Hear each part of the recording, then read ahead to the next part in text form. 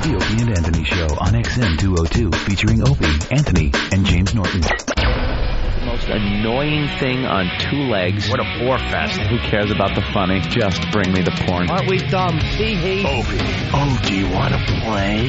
Anthony. I will beat children about the head. Jim Norton. I'm dancing. I'm a naked whore. It's indescribable. I'm trying. It's like a rape that's covered by insurance. Some of the comments they make are uncalled for. Why are you crying? The virus finally hit him. Well, with Jimmy, you never know. It could be AIDS. No. Yes. It's the Opie and Anthony Show. The virus that spreads from town to town across the U.S. of A.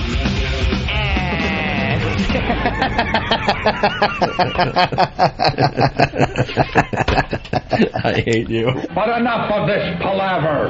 Let's get the show on the road.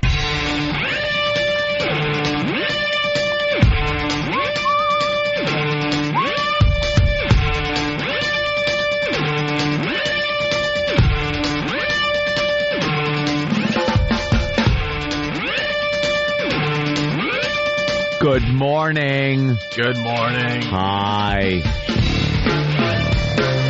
You're about to listen to the Opie and Anthony Show. The O&A virus spreading across America. We say hi to Syracuse this morning. Hello, Syracuse. How are you? Welcome.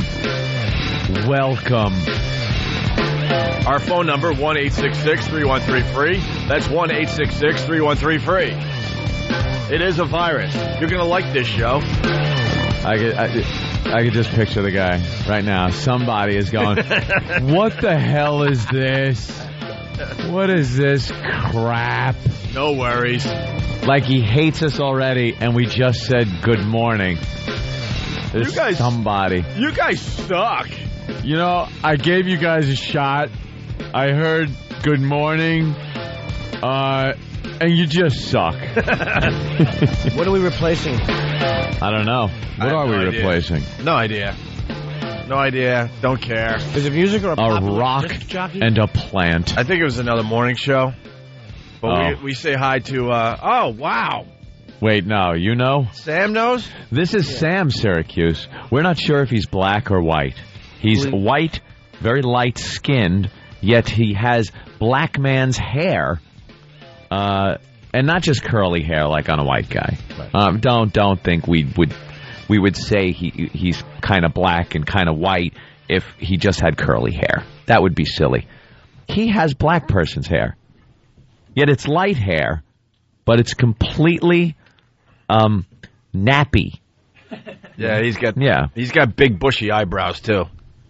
He's light-skinned. Very light-skinned, though, but there's just something. And he's got big bone structure on his face. Yeah, there's just something going on we can't quite figure out. Kind of ape-like. There you go. What adorable. He's very, very firm. Very nice cheekbones. They're kind of red. He's a little embarrassed right now. Sam's shy. Yeah, he is. My girlfriend thinks Sam is adorable. Aww. Anyway, Sam, what's going on in Syracuse? What do you know? I believe we're replacing Beaner and Ken.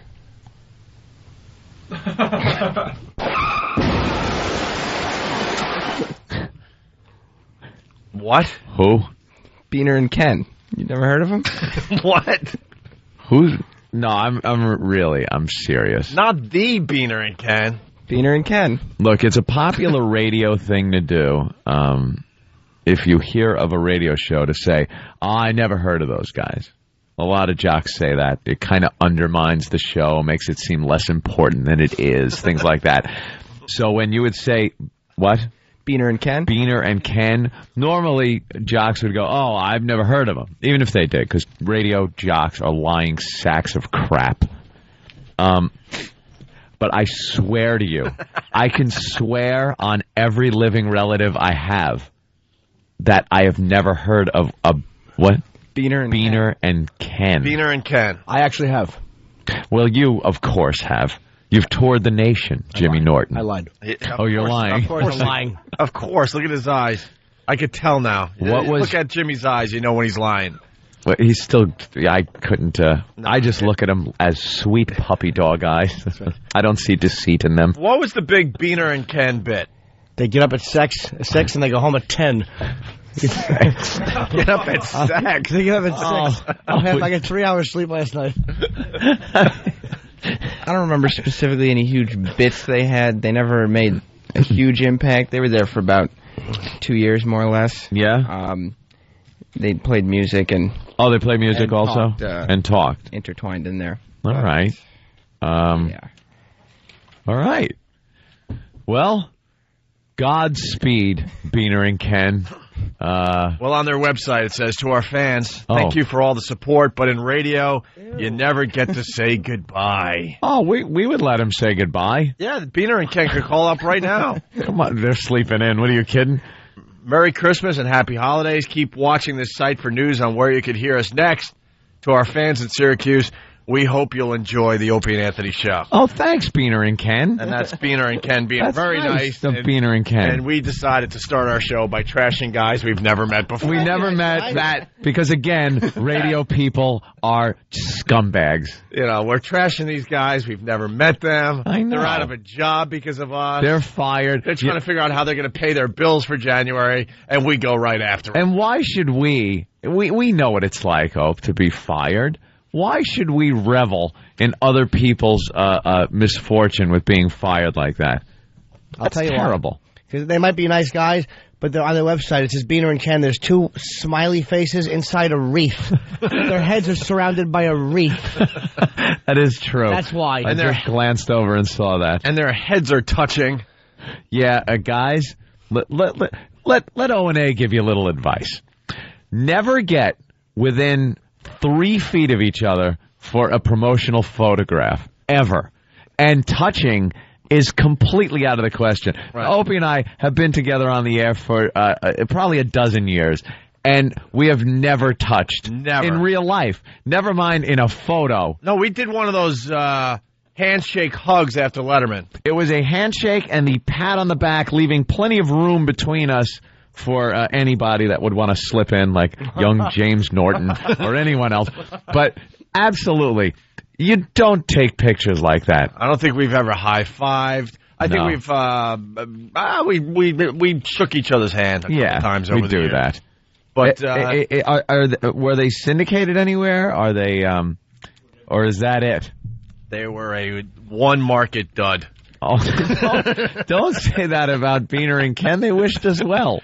They were a one-market dud. You notice we usually call them one-market sensations. Oh, They were syndicated all over America. And you know, Yeah. just pick a city. There's the one-market sensation. They're great in that city, but they've never done anything else outside that city. Beaner and Ken were the one-market dud. Well, we have a little audio from the general manager as they were leaving. Thanks for nothing.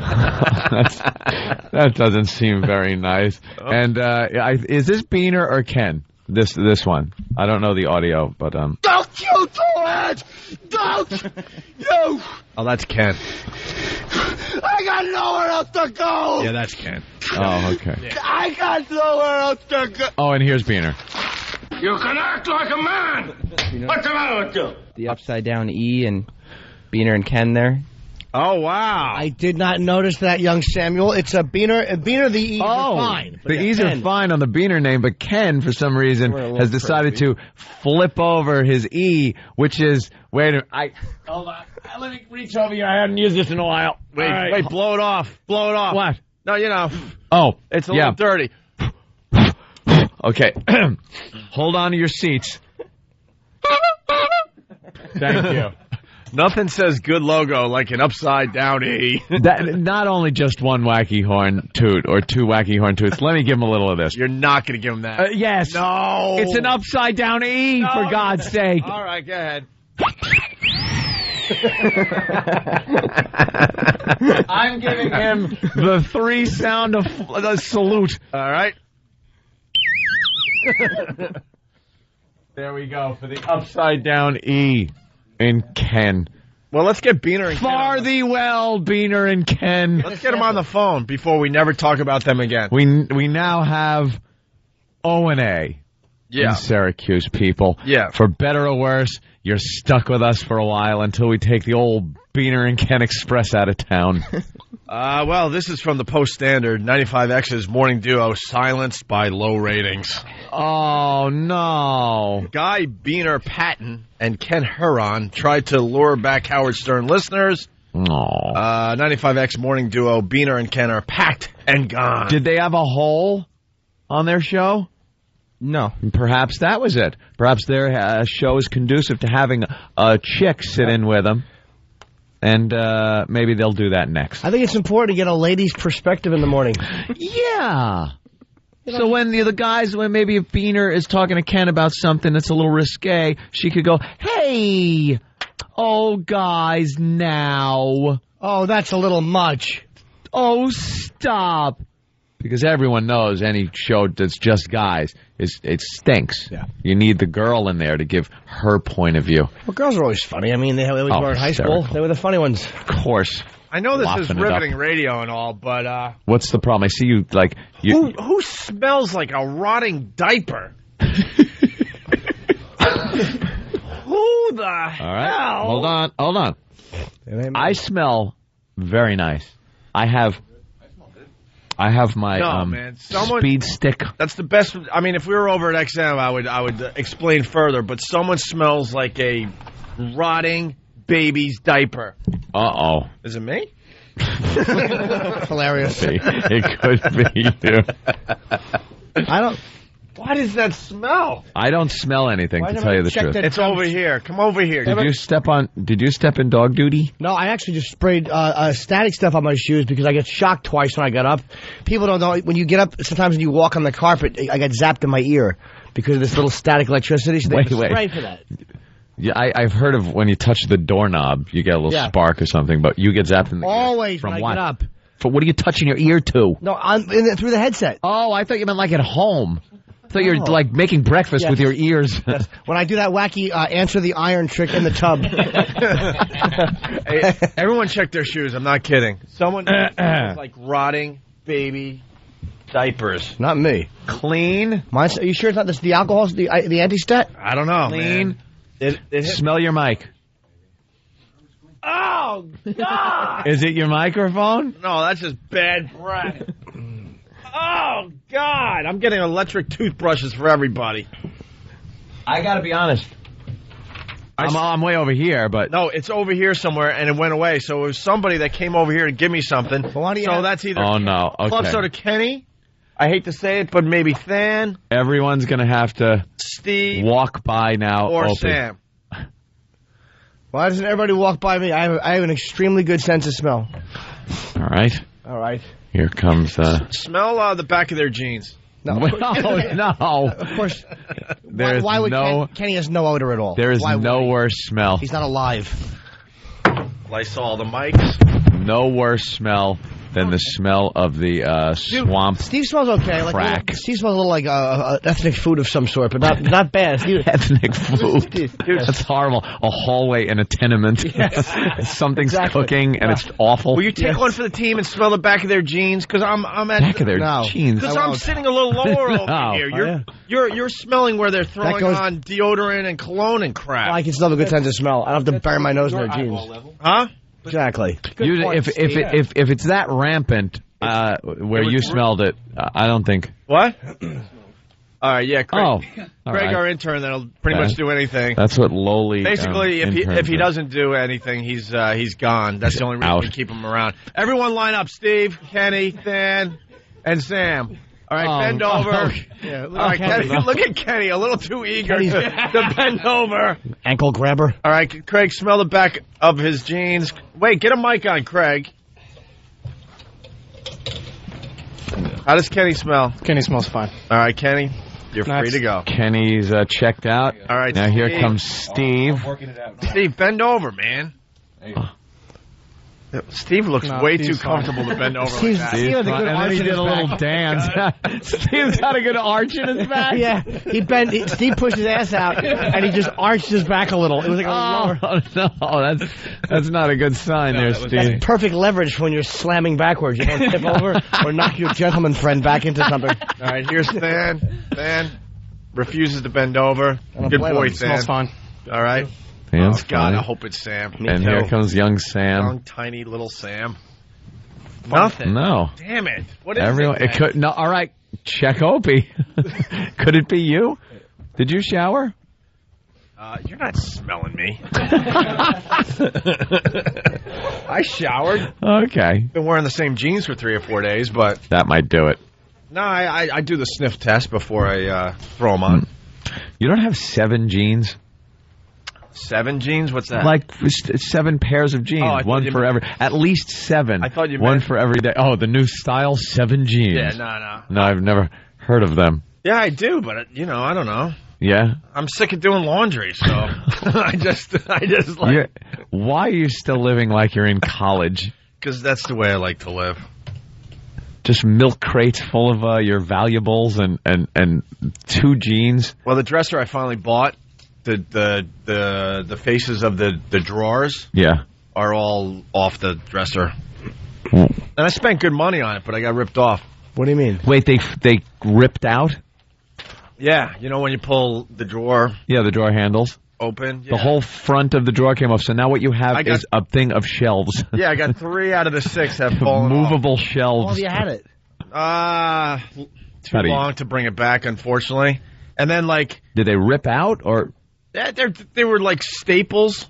Oh man, that's some cheap stuff. Hey, where'd you get it? How do you open a drawer? Do you put one foot on the bottom drawers and grab the top 2 and yank as hard as you can? I got it on 72nd. There's a nice furniture store over there. It's not bad. Apparently, it's not that nice if it's stapled. No kidding. Wow. And then when you put your clothes down in the drawer, Yeah. that material is like sagging. Yeah, and dude, it's paper. Particle board or I don't even think it's that good. It's like paper thin. It's like really, really hard cardboard. It looks like.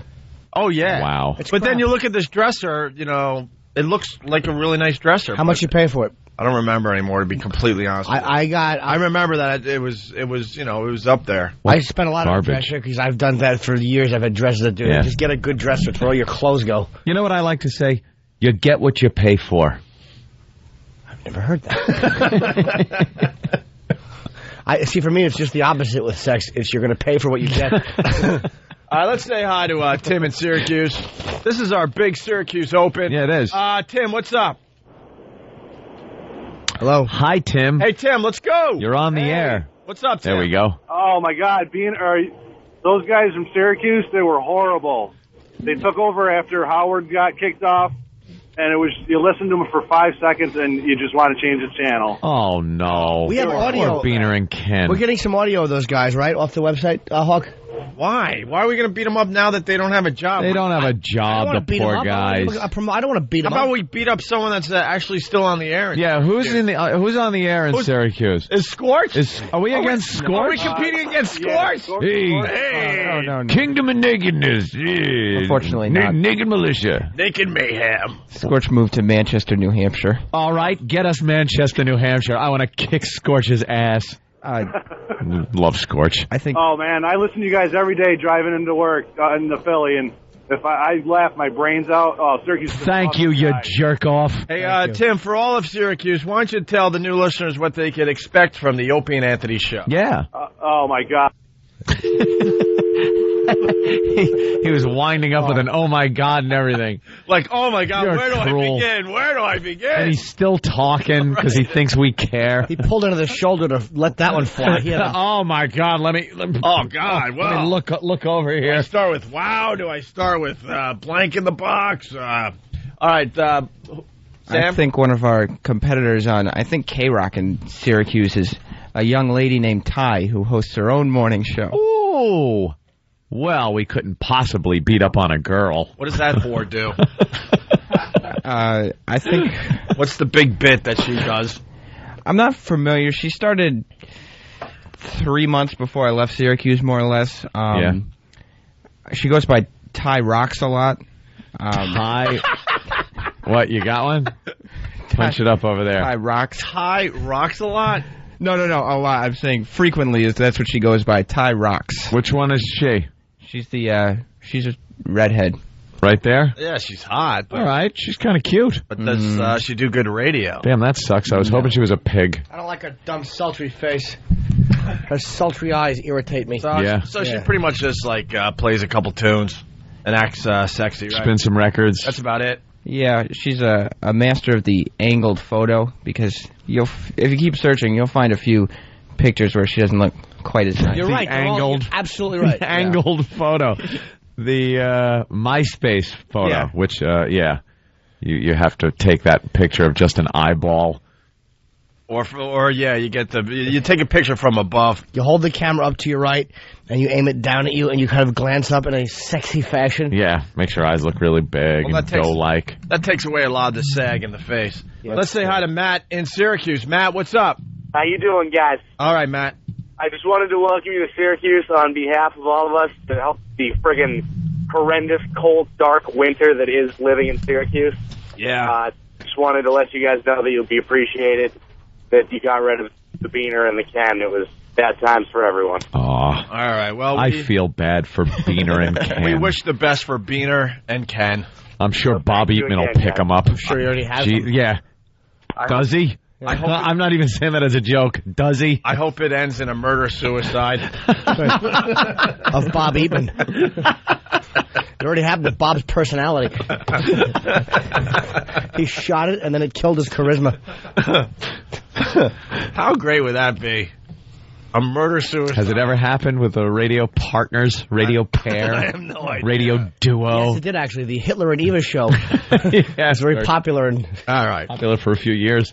Well, I talked to a paper in Syracuse yesterday, and they asked if we were going to have a big Syracuse Open. There it is, the big. That's it. Yeah, that's all we got planned for you, Thanks. effers. Now you just sit, listen, catch up, shut up, And enjoy. listen. And enjoy. All right, we got to take a break. When we get back, we got to talk about E-Rock discovering a new naked chick.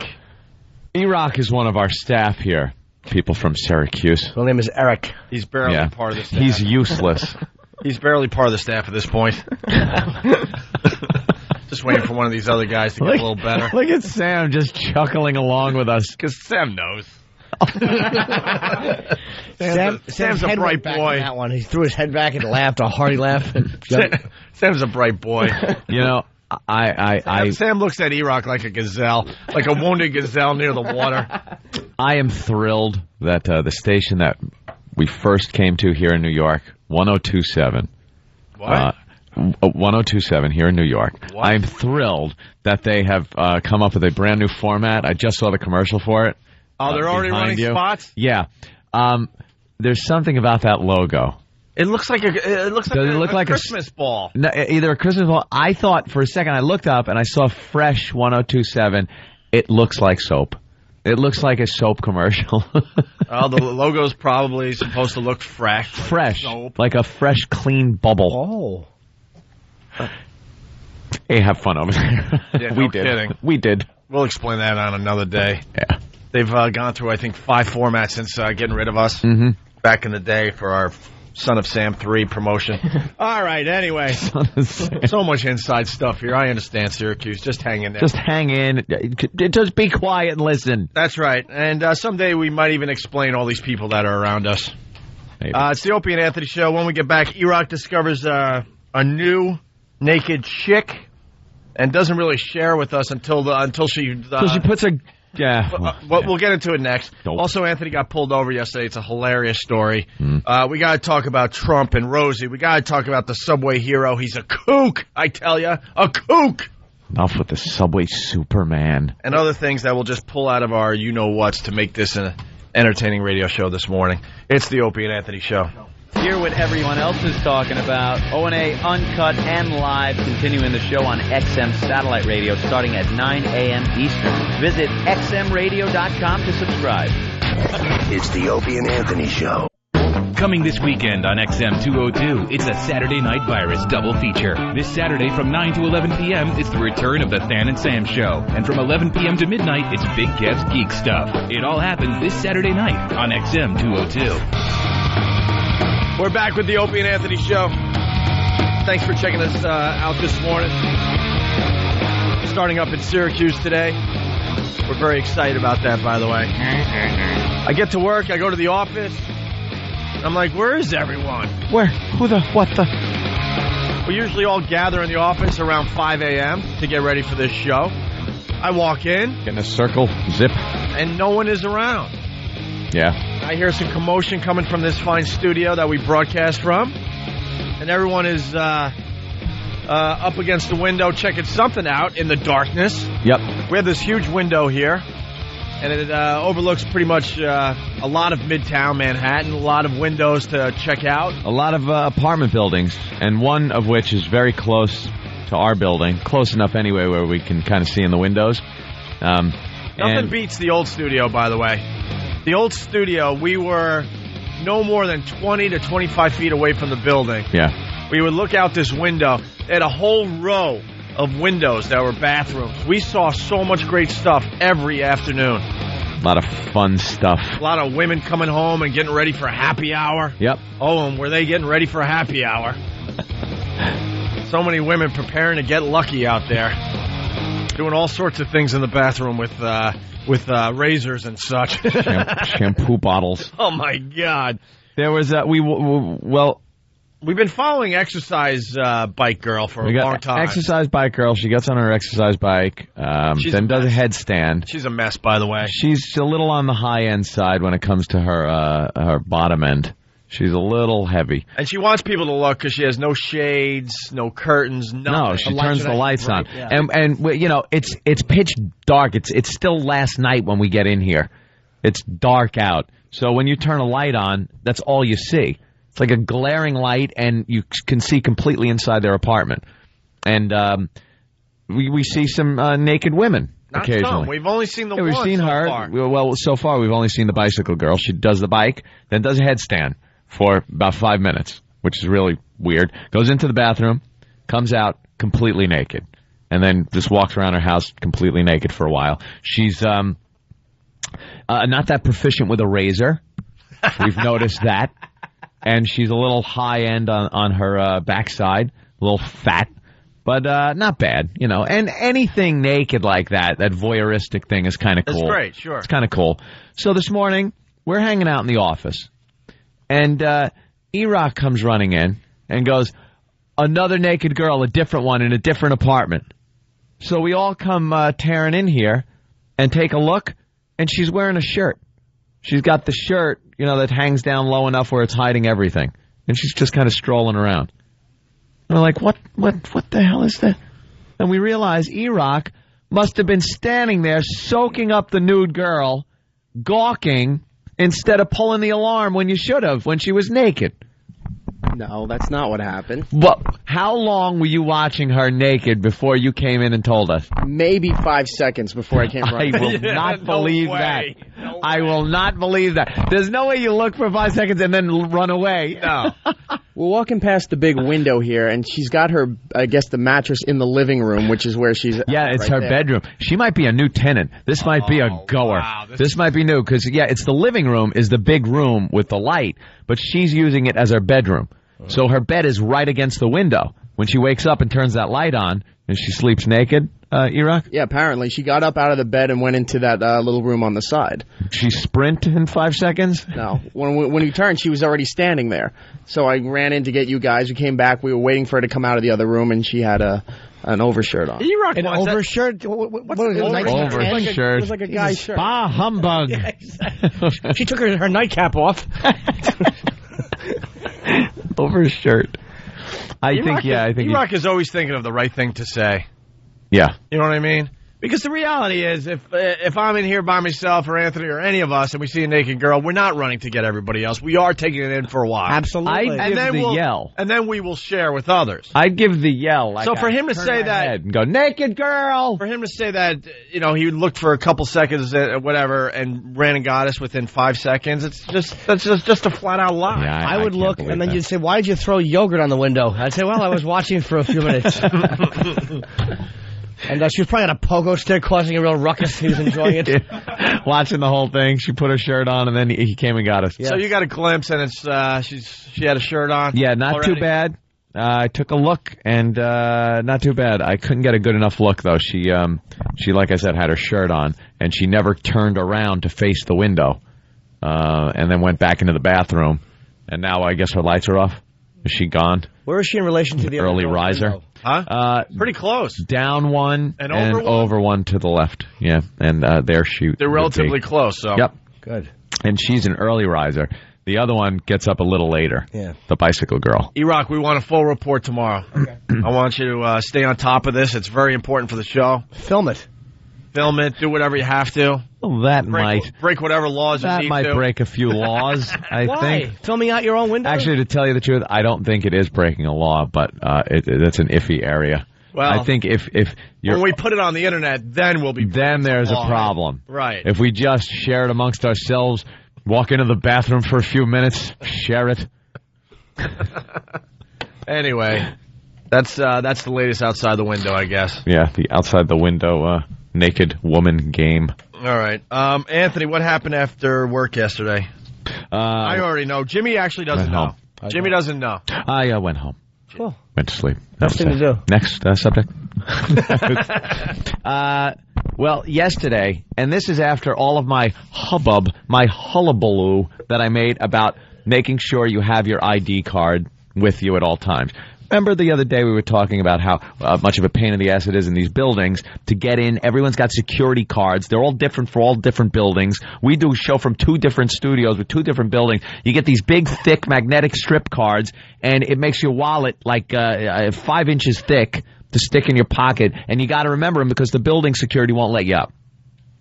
Opie was talking about it when he forgot his wallet one day or forgot his ID, and the security guy wouldn't let him up. He sees him every day. No, it was around Christmas, and I had Christmas presents up at the XM studios, and I happened to be in the area, and I wanted to just go upstairs really fast and get Christmas presents for people that I needed to give them on Christmas morning. Yeah.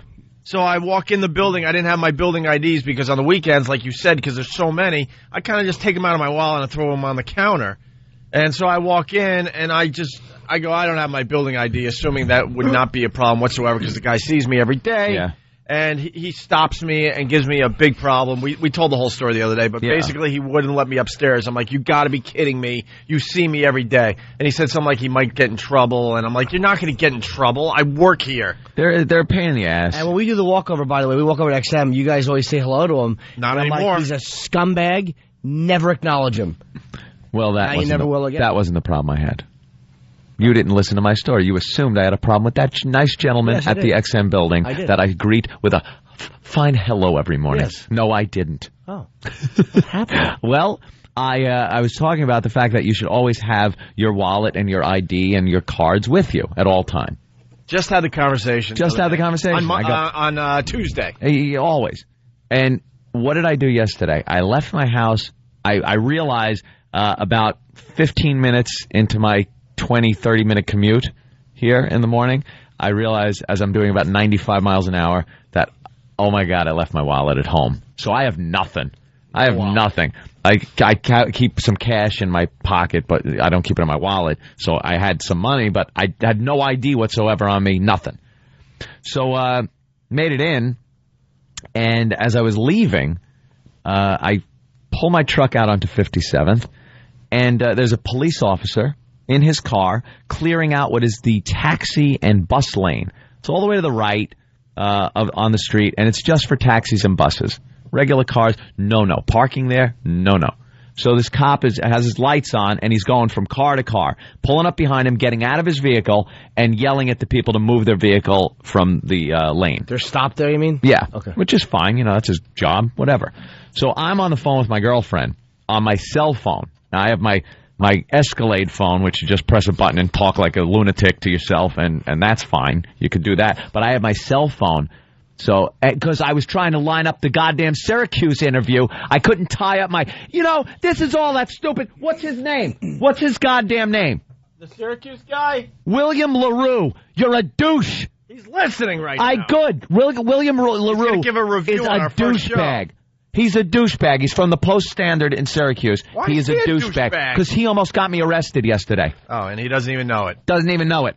Now that I think about it, it's his fault. That almost didn't come out fault. It's the old William LaRue. William LaRue. Okay, Pookie. Tell the story.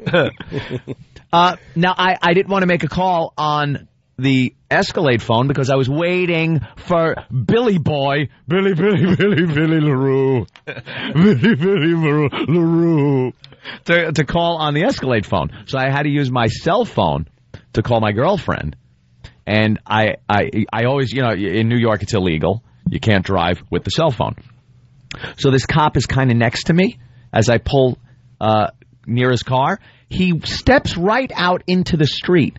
I saw him, though. I said, uh-oh, wait a minute, baby, cop. So I put the phone on the seat. You do a little drop. Yeah, you do the drop. He steps right in front of my truck. I jam on the brakes, and he turns and looks at me, and I'm just looking at him. He didn't even look. He goes right out. So he crosses in front of my vehicle and starts now going to annoy some other double-parked person on the other side of the street.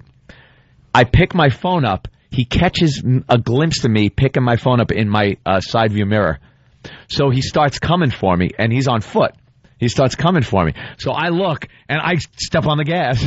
I'm like trying to get away from him, but there's a car in front of me not moving, and I think the light was red. So he goes, hey! He's a black gentleman, and he's yelling, hey, stop. And at this point now I'm committed. I'm pot committed. I have to just run. I have to now leave. You're all in. I'm all in. It's all in. I'm going.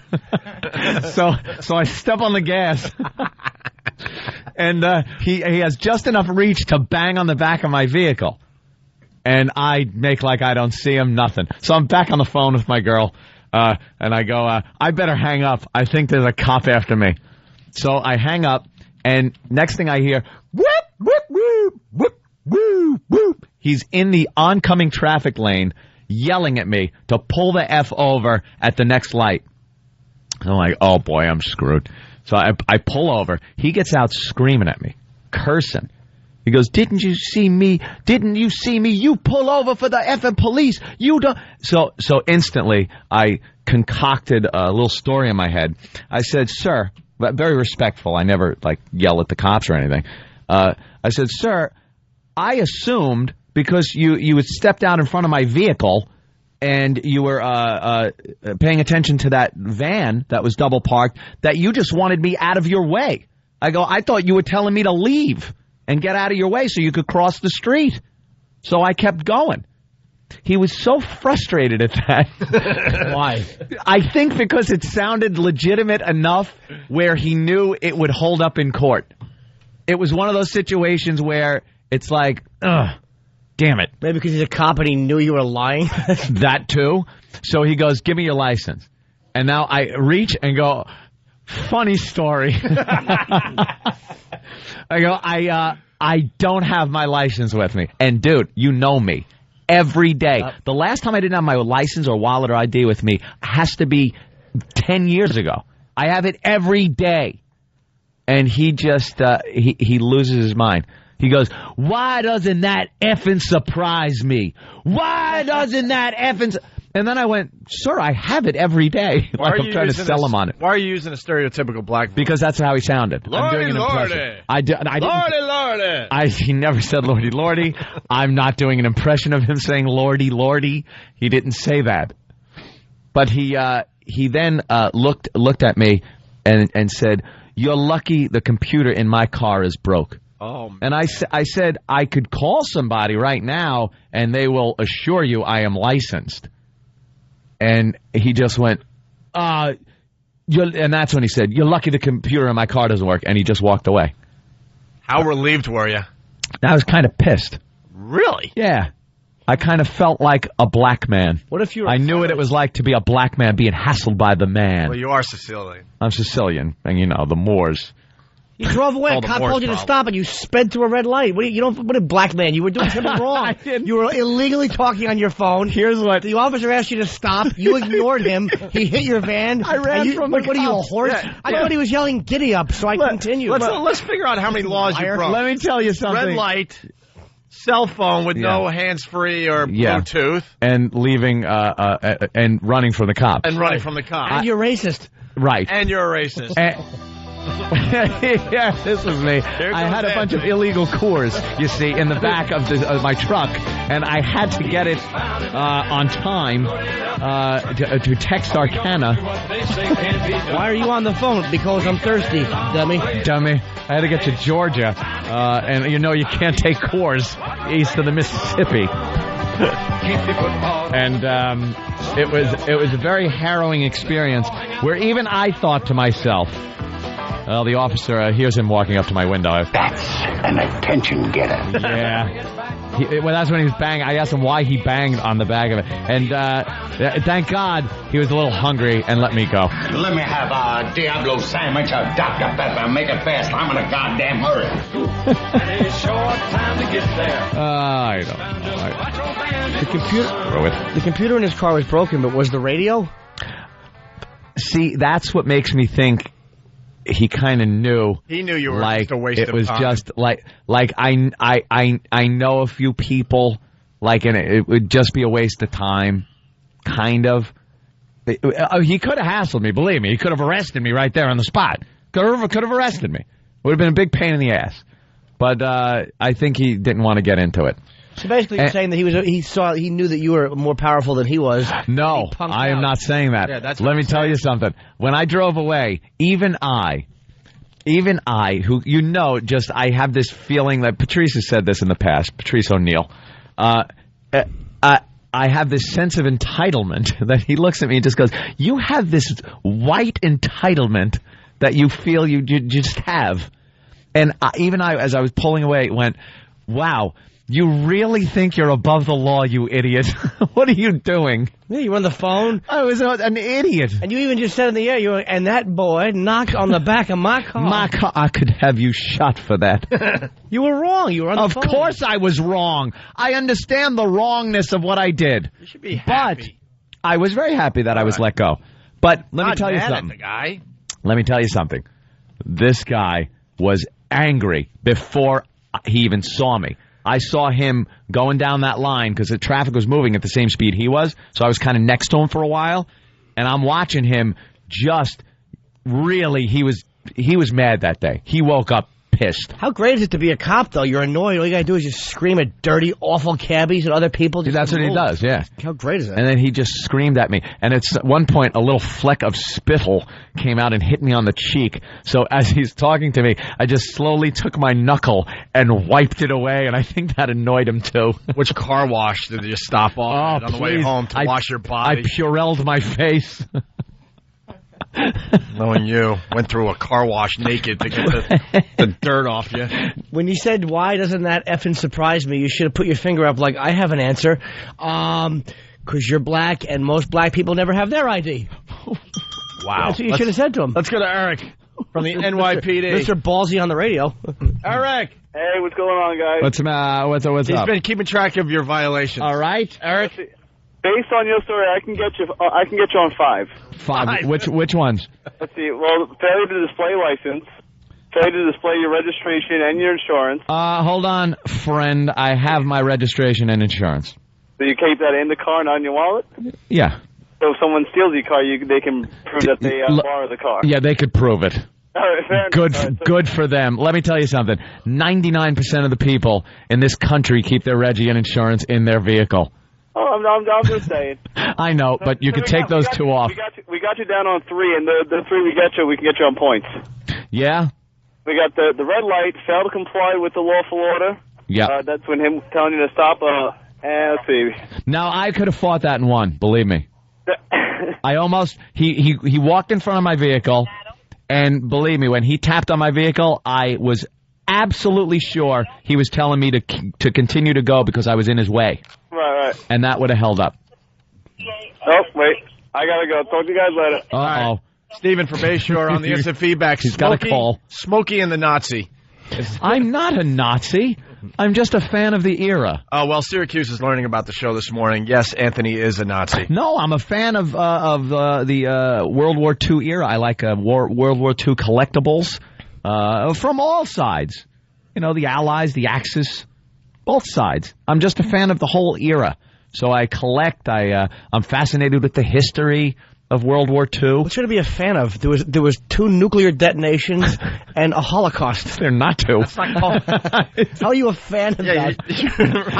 My favorite part was the nuclear. An observer. Right. I'm a fan of the era. It was a very interesting time in history. That's, with things like that, of course, tragic events.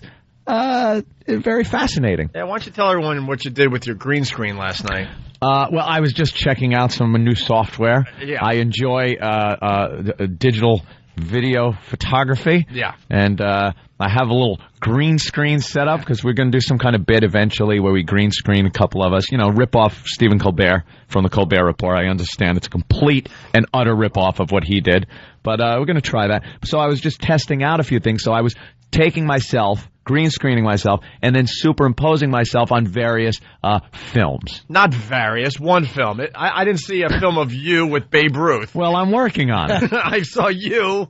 Yes. With Adolf Hitler. On a balcony. I was giving the thumbs up as he was giving the salute. He gave his Hitler salute, and I gave a nice later 20th century thumbs up. And it's not the content, it's the work behind it. Getting the film grain right, the color, the hue, the black and white texturing, the film grain, things like that. Explain that to your neighbors. Well, no, it was all green screen testing. That's why I'm running around in a Nazi outfit at 3 o'clock. I didn't have a Nazi outfit on. Oh, yeah. I was wearing regular clothes from whatever, the 2000s. Oh, yeah. Something else to add, Syracuse and West Palm Beach, because they're still learning about the show. Yes. Anthony lives in a Jewish neighborhood.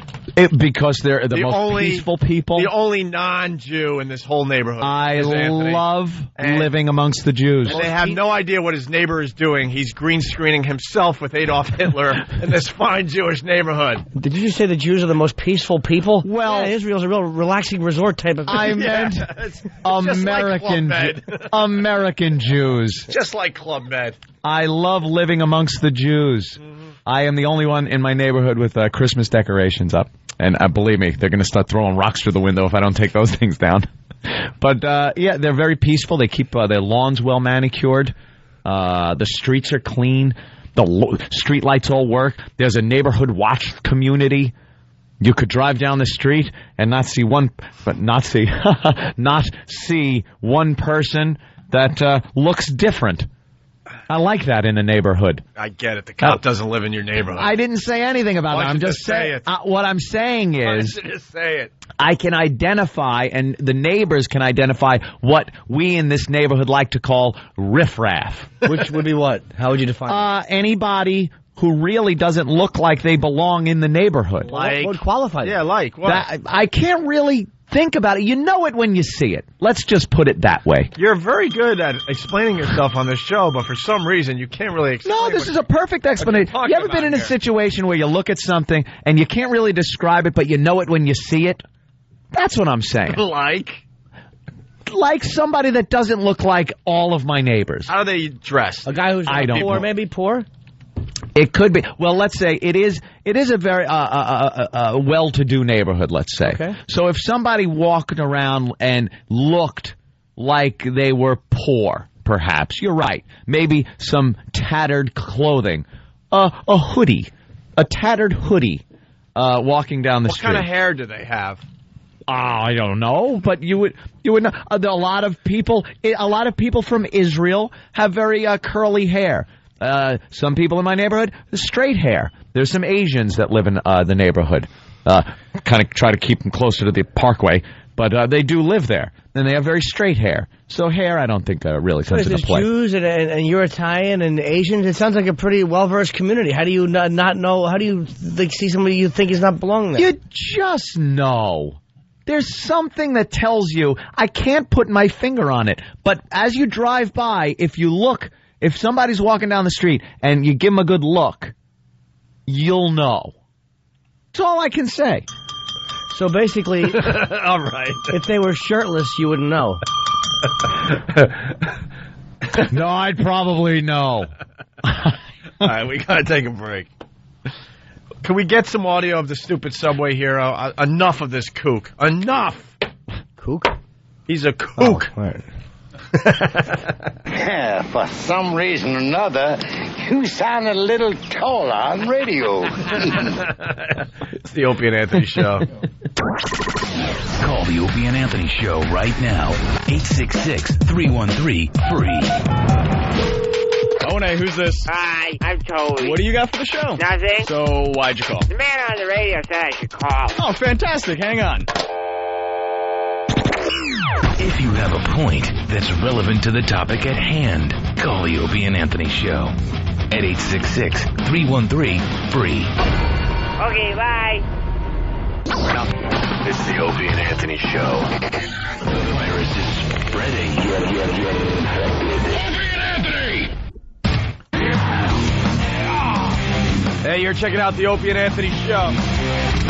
We say good morning to Syracuse today. It's the ONA virus spreading across America. Phone number 1-866-313-FREE.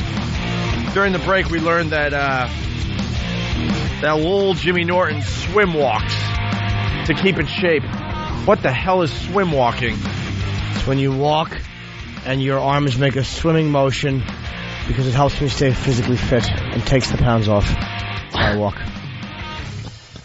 It looks ridiculous. I swim walk. It's like you take your left arm, and it's kind of like you make like you're moonwalking in a way, like you do the worm with your arm. You do the Watusi in the swimming pool. The Watusi, yeah, it's almost like. Well, there is a dance called the swim, I'm not where aware they of that. do that. I just swim walk because it keeps me physically fit and helps melt the pounds away. Does it? Now we've. That's how I get around. We're teaching Syracuse a lot today. They've learned so far that I live like a college kid still, even though I'm like almost 30 now. Anthony hates blacks, and Jimmy swim walks. That's what they've learned so far. Give the people of Syracuse That's a what they misconception. have learned so far from this show. Who was here in this studio yesterday? Patrice O'Neal. Patrice O'Neal, a man of color. And someone I consider a very dear friend.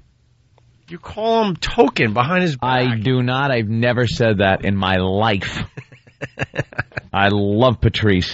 Yeah, He's a good guy, funny. He's all right. All right, let's move on to other things. Anthony's not. All right, it's only one. Anthony's not a racist, but we do keep track of something every morning. Today, the Anthony clock, 20 minutes, by the way. So yeah, all of a sudden, before you say something, you might want to keep track of that at home, or at least on Whackbag, that fine website, fan website. The Anthony clock today, 20 minutes. Our staff has decided. Well, we started with the E-Rock clock because E-Rock, even though we begged him, we've sat him down, we told him he needs to be here on time. He continues to be late, and good old Sam, who is looking to take over for E-Rock someday, keeps track of when E-Rock arrives at work. Sam is one of the biggest scumbags here, by the way. Yeah. He looks all innocent, but no, he's a rat. Well, the E-Rock clock is 6 minutes late today.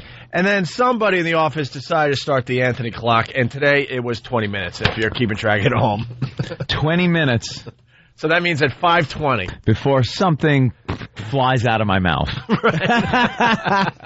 Whether we're watching the news, or reading through the newspapers, or looking at a website, before something flies out of my mouth, 20 minutes went by today. Yesterday... What was it yesterday? It was like 4 minutes. It was what? 13. 13? Because I know there was one that was 2. Yeah. Like the other day, it was like something like 2 minutes or not. Yeah, I don't remember exactly what you said something about one of the Spanish-speaking radio stations. Yeah, okay. That's right. And it came out very quickly. Yeah. So they're keeping tabs on me. Today it was 5:20, 20 minutes in. I have a very, very colorful vocabulary. That's all. That's all. I think they can't tap into your thoughts. Today, 4 seconds. Oh, boy. 3 seconds. Colorful vocabulary, not a colorful neighborhood. All right. Okay. Let's move on here. It's a very colorful neighborhood. White and eggshell are the people. Why don't we talk about this dumb subway hero again? He was on CNN. He's going to be on Letterman tonight. He's making the circuit. Oh, he and is now the, one news organization out there will tell you that this guy is just a kook. He's not a hero. Technically, he's a hero, yes, but he's a kook first. He did something that what most people wouldn't do. Supposedly saved a man's life. The guy had a seizure on the subway platform. He fell onto the subway tracks. Very harrowing. How does that happen? First Apparently, of all, he fell and rolled. And rolled right into the middle of the track. Rolled, and you roll in the wrong way. Yeah. You don't roll toward the exit. He rolled toward the tracks, fell down onto the tracks. Now play along at home, people. Yeah. Guy has seizure. Subway platform. Rolls onto the tracks. Subway is now coming. Maybe you got 15 to 20 seconds to do something with this guy. What are you going to do? The second he had a seizure, I would point at him and yell, "Witch! Witch! Witch! Witch! Witch!" Have him burned. But this guy decided to help him out. Patrice had a great angle yesterday. He goes, at that point, I would just kind of look around for the hero. Where is he? Because it ain't me. See which direction the hero's coming from. Which direction is Spider-Man coming from? I am or so Superman? far from the hero. No. Because I'm always on the lookout for some kind of scam. Like, I would think this guy has a seizure, falls down, that if I go up to help him, I'm getting a punch in the face and waking up, and it'll be 4th of July. That's what I'm thinking. It's some kind of scam going on. Yeah.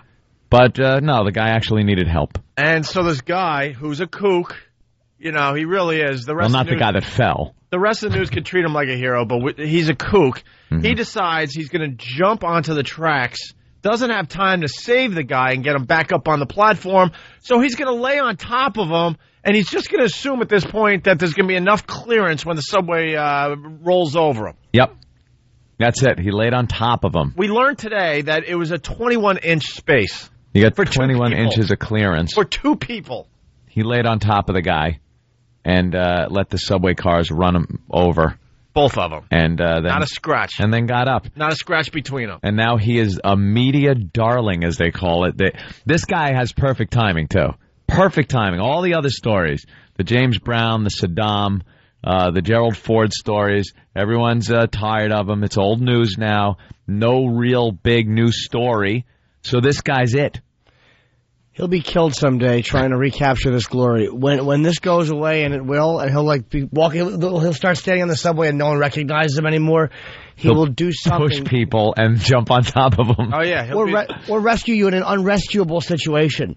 Yeah, like, he'll do something that you're unrescuable in, and he'll die. Mm-hmm. And it's gonna be. You guys might remember back in 2006, a guy. 7. Or 2007. 2007. Whatever. It's still early. It's not like you wrote it on a check. I do it all the time. I've done that too. I'm still writing 2001. Get out of here, you. Jimmy's right, though. He's got a good angle on this. Eventually, yeah, he's going to have to do something because he really is enjoying this attention. Oh, my God. They're calling him, like, the Subway Superman. You can't. Are they? Yeah. Oh, yeah. You can't be the Subway Superman and then just fade into obscurity again. Superman would have picked him up and flown off, not laid on top of him in the muck. Lay on top of him. Yeah, maybe he's actually Subway Christopher Reeve after the old horse throw. Just laid there like a lump. Yeah, well, they're calling him Superman. I'm trying to find the picture really fast. Oh, there you go. Yeah, look at what they did. There they go. They superimposed. A little Photoshop in the New York Post. Now, if that Superman was walking down my street. See? Yeah. But the Subway Superman name, very hard to shake off. And yeah, there's going to be a time where people don't recognize it. Right now, he's all over the news. He's probably walking down the street and they're like, hey, you're... And then it's going to get to a point where he's not recognized, so he's going to have hats made up. Yeah. And maybe a shirt. Maybe just the Superman logo. And he'll be like Subway Superman. And then you go, oh, yeah, you're the guy. Oh, you're the guy. And then no one will just care. No, eventually a full-out Superman outfit or whatever. Well, he's going that way because, like you pointed out, no one's really calling this guy a kook. He is a kook. How about Bernie Getz versus him? The Subway Gunman versus the Subway Superman. Ooh, what a movie. Those bullets really don't bounce off, do they? Oops. I guess you look like you could use another. Guess you're not really Superman now, are you? So now he's on CNN. And in the office before the show, we saw footage of the guy kissing Oh, it was a relative, I guess. No, God that was saved. The father was giving a little speech out in front of the hospital and talking about how thankful he was that the Subway Superman rescued his son, and he got a little choked up. It was like, I want to thank this guy, man. If it wasn't, one of those things. Yeah. And Subway Superman is standing next to him, all, proud. And when the father of the son, the father of the kid that he saved, started crying, Subway Superman leaned over and kissed his ear. He kissed his ear. Leaving his mark on the whole family. Yeah. Look, I'm happy, but I'm not that happy. And then I heard driving in on the news that they were talking with Subway Superman, and Subway Superman says they're making plans. They had met in the hospital with the father and the son, and they're talking, and they're making plans now to get both of the families together for a big, celebration where they can all hang out at, one of their houses and have a party. The White House. Why do they need to do that? Why would they go to Washington, D.C., Jimmy? I know that's not what you meant, and let. Why don't they just give the guy some money? I mean, I actually like I believe they are. They're coming out of the woodwork. A couple of people are coming forward. I think he goes to film school, right? The kid that rolled onto the tracks accidentally, that had the seizure. I don't know. And Subway Superman has 2 kids, and the school that the victim went to is giving some kind of scholarship to Subway Superman's children. That's nice. And he got like $5,000 reward from somewhere. Might have been the school. What a waste of money that's 5 Gs. Travis earned 5 Gs badly picking football teams. So watch this kid be like Ed Wood, too. He probably saved like the world's worst director. Meanwhile, Scorsese's, young predecessor was piped over the head on 145th Street.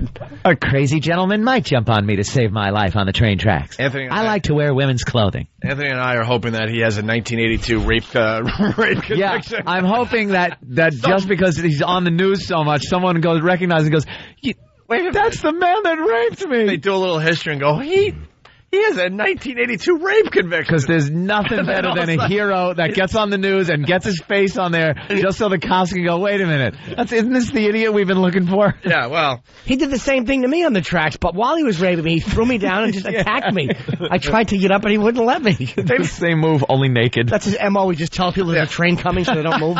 Maybe Subway Superman saw an opportunity there on the tracks. or the film student's going to wake up and go, I'm so glad he saved my life, and my wallet must have fallen out on the fall because it was gone when I woke up in the hospital. Inbred pest from Amish country. Look, it's a bird. No, it's a plane. No, it's late for work.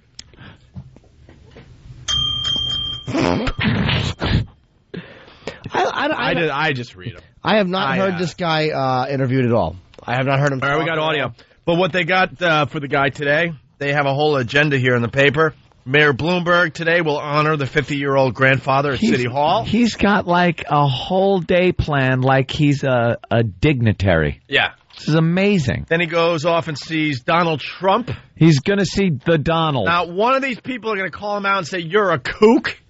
Donald Trump will reward the construction worker with a check for $10,000. 10 Gs. 10 Gs. Then he goes off to David Letterman. Letterman. Does something for Letterman tonight. 12 years on grinding out a radio show for us to do Letterman, Opie.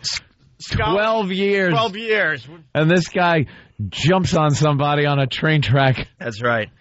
Scholarships for his 2 kids. Other offers included college tuition for the kids who were on the subway platform Tuesday. Yeah, he did this in front of his kids, by the way. Yeah, horrifying his children. Horrifying his children. All they saw was their father jump on the train tracks and a train run him over. And that shouldn't be too much damage as they get older. And it looks like they're going to Disney as well. Oh. Not bad. That's nice. Not bad. That's good. Try it on the monorail, idiot. See how that works out for you. Here we go. Well, the latest stop for the subway Superman is CNN. I don't want to see nobody hurt, so I felt, the best thing to do was to start the new year off right. What a better way than to save a life. Wesley noticed Cameron Hollow-Peter having a seizure. Hollow-Peter, yes. Excuse me, we forgot. Cameron The young victim's name is Hollow Peter.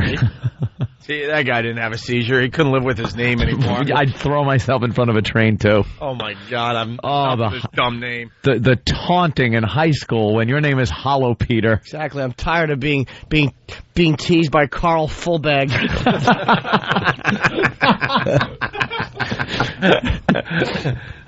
What an awful name. Hollow Peter, indeed. I think he meant to lean on this, but when he came this way, he went like this, bumped off, and fell backwards.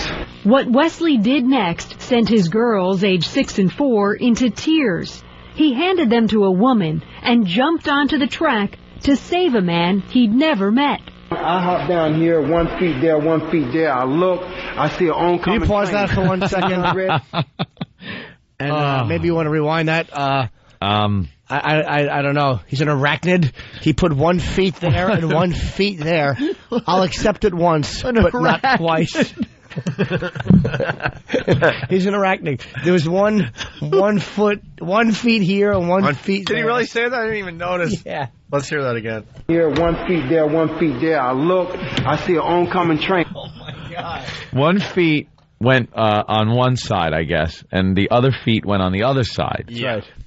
And he used the other feet to brace himself to the back while holding down the guy with his 2 other feet. His large, powerful mandibles ready to stop the train if Why need are we be. calling him the Subway Spider-Man? He should be Spider-Man. I hop down here, 1 feet there, 1 feet there. I look. I heard that. Yeah. Oh, brother. He'd never met. I hop down here, 1 feet there, 1 feet there. I look, I see an oncoming train. See what I read in blue light? Yeah. But the farthest one. That's where the train was when I first went down. So he saw that light bearing down on him. Yeah. And he jumped onto the tracks. He describes being on the tracks. And I'm slipping. Each time I go, I look, the train getting closer, getting closer. So the last time the train was about right there where that wood is. And I'm like, you can't get him up. Go for the gutter. So I just grabbed him like this, felt on top of him, locked my legs around his. You felt on top of him? Can you rewind that a little? I grabbed his. I felt on top of him. Did he? He felt on top of him, yes. Wait, did he? Does that mean he copped a feel, or that he's a lounge singer jacket? I believe, yes, he threw some pool table covering over him. I felt on top of him. I just felt on top of him, locked my legs around his, both of them, held them down, bumped my head over here, and leaned in the gutter. So he was on his back and you were on top of him. Oh. When Wesley jumped down on the tracks, he thinks he had only about 7 seconds before the train was on top of him. Wow, nuts. Face to face. Yeah. Obviously, the guy had nothing to lose. So. Hopefully the seizure man was a size queen.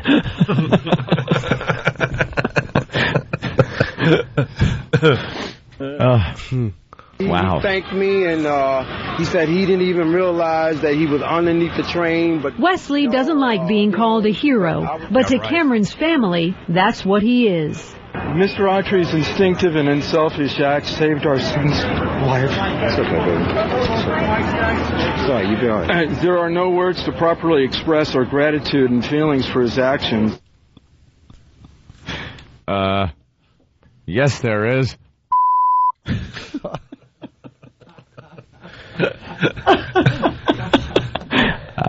I like this guy. You do? I like him. He's got spunk. You like the Subway Superman? Of course I do. He's a very brave guy. He's a nice guy. He's a kook. I do like him. Hero or not, Wesley's in demand. David Letterman wants to interview him. Donald Trump is giving him $10,000.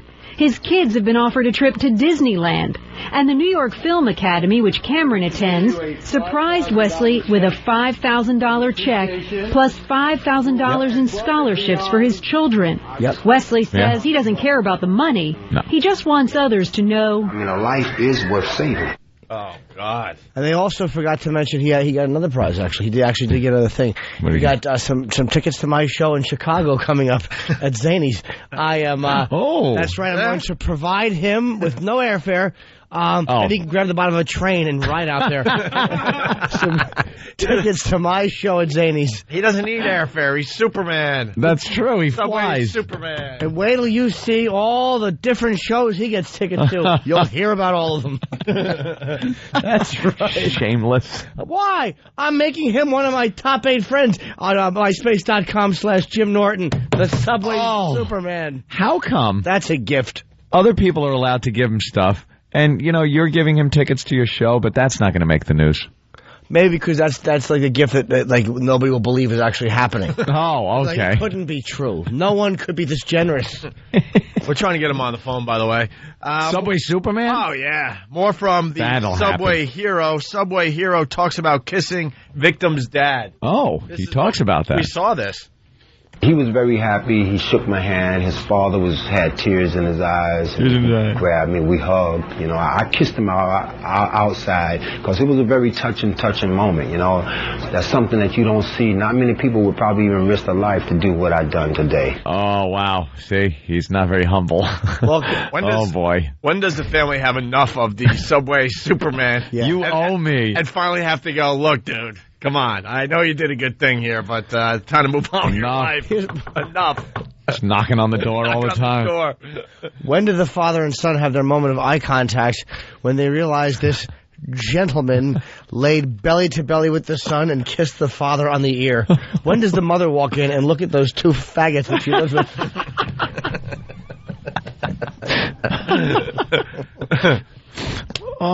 Yeah, this guy, the guy, he was kind of all right up until he said that last thing. That's not very humble. Not many people would do what I did. It's okay if somebody says, not many people would do what you did. But when you're saying it yourself, right? Eek, this guy's going to be... Oh, the media attention's getting to him already. Yeah. And he's going to be a thorn in the side of this family for a while to come.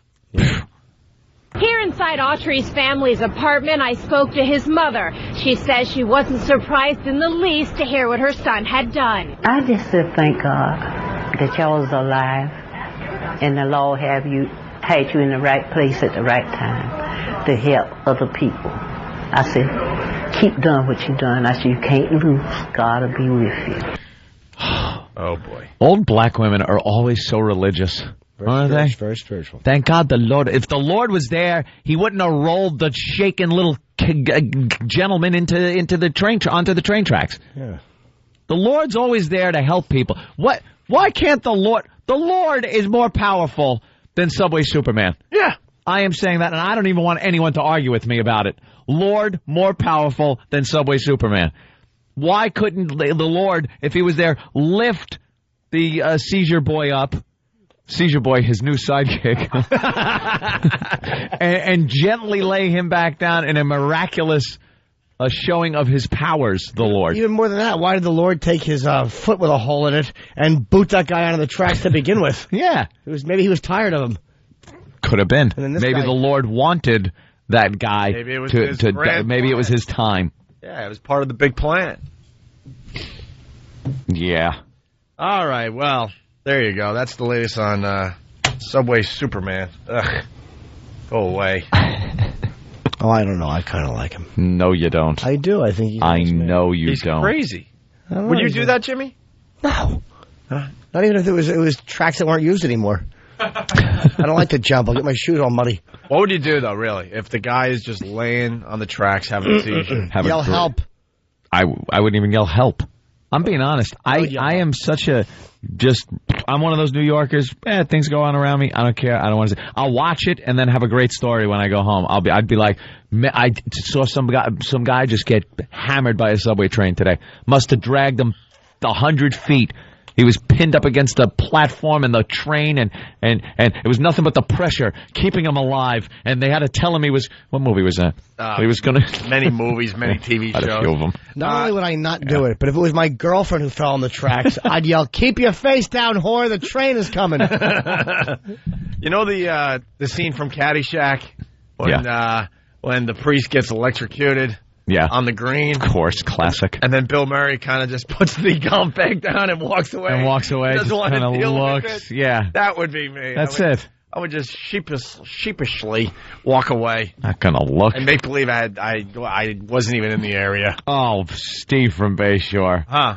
Well, here in New York are trains all labeled by letters, and he's wondering if he was almost hit by the N train. Leave it to Steve. Yeah, it's the Opie and Anthony show. It's the Opie and Anthony show. The Opie and Anthony virus. Louis C.K. on XM Comedy or something. No, not XM Comedy. Hi, this is Louis C.K. promoting with my voice that you can see me on HBO on January 13th, my own HBO special called Louis C.K. Shameless, where I discuss duck vaginas and raping Hitler and your mother's vagina as well. Yeah.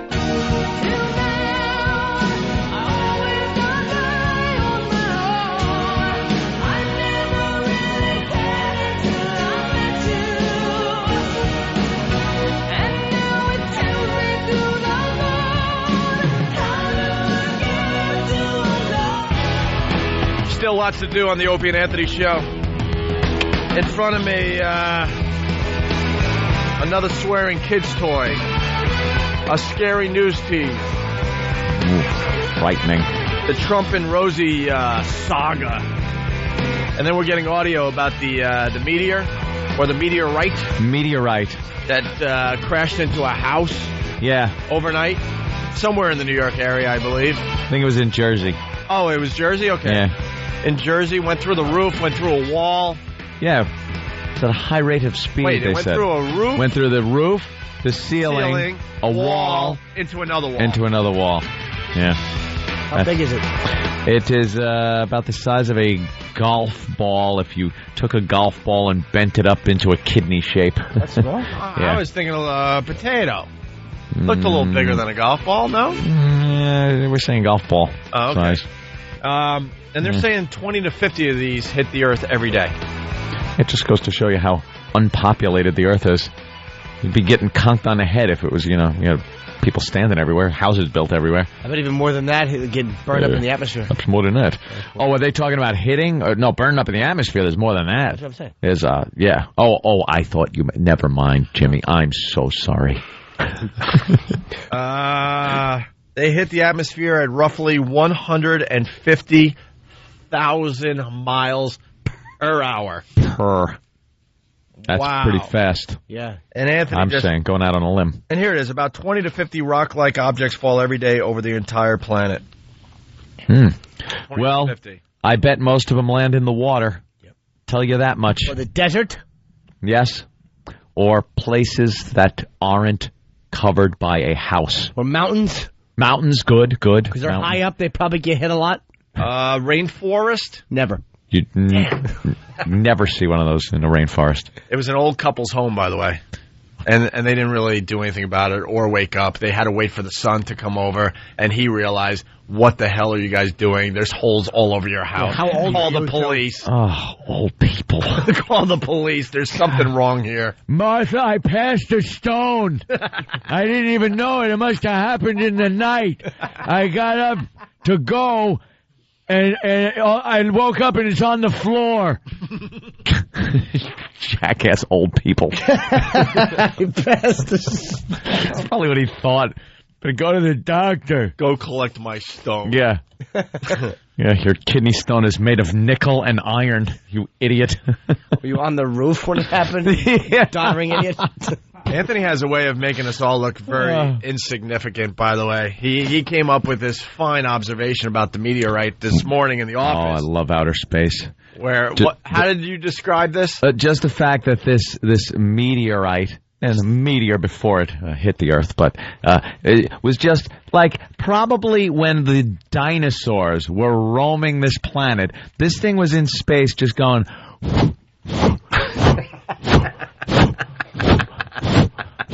just spinning slowly, being affected by various heavenly bodies, gravitational pulls, and just... And it knew in its little meteorite brain. Yeah, there it is. In the year 007. Not even yet. Not even yet. Then there's just this primordial ooze, this and a creature steps out of the ooze of this planet that will someday carry human beings. It's still just spinning and moving. Oh, what happened? Cavemen. They've learned to make fire. Civilizations perk up. Christopher Columbus discovers America. We slaughter the Indians. Let my people go. And there it is. Finally, 2007, some old fogies in Jersey. God, ask not. Ask not what your country can. Astronauts. This one small step for man. What the hell was that? Holy, that almost hit me. All right, take two. And yeah, 2007, that finally decides what its destination is. Marge's house. What the hell was their name? It's like it spent all that time, and it just decides a house in Jersey. Yeah, that's where I'm headed. Yeah. How embarrassing for it to have to talk to its media friends someday and go, what finally happened to you? I'm sure they all have glorious endings. I wound up next to a toilet south of Tom's River. Yeah. Some meteorites got great stories. Make craters that last forever. Yeah. Yeah, big blast. It's a tourist attraction. One, perhaps, the theory is, formed the Gulf of Mexico. One, perhaps, destroyed the dinosaur. Extinction of every living thing on the planet. This, next to a dumper in Jersey. Right next to a stupid little garbage can, which hasn't been filled with tampons since 1911. Well, here's the story. Take a look at this. Investigators from the FAA are trying to identify a mysterious rock that fell from the sky over New Jersey. The softball-sized object crashed through a roof at a Freehold Township home Tuesday night. No one was injured, but some of the tiles in the bathroom were damaged. There are a few theories floating around, and one is that it is a meteorite from the Quadrantid meteor shower that peaks on January 3rd in the northern hemisphere. It's a bird, it's a plane, it's a Quadrantid meteor. That was my theory. Other theories abound as well, but we're trying to nail that down. Holy Quadrantid meteor. Right, exactly. Quadrantid meteor. And not only is it a little awful place to end up, but that little faggot did no damage. What did you do? I was a part of Comet Shoemaker-Levy. We blew a hole in Jupiter. How about you? Man, I knocked tiles off the wall and everything. There was soot in the tub. There was fallout from the ceiling in the tub. What did you do? Oh, wiped out a complete Siberian forest. How about you? She was cleaning for at least 2 hours. Absolutely. Sweeping up. How did you do the dustbuster? She had to go find the dustpan, yeah. Soft Scrub wasn't going to get this off the wall, and he put his hand up for the high five, and everyone's like, all right, faggot, beat it. Scram. You're a hack in the meteorite world. Hack meteorite. All right, well. Awful little meteor. And then we got this, I guess we're talking about the news. Wow, the scary news tease. We're not doing news teases today. No. Hopefully we'll do the news tease bit soon. We like when we have a nice little collection of them, and then we spring them on you. Well, we got a quickie today. News tease. A quick scary news tease. They try to scare you with the news. Happens all the time. Watch the news. You'll see they'll give you a quick little soundbite about something that might kill you, but give you no information as to what it is. And it's just purely to get you to tune in for ratings, which makes it not a news program. It's entertainment. And we can't stand these things, but we love playing them. Yeah, we heard this morning. Next on Good Day Wake Up, cup concerns. Why the drink in your child's sippy cup could actually do more harm than good. We'll tell you about that. Could you say what it is? What drink it is? Could you say maybe if it's the sippy cup? I'm sure right then a parent is running around the house and there's a little kid with a sippy cup. And they're going, that might be some useful information. I could use it right now. Absolutely, as they're looking at their kid over there enjoying their cup of gas. That could be it. Do we have the answer for the people out there? It's probably soda. Because we're kind of doing the same thing. If we don't give the answer, I've fallen and I can't get... They still run these commercials? And a life alert. Life alert. Yeah, they show her a sad thing in the Beauty of Life alert, but they should show her son just shaking his fist that more inheritance money going to be spent, and that damn stamp collection can't be sold yet. Slips the battery out of the thing while she's sleeping. Life alert, the old bag. How about you have a friend? How about that? I love the concerned white man with the coiffed hairdo and the C. Everett coupe. This is an ancient commercial. Oh, that guy's got to be dead by now. Of course he's dead. He wears one. All right, well, all senior citizens should have Life Alert. How about living in ranch houses so you're not tumbling down the steps already, you old bag? Graham cracker hips. Or maybe you should have treated your kids better when you were younger. Live in the basement of a child. Right.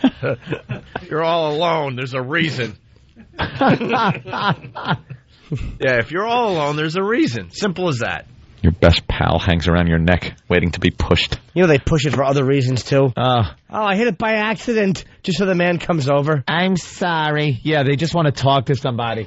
Ma'am, you hit your Life Alert. Are you okay? Yeah, I'm just watching my programs. What are you doing? Could you not hit that next time you feel chest pain? Little bony, translucent finger hitting it. See-through. You can see their pulse. Ugh. Sippy cup. The elderly. Sippy cup. What's the drink? Do we know? What is it? Danny's working on the news tease answer. All right. Oh, no. So that means you have to listen to us longer. I bet we just did the same goddamn thing. We just did the exact same. I'm going to say it's some type of soda. Some type of sweet or juice. But they do it to tease it. We did it because we're idiots who don't do our homework. Right. Who do half the job. All right, and here's another quickie. Yesterday we were talking about, there was a story about a talking toy that curses. Yeah, allegedly. I listened to it. Come on. You can barely hear it. It says, you cute, or something like that.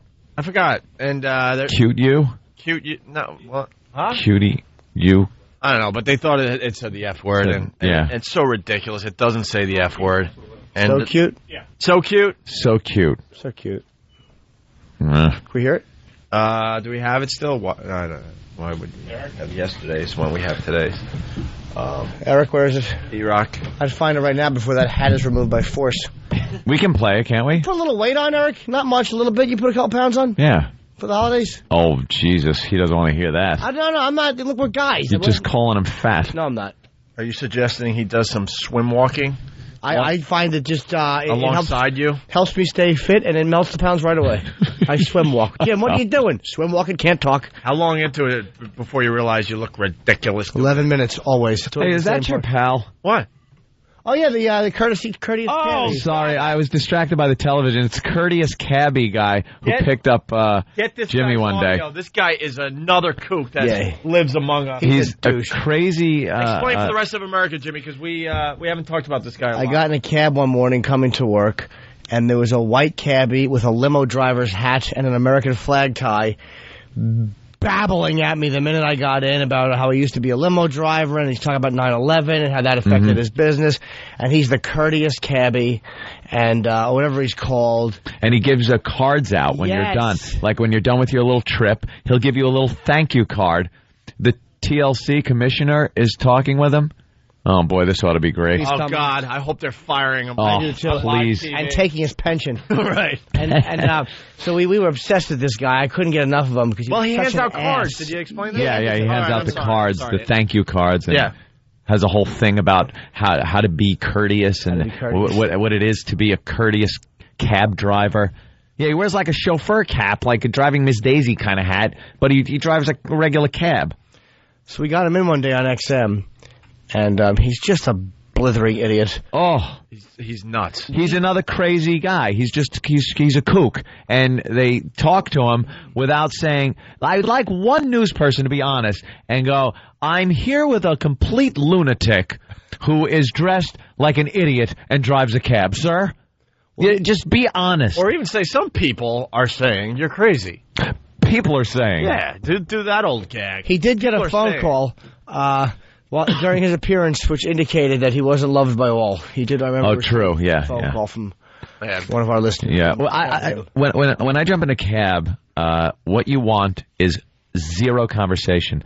I don't even want the guy to say, where you going? I want to say where I'm going. I don't want to hear a peep out of him. And I want him to take me there and shut up. I don't mind if they have the little Bluetooth ear thing and they're babbling some kind of Al-Qaeda plans. That's fine. You're very low. You just hear, and sometimes you go, huh? And they don't acknowledge you. They just keep, oh. But that's better than the white guy. You get in, and it's some white guy who's got to tell you about something he did in 1975. Back, I started this job back 30 years ago, and it was, did I ask? Take me to point B. Immediately. Here's what you have to do, and this is because you're too nice a guy.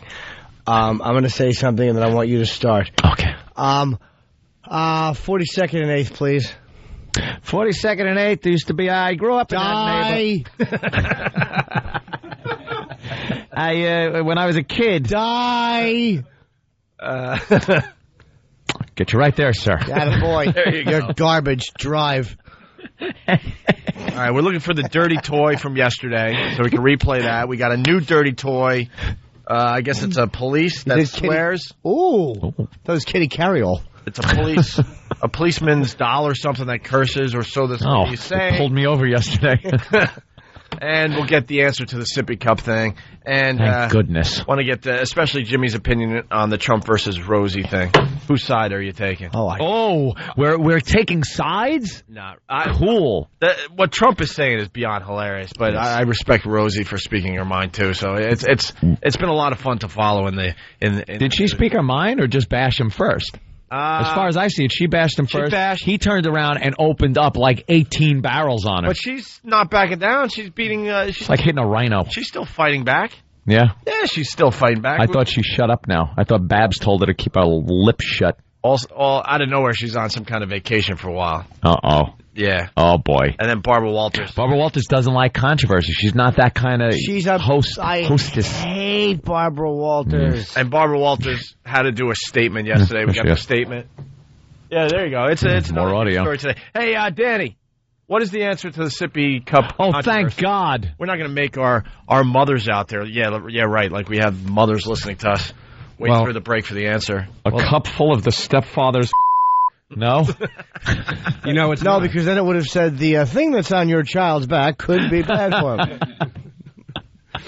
Well, dentists are saying that you shouldn't fill your child's sippy cup with any kind of sugary drink because it'll give them cavities. I heard this story, I swear to you, 25 years ago. It had to be like 25 years ago I heard that, hey, don't put soda or sweet juice in those because it could give them cavities. Why are they bringing it up now? They say that only water should be put in these sippy cups. That is such BS, man.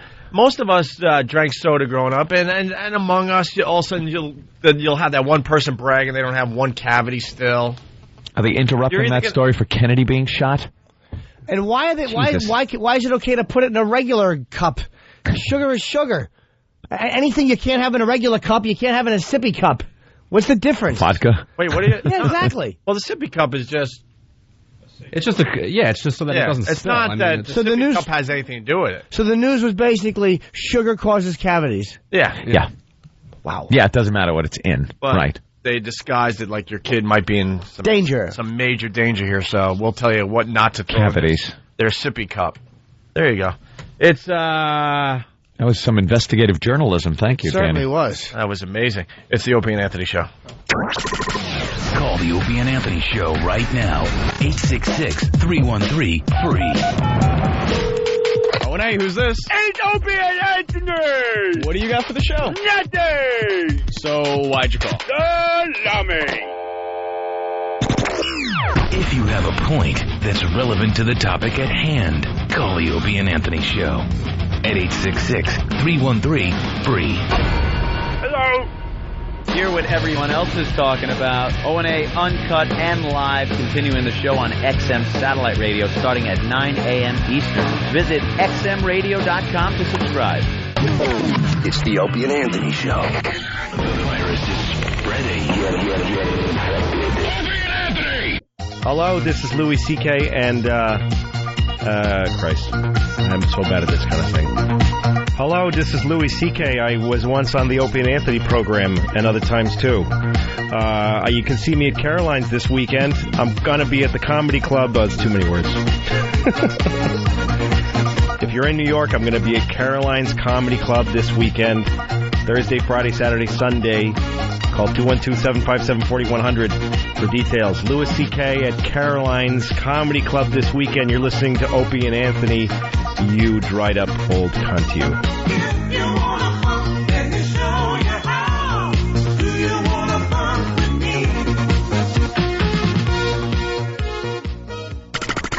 Opie and Anthony, XM202.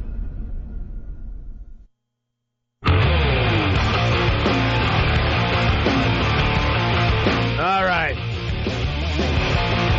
Back with the Opie and Anthony show. Still lots of radio to do today. Thanks, Kenny. This just in. Listen to this.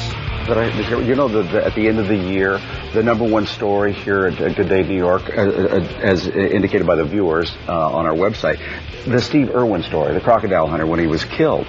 Well, as we all know, he was videotaping his show when he was killed, and now that videotape, boy, you would think it'd be on YouTube or something by now. Well, the family got a hold of the tape, and they destroyed it. So I guess that's not why nobody has seen it. I think what a great idea. You got to get that tape and destroy it, because it will get on. Everything that is odd or oddly said ends up on the Internet these days. That's it, huh? That's it. Why is that a good thing? Why?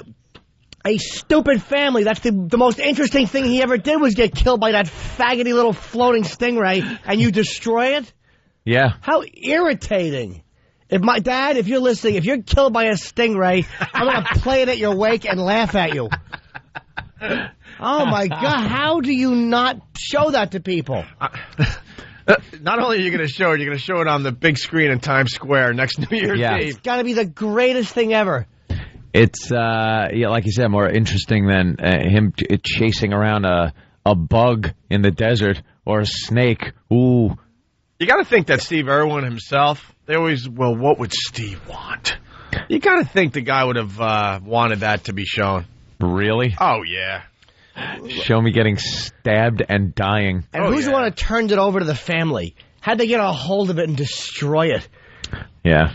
I guess it was. You think they ran off a copy? They had to. Of course. You always wonder. There's still a copy out there. They ran somewhere. off a copy. It's like the stupid bear guy. Guy that was killed by the bear. Is there a copy of that audio? Or was that destroyed? Supposedly that was destroyed as well. Yeah, Grizzly Man. Grizzly Man, yeah. We don't want any audio of him being killed. No, being eaten alive in a frying pan, being banged over the bear's head. I bought that myth. I thought I was going to hear or see, because it was a video camera that was rolling. I thought I was going to see or hear some of the audio of this guy getting eaten alive by the bears. You get nothing. You get nothing. It's a huge buildup, and then one of one of his friends gets to listen to the audio with headphones on, and you're just watching their reaction as they listen to the audio. Mm-hmm. And then the guy goes, "If I was you, I would take this tape and destroy it. Here you go," and hands it over to this woman. I'm like, are you kidding me? Yeah, why should, how about we take 9/11 footage and destroy it, or the Kennedy assassination? This is a Zapruder film. I mean, look, it's archived footage. The guy was a public figure, and so was Steve Irwin. Why should they be destroyed? It's irritating. I guess because it was, their personal property. It was his show. I don't even know. Maybe years ago I might have cared. I'm at the point now, you could pop up so many snuff films on the internet. It doesn't even matter anymore. You want to see a guy? It's interesting. I mean, I've never seen video of a guy getting killed by a stingray. It might be interesting to watch, but I've seen 8,000 other ways people have died, and it's all been captured on the magic of a videotape and put on the internet. So screw it. Even Saddam Hussein's execution was caught by Michael J. Fox. God Almighty, what a not good job that was. I was saying, he's going to be standing on that platform. And if the savage holding that phone knew anything about gravity, he'd know you just have to move the thing down. There he is. he'll be dropping downward when that hatch opens up. The guy's swinging sideways, back. He got arrested. Almost like he was thinking, where'd he go? Yeah, where's he going? Where'd he go? Is he going to run off to the left? Wait, no, he's dropping down about a meter. He's only going one direction, dummy. There was your big opportunity, and you blew it. He got arrested. It should be for horrid photography. Did he really get arrested? Yep. They arrested that guy that had the camera. Not supposed to have cameras in there. And it's Iraq, so they'll be hanging him soon. There'll be somebody with a video phone. There's that video, and then there's the state video, the video that they made with no sound. So you didn't get to see a very defiant, kind of brave Saddam facing death like a man, and kind of adding to his mystique and legend. They didn't want that. You got that on that phone. So the government that's in place over there, whatever it is pretty pissed off about that. And the other thing, I read there was a statement out of the White House that the president has not and will not watch the execution. And I looked at that and said, you know something? I understand the bull crap that comes out of the White House, but could you stop? What idiot is sitting there reading that official statement that the president has not and will not? And they asked him because it wasn't him. They were asking his press secretary, why hasn't he seen it? And he goes, that is what the president's focusing on. That's the past. He's focusing on the future of Iraq. And I'm sitting there thinking, you know something? Just as the president of the United States, you would want to watch that to see, first of all, for information on who did this. How are they doing it? Is it being handled properly? How are the executioners carrying out the execution? What would the building look like? Just any information, intelligence you would want. It's what you wanted with the invasion anyway. You wanted to get him, you got him, and you're not going to watch. He's lying. And it's a blatant, just lie again coming out of the White House. You got to think surprising. You got to think he was one of the first people to see it. Of course. Not only did he see it, he was probably the first person to see it. He absolutely saw it. That is a lie. Mr. President, video has just been released. Somebody had a phone. It's all over the internet right now. If you want us to pull you a copy. No, I don't. I am concentrating on the future of our... Stop with your bullcrap statements. The guy absolutely watched it. And he saw the state version. He saw the crystal clear version. He saw the crystal clear version with the audio. Absolutely. No doubt in my mind. Yeah. He didn't have to watch the cell phone audio. Right. Stop with the lies. There's a 3D IMAX version that he saw. When you're laying under Saddam and his little feet right over your head. He puts the funny 3D glasses on and reaches out and touches them. Tries to touch his little feet. It's like he's right in front of me. It's amazing. It's like Captain EO. Hey, we were just talking about the positive cabbie. Mention a ride from 30 years ago. Yeah, well, just to change gears, we were talking about the positive cabbie. We got audio. It's a quickie, but this is the guy that picked up Jimmy one morning with the chauffeur's cap and the patriotic tie. He's an ass. And he hands you jackass. He hands you little positive thought cards or poems or what are they? Just drivel. Just drivel. That stuff about being nice. Being nice. Yeah, being nice. Hey, there are more than 40,000 cab drivers in New York City, so when do you actually remember one? But this one, I want to introduce you to my friend Paul Hintersteiner. He is Mr. Positive and Polite Cabbie, and Paul, you didn't just dress up for us today. I dress like this every day, ever since 9/11. I used to be a limo driver before 9/11. Why do you mention 9/11 twice in your opening sentence? He's nuts. Because we had him in studio. The guy's nuts. It's a way to get the sympathy. Yeah, like look what I'm doing for 9/11. Attention, what is attention. 1822? Me, just say 1822. Yep. Attention. Me. I need attention. Me. Yes. You want to help 9/11? How about you put some mortar in the back of your cab and finally start building something down there, which they've been neglecting to do? How about that? Bravo. And you get ideas, too, about what should be done with the trace. And no one cares what you think. And how predictable is the news? They got the taxi music in the background. They just suck. I dress like this every day, ever since 9/11. You should have a theme from Taxi Driver. That'd be better. He's got that mentality. Well, I wanted to save your 12-year-old prostitute, so I only have 6 digits on my phone number, so I'm going to try to shoot Bush. All right, good. Thank you. Back to you. Back to you in the studio. Yeah, check the trunk of that cab. There's something in there. up for us today. I dress like this every day, ever since 9/11. I used to be a limo driver before 9/11. After 9/11, I said, why not dress this way, too? Because I'm still chauffeuring people around, so why shouldn't I dress appropriately, positively, and professionally? And get this, guys, not only does he look good, he'll even get out of the cab and open the door for you, if there's time. And get this, Martha Stewart would be proud of Paul because he even gives thank you notes to every person that gets in his cab. What's with the note? It's something I like to do. It's thank you. I learned it from a fellow called Tom Hopkins, and he told us to give a thank you card out. So I just incorporated to my business. Well, I love that you do that. I've got to get to Commissioner Dawes so he can tell us how outstanding you are. How rare is Paul as a driver? I mean, we know already, but how outstanding is he? We're trying to fire him. Well, there's only one Paul Hintersteiner, but in terms of his professionalism, his courtesy, his customer service, there are many drivers like that. In their own unique way, they all bring something to the job. Look Paul, at that. Last year, we gave him the award as the most professional driver in the city of New York. And you guys, he truly is. Thank you so much for joining us, Commissioner. They had it. He couldn't make him really single him out as being special. But, they're all really good in their own way while they're not planning on blowing up other buildings. Haitian that cuts across 6 lanes of traffic. Hey, just like the courteous cabbie. Yeah. You want to go downtown. I don't know what you're saying, sir. Jams on the brakes in front of you. Just stops to let people out and clogs up an entire thoroughfare. Instead of pulling over when they could pull over. Right. Just animals. Remember the day at XM where we saw the two cabbies just toe-to-toe beating the crap out of each other? Well, those two? Oh, God, are those the two you're talking about also? Oh, we have a lot of wonderful people. God, was that great. They're ready to kill each other. Really fast, going back to the Saddam video. John in Jersey. Go ahead, John. Yeah, I just, didn't Saddam try to kill his old man? I mean, I had that thing gift wrapped. Don't you point that gun at my dad! I don't do the impression as good as Jay does, but... That was good. The guy's gone. Yeah, Saddam did try to kill Bush's father. Yep. Of course he's looking at the video. Our buddy Bartlett, Rob Bartlett, just mentioned the Baby Bird video while talking about the Saddam video on Imus. Oh, yeah, how do you compare the two? The Baby Bird video is just taking over the internet. That's disgusting. It's if you add them all up, it's well over like 2 million views.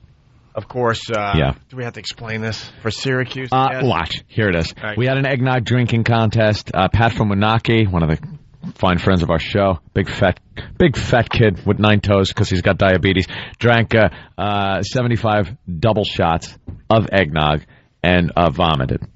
But before he vomited, one of our intern prospects, who really wanted to be an intern for the show, was given a suggestion by Joe Rogan from Fear Factor to lean his head over a garbage pail like you were getting your hair shampooed and take the baby bird. You know how a mother feeds a baby bird, regurgitation. Pat from Winaki, full of 75 or so double shots of eggnog, puked in this young boy's face. And mouth. Yeah. The video is great. All you have to do is throw Baby Bird in the search engine of break.com, BREAK.com, and you can see the video. It's getting viewed like hotcakes. Ooh, getting viewed What? like? Do you just look at hotcakes? Sometimes you do because of all the carbohydrates. That's a good way to say it. Just look. Go right to my hips. They should say it's getting viewed like trannies in the meatpacking district because a lot of times you ride around and just look. You don't want to buy because that'd be gay. Give me those ribs. All right. Ow. Well, Rob Bartlett gave us a nice mention on Imus a few moments ago. There's no justice in life. Just ask Saddam Hussein. He's the #1 viewed video on YouTube. Even beats Opie and Anthony's Baby Bird, and the poor bastard don't even get to see it himself. It's good to know the Imus crew has seen the Baby Bird video. The baby bird video. Yeah. You see the baby. The puke. Yeah. That's pretty cool, right? Yeah. Thank you. Thank you. The Saddam one's the most viewed, though, right? Of course. Yeah, of course. What is number 2? That would be the question I want answered today. How? It's Everyone probably knows that stupid girl. It's probably stupid Dance Revolution ass guy who's too fat now to do it. I saw him on... Is he a has-been? Oh, my God. You've seen Dance Revolution, right? It's like a 3 to 6 minute video or something. And it's all different dances from across the ages. Mm-hmm. And it's like one of the biggest YouTube videos of all time. Well, now he's finally getting attention. I guess the video's pretty old. It's pretty old because he's fat now? He's fat. Oh, that's funny. Because I think he was on Ellen, one of these shows. Of course, the dance thing. It all makes sense. And he came out, and they had him doing it, but he does a very short version, and he's out of breath. Puffing and puffing. He's not in shape anymore. I've never seen that video.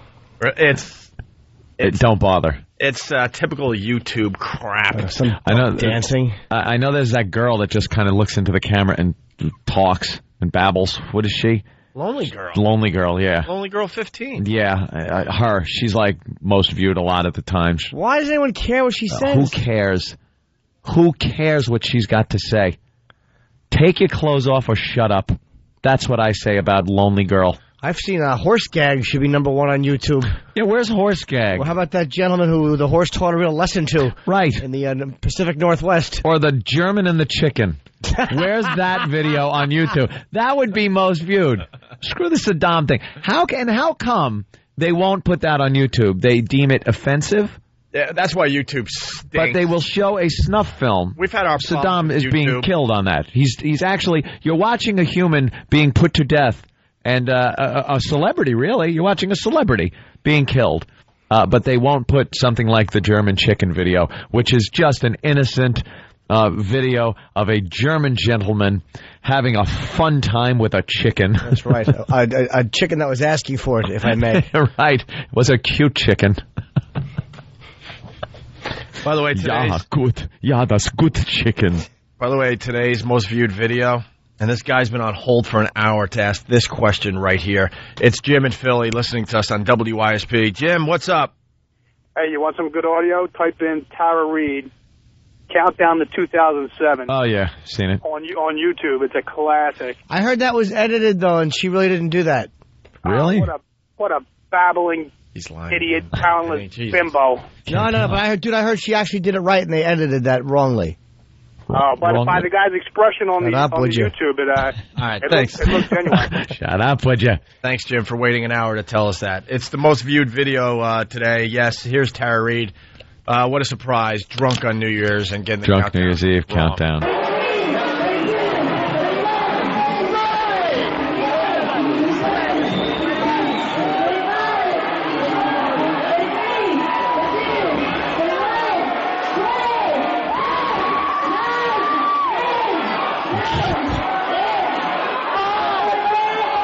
A quick year.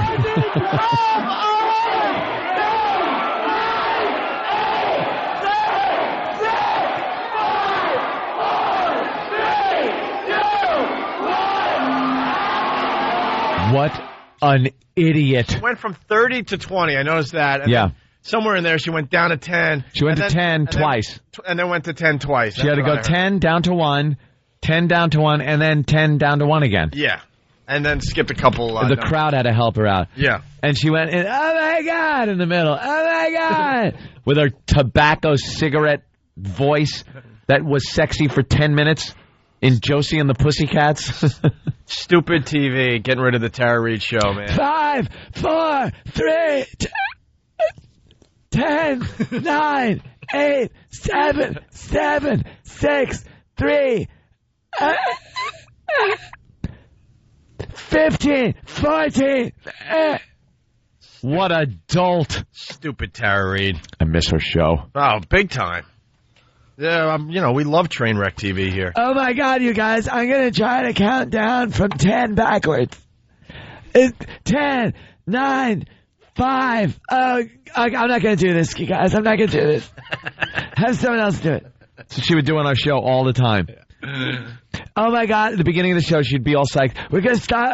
It's going to be a great show. And later, we're going to go windsurfing right here in the Mediterranean. It's going to be wonderful. I'm going to do some windsurfing. It's going to be good. And it's like, okay, we're here on the beach. And when we come back, stay tuned for some windsurfing. And they get back, oh, my God, I'm not going to do that. That's crazy. I'm not going to windsurf. I'll stay here on the beach and smoke and drink Cosmopolitans and get hammered. I watched every 3, 2, 1. I watched every episode. Oh, you couldn't. You couldn't look away. But they got rid of that dumb show. All right. Hey, I think we have time. Trump versus Rosie. Trump says Barbara will fire Rosie. Barbara says she won't. I think Barbara will eventually fire Rosie. Donald Trump's tough words for Rosie O'Donnell in this ET Insider exclusive interview today.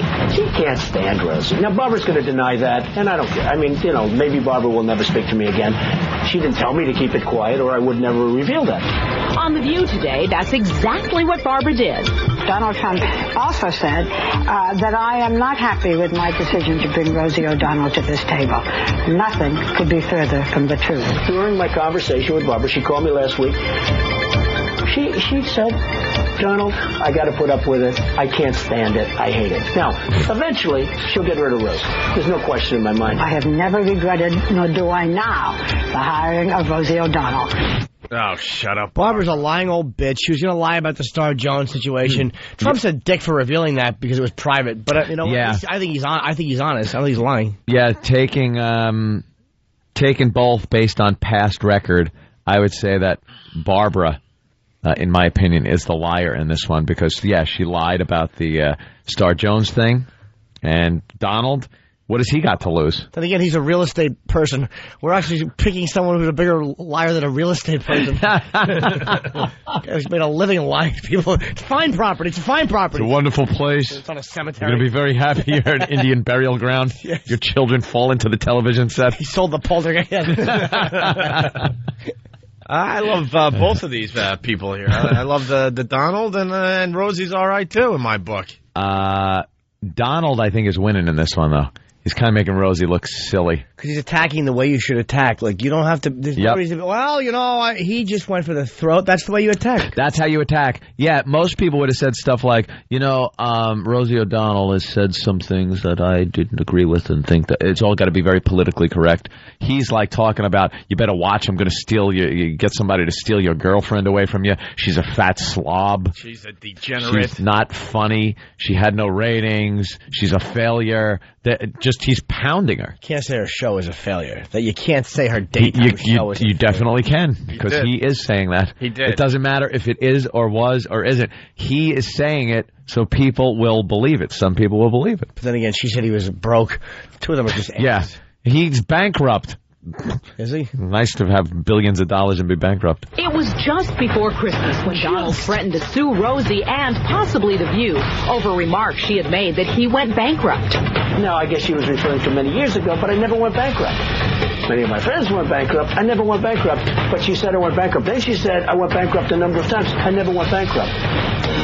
And today, Barbara was asked by ABC to read a statement clarifying the bankruptcy issue. And I will quote, Donald Trump has never filed for personal bankruptcy. Several of his casino companies have filed for business bankruptcies. They are out of bankruptcy now. Are you still going to sue her? Well, my lawyers really want to. Wow, so Barbara had to get on and make a statement? Yeah. Because of what Rosie said. Because they were false statements that Rosie made. You know damn well she didn't want to do that. Yeah, but you know what, though? I mean, Rosie, like, to say that, everyone knew, she was talking about the casinos or whatever, and his name's on the casino. And it's like, man, come on. He doesn't want it clarified when they're talking about the casino. Like, when they go, Trump, great casino. That's not me. But yeah, if they say something about bankruptcy, then it's a separate. He sicked the lawyers after them. Yeah, and she had to get on and make a statement, or else he would have been able to sue. Yeah. Wow. Hey, let's say hi to Tom in New York City. Tom, what's up? What's up, boys? Hey.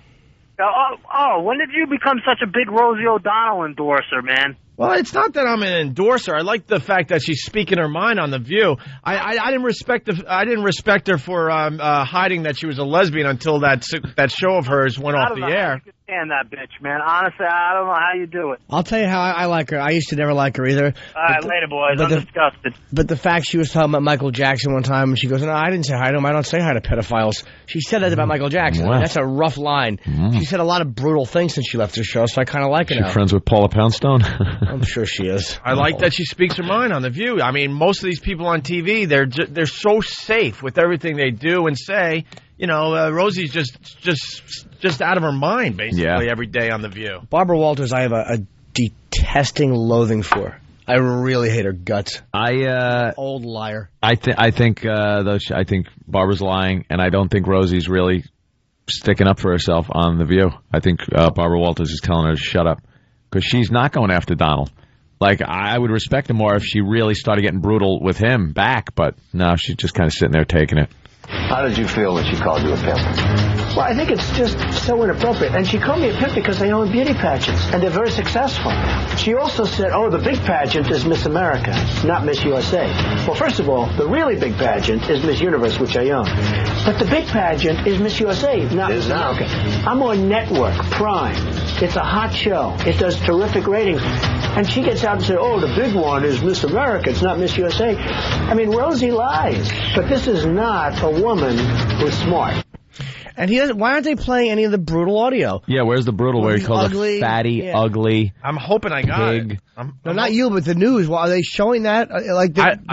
It's here, right? Yeah, because I watched this last night. I'm surprised at how so many people hate Rosie O'Donnell. They hate her. Trump holding nothing back. Hey, look, she did a show. It failed. Ultimately, it failed. It was successful for a little while, then it failed because people got used to her, and they said, oh, my God, this woman is a disaster. Why is that dramatic music? Dramatic music. Can you do the girl's voice from E.T.? E.T. Donald Trump having a problem with Rosie O'Donnell.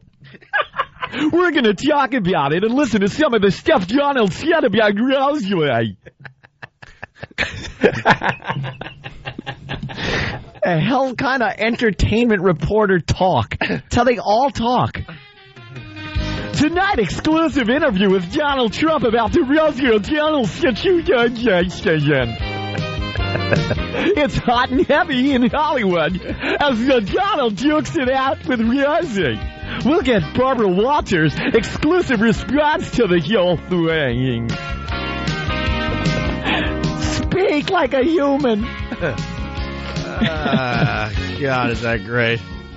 All right, finally, the last clip of Trump going off on Rosie. She didn't want to give her a second chance. Rosie, who had many chances, and, when you look like Rosie, you have to have a lot of chances. It's not easy. And Donald wasn't done. He continued listing what he considers Rosie's defeats. They did a magazine called Rosie, a total and complete failure. And then somebody said, you never mentioned the Broadway play. She did a Broadway play. It bombed so badly on Broadway, and she tried to keep it alive, but it was a disaster. In certain ways, she's a degenerate. Rosie's a loser. Rosie's really a loser. What about the fat? It was, it was there. It was? Not in these clips, obviously, but these are the latest clips. But those are the physical things where he calls her ugly, fat, pig. These are the latest clips from yesterday. These are brand new Trump clips. Ooh. I can't get enough of this stuff. It's great. What's the MO Makes for here? great TV. What is she saying about him? Nothing. Well, out of nowhere, she's on vacation. I guess it was planned for a long time, is what they're saying. What a bunch of crap that is, too. She just started. What? That's so stupid, man. It's like everyone wants to see what Rosie's going to do. They're going to tune in The View. But as soon as you tune in The View and you realize she's not there for the morning, you won't watch. You're off to something else. Walters is a coward. Do you honestly think she just started on the goddamn show, that she's taking a vacation? Do you think this is a planned vacation? Hey, a couple of months in, I need a vacation. No, they're trying to sweep this thing up. Of course they are, and they should milk it. And she'll come back and... Cow. Oh, sorry. It's okay. I was just making a fat cow joke. It was still better than anything I had to say, which is and then she'll come back and she'll talk about her vacation. You were coming up with a funny joke, and I was stating that she'll talk about her vacation. I should have shut my mouth. I'm a fat pig, and you can steal my girlfriend. Hey, controversy sells, and Barbara Walters wants it just to go away. She should absolutely just milk it. Come on. And she does stink. Barbara Walters sucks. Anytime. How did she get so powerful in media? 2020, I think. All those dumb interviews. They did an interview special, her top interviews. I watched the whole thing. I'm like, why? Awful. Why were her interviews so great? Why is she the biggest interviewer in the world? She got to interview all the presidents, Fidel Castro, and all the big movie stars, and you watch these things. It's like, there's nothing special here. She can't even speak right. Used to be an event, the Barbara Walters interviews. And then she'd get everyone to cry, was the big thing. And they all try to get her to do something, and the reality is she can't do anything else. She can't even play tennis or pool or anything. Because all the Hollywood actors would try to get her to do something they like to do. Yeah. And she just looked... Join me, play a little racquetball. Or golf. Something. That's right. Yes, fan. Or her trying to strip tease with Demi Moore. Oh, yeah. Oh, when she was doing that movie. Yeah. Striptease, I believe it was called. Yeah. That movie, Striptease. They've shown that clip where she's trying to work the pole, do a little pole dance, Barbara Walters. Now, come on. Without the pole, Barbara is really a sexy woman. But on that pole, she has to be the most unsexy thing ever. She's atrocious. Trannies are more sexy. Well, yeah. Goes without saying. Of course it does. Stating the obvious. Depends on the nationality, of course. It might be tough to get, but she counted down all these special moments from her interviews. Mm-hmm. It would be great audio to play on the show, because some of the stuff is just douche chills for everyone. What was the number one? For everyone. I don't even remember. She's claiming that Clint Eastwood actually made a pass at her, and she feels regret that she never went for it. It's like, are you that delusional? Bridges in Madison County moment was that. He probably waved it at her and she almost did it. Yeah. That was it. As a goof from the bathroom. Yes, but opened the door and waved it at her. Grabbed the back of her over hairsprayed head. Her and Diane Sawyer, I'd like to push them both down an elevator shaft. Hey. Bags. Don't mess with Diane. Oh. She's hot at 6. How do you know? You can't even see her anymore. I don't know what they're doing to that lens. Oh, what channel is she on? They're shooting through a comforter. 7. ABC. Oh, okay. Yeah, that bitch. They're filming her through the heart lens. They are filming her through, like, a Vaseline. gunny sack. Vaseline it used to be like some kind of weird filter they'd put on. Now they just go to a potato store and get the gunny sacks and film it through that. I love HD. Yeah. That exposes them. They just did an article, that HD is ruining these careers. It's changing the way that celebrities want themselves filmed. They don't. It used to be that they wanted their close-ups, I'm ready for my close-up, Mr. DeMille. Now they don't want close-ups. They want to be far away. They want different lenses. If you notice, a lot of these shows now, news shows especially, the women look different. They're being filmed differently than the men. They're being lit differently, and filters are being put on when they have their close-up shot. They say, this is what I read, they're saying, the industry insiders are saying, that men come off looking more angular and more manly, and the women just come off looking awful and old.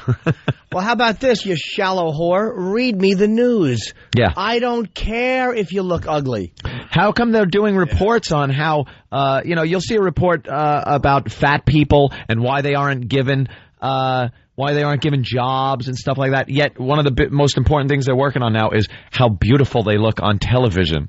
Yeah, they're hypocrites. Why do they need makeup even? You're reading the news. Why do you have to look good? Guys, I realize we haven't even taken a break. We're being yelled at? I just saw Tom poke his head in. He has every right to, because we might not be able to get all the... Oops. Here's the deal. We're going to take a quick break. When we get back, we're going to end the show a little differently. Hold the sign in front of him next time. What? Maybe. All right. Maybe. We'll see what happens after the break. It's the Opie and Anthony Show. It's the Opie and Anthony Show. But Rosie's a slob. She's crude, she's tough, she's arrogant, she's pushy, she's disgusting. In certain ways, she's a degenerate. People hate Rosie. She's a degenerate. I don't want to talk to her. When somebody attacks me, I attack them back. There you go. He should attack back. Although I just didn't like the fact that he kind of went to the lawyers. That annoys me. Yeah. Because, again, you associate yourself with the casinos or whatever. It is so hard. So, come on, man. You can't cry about that now. Yeah. But it is nice to see him smashing her fat face, honestly. All right. Hey, during the break, Travis came running in here. We just stink. Yeah. As a show, we stink. We're horrid. I know we entertain people on a daily basis, but in general, we just stink. We don't know anything. We have horrible instincts on certain things. We claim to know a lot, but then we realize we just stink and we don't know much. Talk about a ball drop here. We dropped the ball. You did. I know what you're saying. I fought for this particular situation to happen. You did not. I did. Liar, pants As you aflame. kicked the CD across the studio? No, I didn't. I was handing it back to someone. Travis. Yes. Although we've heard this, you got to say it again here now. All right. A couple months ago, Roland approached you guys with a band that he liked. Nobody had heard him yet. You guys could have broken them. Now, Roland is the guy that gets us our guests. And a lot of times he'll present us with people that perhaps he thinks is a good guest and we think stinks. and we will say, no, we don't want that person as a guest. And he offered us a band. He was very passionate about this band. He's like, guys, here's the CD. I like them. I think you're going to like them. Give them a listen. They want to come in. They want to play for you guys. They want to become friends of the show. Right, Roland? Yeah. That's all you got? Oh, no. No, they were... by the way, Roland can't talk. Why? Because he's retarded. I don't know why. Oh, I thought he was sick. I am sick, too. Oh, what's the matter? I don't care. He gets nervous and can't talk on mic. Yeah, it's a good CD. They want to come in and play the single. And what's up with the T-shirt? Save the cheerleader. Oh, it's Heroes, the NBC show. Right. It's good. So they want to play. They want to play the single. No, they want to play a couple of songs for you guys. Why is that show good?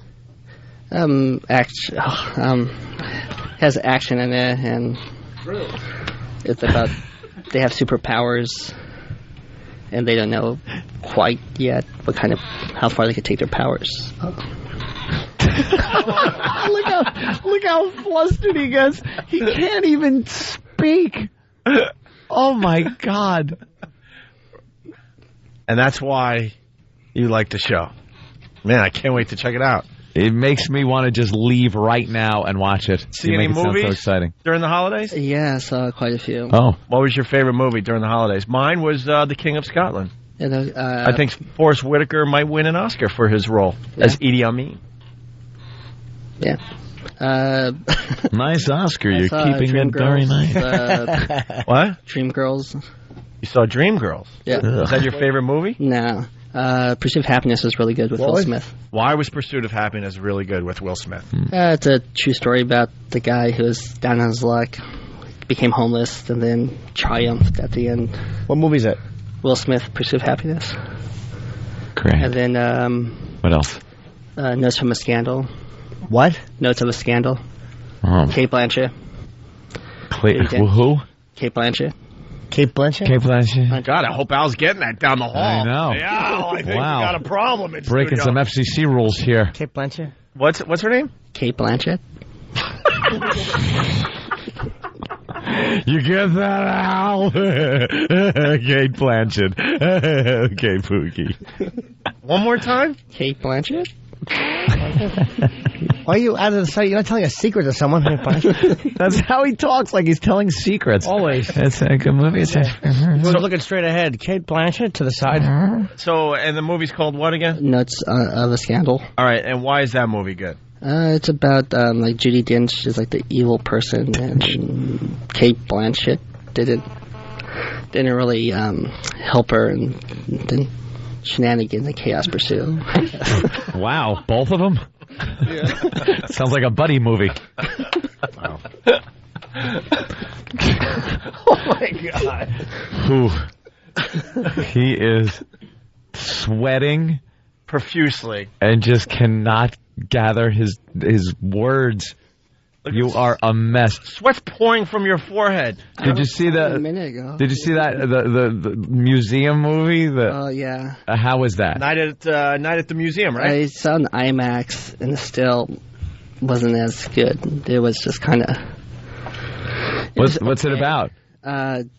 Ben Stiller is like a divorced dad. Stiller? People store things in him. He's a divorced dad. And, I'm a Ben Laden. He has to get his act together, find a job, and he stumbles upon the museum and goes applies for a job. You stumble upon a museum. Oops! Oh, there's a museum. I tripped over it. He walks by. He goes, okay. The museum, and he goes in there, applies for the job, and well, he gets it. No, he didn't. Is he getting this all wrong? Yeah, of course. He gets. I don't know. He gets a job. He's a museum security guy. Things come alive. And then, oh my goodness. Yeah. And then nobody believes him, and everything ends happily. He is the greatest find of the last few movie years. Reviews are fantastic. Yeah, I love Roland's movie Makes me want to just run out and shoot myself. Now, you saw Last King of Scotland? Yeah. What's that movie about? Because that's a film that a lot of people aren't going to see because it's mostly in the artsy theaters. Yeah, it's Forrest Whitaker. He's a king. of king or something in Scotland. I have saw a while ago. Oh my God, he's the king of Scotland. Wait a minute. Are you? You are. You did. He's the king of Scotland. No, but he plays the whatever guy. I forget. Who does he play? I forgot the guy's William Wallace. You forgot the guy's name. I did. I had it in my head a minute ago. Then Idi Amin. There you go. Idi Amin, the evil dictator of Uganda. Who does he play? Idi Amin. All right. And Sound like you said "idiot me," which is appropriate. Yeah, no kidding. And what's the movie about there? He befriends was it like a journalist? I think I remember too much of it. Or a doctor. A doctor. There you go. Writes about medicine, where he's a doctor who writes. Oh, that's right. He becomes his personal doctor. They become friends or whatever. Then shooting happens. People die, and people hate him, and they uproar. He goes back home, and everybody's happy again. I don't know. I don't remember. Is he pursued by chaos and shenanigans? Similar, yeah. Is Judi Dench in it? No. Judi Dench? How about Ben Stiller? Now, I feel better about our decision with this band now. Because this is the same guy that brought us this band. This is how he pitched it. He basically said, this is going to be the next big band. I like them. You guys are going to like them. Here's a CD. Play a song. Tell me what you think. They want to come in. They want to be friends of the show. Yep. You guys could be on this band very early, right? Yeah. And the name of the band? Cold War Kids. Cold War Kids. Hot band right now. So we took the CD and, we destroyed the CD. Yeah. Not just destroyed it. Destroyed it and said something like, what was the quote? Take this poob and threw it at me. Yeah. Oh, that's right. We threw it at his head. And then the S word, threw it at Roland's head. Because we're thinking, what does this babbling idiot know? Well, that's what we're all thinking. Like, don't tell us what good music is. Yeah. So anyway, Travis, you want to give us the update on Cold War Kids? Well, since you threw the CD at Roland, they have appeared on Letterman. Mm-hmm. They were named the It Band by Rolling Stone. They were on Spin Magazine's top albums of the year. Rolling Stone gave their album 4 out of 5 stars. And now they're touring with another big It Band. Opening for Clap Your Hands, Say Yeah, which is pretty big.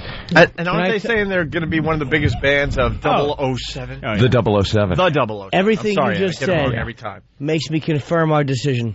Rolling Stone magazine stinks. Because who was never on the cover? Exactly. Black Sabbath. Well, I just don't like the magazine. I'm tired. They're arrogant. And them being a Rolling Stone picker means nothing to me. So I'm good for us. And good for me for throwing that CD at you. Rolling Stone. Cold War Kids stink. Rolling Stone's a sponsor. Yeah, are they? I'm kidding. Oh. he got nervous for a second. Why? Please, I was waiting for the door to, and 5-year-old Tom to run in with his tie. Sponsor, Why are you calling him 5-year-old Tom? I don't know. Because apparently he has braces now and he's a big child. Yeah. It's adorable. He's gonna run in with a psychedelic lollipop and knickers. Giant all day sucker. Just like Angus Young with an oversized lollipop. They're a sponsor, guys. Oh, is he staring at the back of your head right now? Is he? Oh, yeah. We go out that door right when we leave. Yeah, so don't go that way. Go that way. Don't talk to anybody. Okay. All right, well, so the band is pretty huge, and we had the opportunity to be on top of that one early. And of course. And once again, just like the Godsmack story, we blew it. Good for us. We blew it again. Good for us. We blew it. Cold Water Kids are bums. Cold Water Kids. Cold Water Kids. What are they called? That band probably is. No, so wait, no. Those are the Yates children. I meant... Hey, Syracuse, thanks. If you check this out in Syracuse today and we piqued your interest, go to our website, opieandanthony.com. Even if you hated us. Even if you hated us, sure. Go check out the website. You might find some interesting things. Godspeed, Beaner, and see, I forgot their names already. I don't know. Ben and Fred. The Ben and Fred Show. Go screw. I don't know. I'll see you tomorrow. Whatever, yeah. If you're not joining us over at XM, have a great day.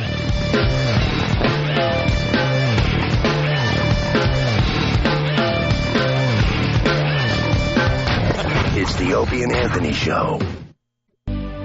We at the Opie and Anthony Show would like to give those less fortunate a chance to spread joy to the ones they love. And the best way we know how to spread joy is to spread cash all over the floor and blow it around the room with a leaf blower, while a bunch of screaming naked women frantically try to grab as much as they can. It's the return of the Money Snatch on the Opie and Anthony Show. We're looking for desperate, broke, insecure women to come in studio, get naked, chase around flying money, and cram as much of it into their holiest of holes, all in an effort to make someone's life a little brighter. We know how much you hate picking up clothes at the Goodwill. And wouldn't it be nice to not have to dig through the garbage to find cigarettes? And wouldn't you love to take a dump in a functioning toilet and not a spackle bucket? Of course you would. So ladies, walk your broke ass down to your local public library. Use their free internet and go to opieandanthony.com or foundrymusic.com for contest details. The Opie and Anthony XM walkover begins now.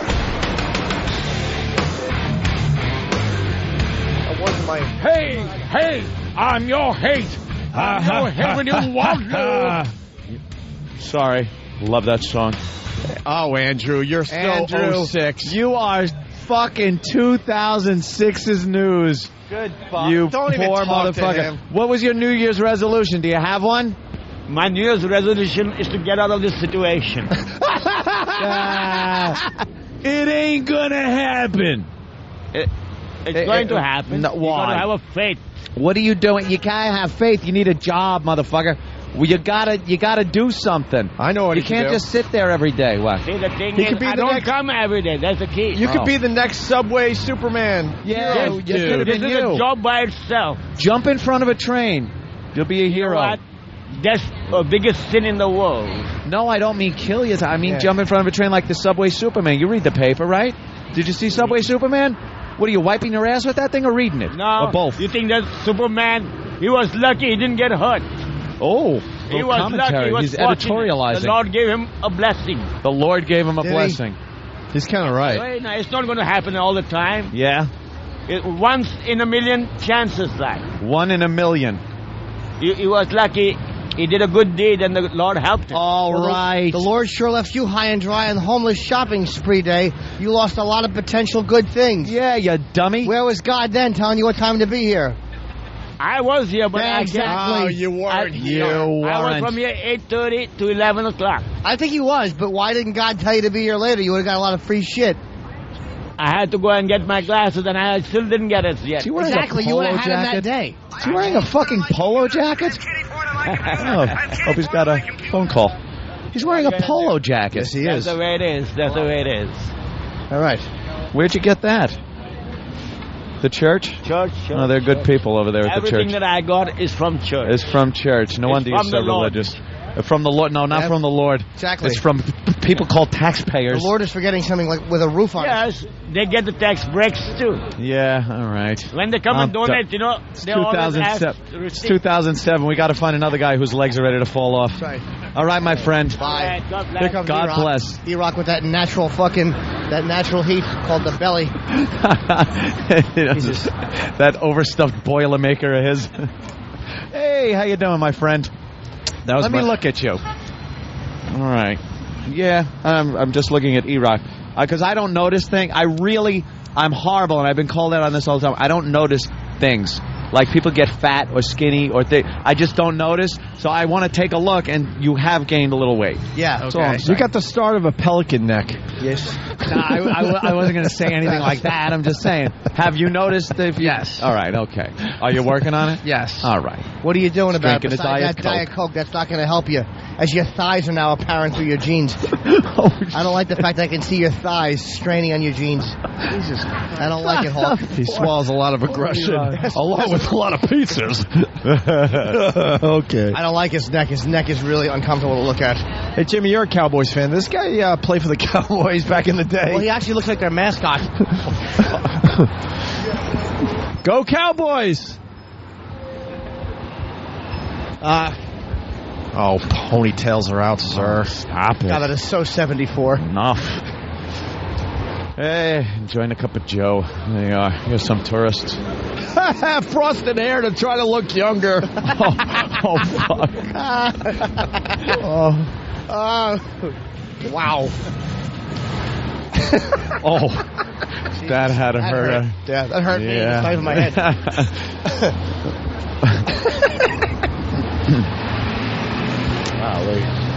Oh, yeah. Gotta keep. You do know your pussy showing, right, ma'am? Keep running. Wow. That was some camel toe. Was it? Yeah. I couldn't see She's it. wearing stretch pants and jogging. Some jogger woman lady. You could see what she had for breakfast. It was meaty. You'd have liked it. Yes. You'd have liked it. I was trying to take a peekaroo. Hello. God, if this isn't the iPod generation. We just passed 4 people with iPods as we crossed the street. 4? We've looked at 600 people on the way. I don't mind, though. I like the iPods. No one bothers anybody. Everybody minds their business. Everyone's got their... oh, by the way... Earbuds. The Box O'Cox bit... Yeah, what the fuck is this about?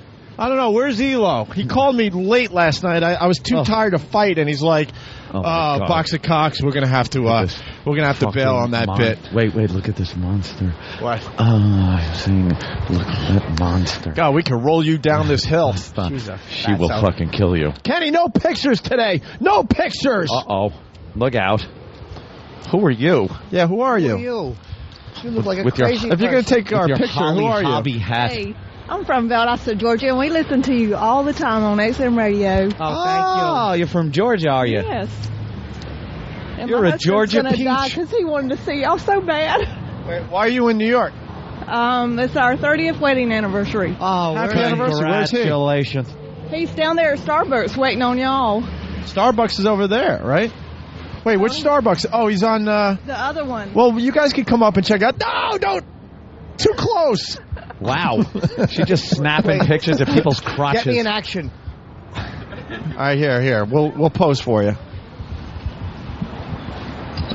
I don't want you to take my picture. And then she took the picture and goes, she's the worst. Yeah. You know who she is? She's the lady in the book depository building, the floor below Oswald, who took that shitty assassination photo. She could have caught the whole thing on video from that angle, and she had the trees. Fucked it up. Well, come on upstairs and check out the show. Really? Yeah, absolutely. Where's your husband? Our live studio audience. Probably still standing down there waiting on you. Good, leave him. Leave him in there. You come up and hang out. We'll take all pictures together, and then we won't even acknowledge he's alive. You know, he's probably getting his dick sucked by a hooker down there. Right. It's New York. Let me tell you what happened. He's been waiting on that all this time. Has he? Why don't you come up? We'll leave this bum out here because... You know what? All those things he's done to annoy you in 30 years, this should be your payback. We gotta help her. She so looks like a tourist. Someone's gonna roll you. Yeah, you are gonna get robbed. Let's put money in the pocket. Take the hat off. Don't do that. Take the cute grandma winter hat off. What else? Huh? She's from Georgia. She's cold. This isn't cold. It's okay. All right. How many megapixels? It's 3.5. It's an old camera. Yeah. It's an old You guys from Boston? You're just wearing the gear? No. Yeah, just wear the gear. Why? Oh, I like the Red Sox, man. You just like being baseball. hassled. Where I like getting hassled. Wait, you're not from Boston, but you like the Red Sox? No, I'm down from around Philly, Reading. Oh. Okay. So. And you like have you taken any shit today? No. Yankee fans? No. Yeah, see? I don't take no shit. See, it's ooh. What's wrong with the Phillies, though? I like the Phillies. I don't like any Philly teams except the Flyers. Yeah. So they're the worst, so. Are you dating? Yes. You guys come... and whose mom are you? Huh? I'm her mom. You are her mom? Yes. Oh, okay. You don't look like you could be her mom, though. No, that's why I said They tell me that all the time, right? You could be sisters. Yes, they do say that. I actually did. I'll be honest. Here's what a jerk off I am. I didn't think you were the mom. I was just trying to say something rotten. Like, you really do look good. It annoys me that you really are the mom. Thank you. How old's the daughter? 18. Ooh, perfect. Too old. And who's the pal behind you there? That's your mom. Oh, that guy with the hat? What do you do? No. Oh, all right. No, the lady with the shower cap on. And that's what you guys are here with your parents. Isn't that adorable? How nice. With your mommy. Yeah. I like how you're all tough. Boy, I don't take no crap. I don't take no got crap. my mommy my here. mom went to kick some Brought ass. mommy. All right, why don't we go upstairs? Yes, it's cold. Everybody comes upstairs today. All right, studio audience. Big A, what are you doing here today? Just hanging? That's right. That's E-Rock. Oh, my God. Do you know Andrew? Andrew, the homeless guy, is wearing a polo jacket. It is better than that, what you're wearing. Well, what'd you do in that jacket? Were you lying on the subway track? This is my jacket. No needs cleaning. It's filthy. Needs cleaning. Yeah, why is it so dirty?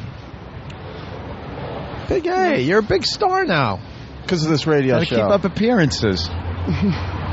It's dirty. How did the front of that get so dirty? What are you doing that? And what are you smuggling in the front of that? You know when people like put their gloves and their hat in the front of their coat, it makes it poof out a little bit. No? Liver. Nothing much. No. No? No. Well, it's dirty. You ought to get it cleaned. What do you squeeze by cars and stuff and wipe the dirt? Because that's what it looks like. Yeah. Go roll Andrew. Get his. He's got a nice jacket. He's homeless and he's dressed better than you. Looks like he fucked the exhaust of a bus and got his chest against the back of it. Is this your car, Andrew? Yeah. Look at this piece of shit. No. I'm looking at his car. Oh. You're looking at him. Yeah, wow, this thing is... a bunch of Poland spring water. Yeah, why aren't you the happy cab driver? Yeah, why aren't you? He was on the news today. Positive cabbie. Positive cabbie. Is this the company you work for? No, it's what he is. He drives to the Bronx. Oh. That's what I was thinking. Oh, man. All right, he's too cold to talk or something. I don't know what's going on. He really can't say a word. He's shy today. Yeah, Big A, come on upstairs. We'll exploit you some more today as well. So park it somewhere. Comes up. You what? It's my pal at the desk. He's got to work. You're the last one. It'll happen to you, too. No, I guarantee it. Hasn't in all these years. It will. I didn't like the other guy, the Russian guy. Yeah, this guy's a bum. This guy. Don't even acknowledge him. Say hi, Anthony. Always. Hello, sir. How are you today? I see the Christmas and Hanukkah decorations are down. Very promptly. Like that. Next holiday, what is it? Killed. What is the next holiday? Oh. Martin Luther King. That's good. Here it is. I can't wait to see those decorations. Well. Ding, ding. Look, it's a slow news day. Let's not do anything stupid. We'll see you upstairs. Be right back. Yeah. XM 202.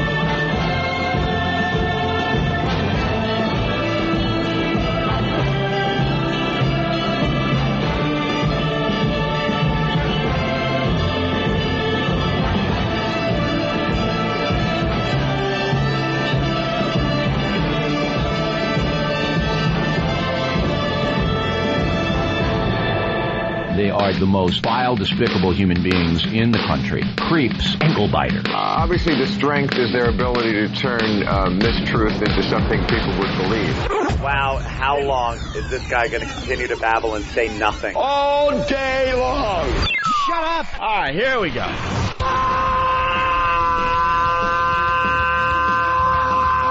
Welcome to the Opie and Anthony Show. It's worse than I imagined. That's terrible. I'm sorry. We are a bunch of dopes. I think we're lewd. And we're probably pushing 20 arrests because of this radio show. Out of touch cornballs. 3 retards. We have the effect of Tylenol PM.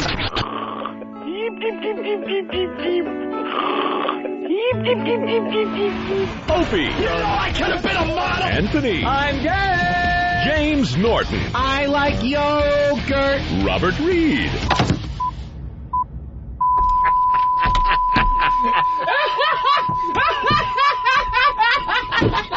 But enough of this palaver. Let's get the show on the road. Ah, yes, let's get the show on the road. We were just on the road. It should be let's get the show in a nice warm studio where we belong. That was a fine walkover today. I like that one. Yeah. That was a lot of fun. We got a bunch of people coming up. Yeah, a lot of people to mess with today. It's a whole thing, a whole bunch of people. Yeah, we got the Georgia couple. They've been married 30 years. Yeah. We got Big A. We got others coming up. Big A's not coming up yet to work. Oh, he got 2 words out today. He was such a... Yeah, what's wrong with him? What a muttering, stuttering ass. Old E-Rock neck. And that's what I call Big A. And how is his colon?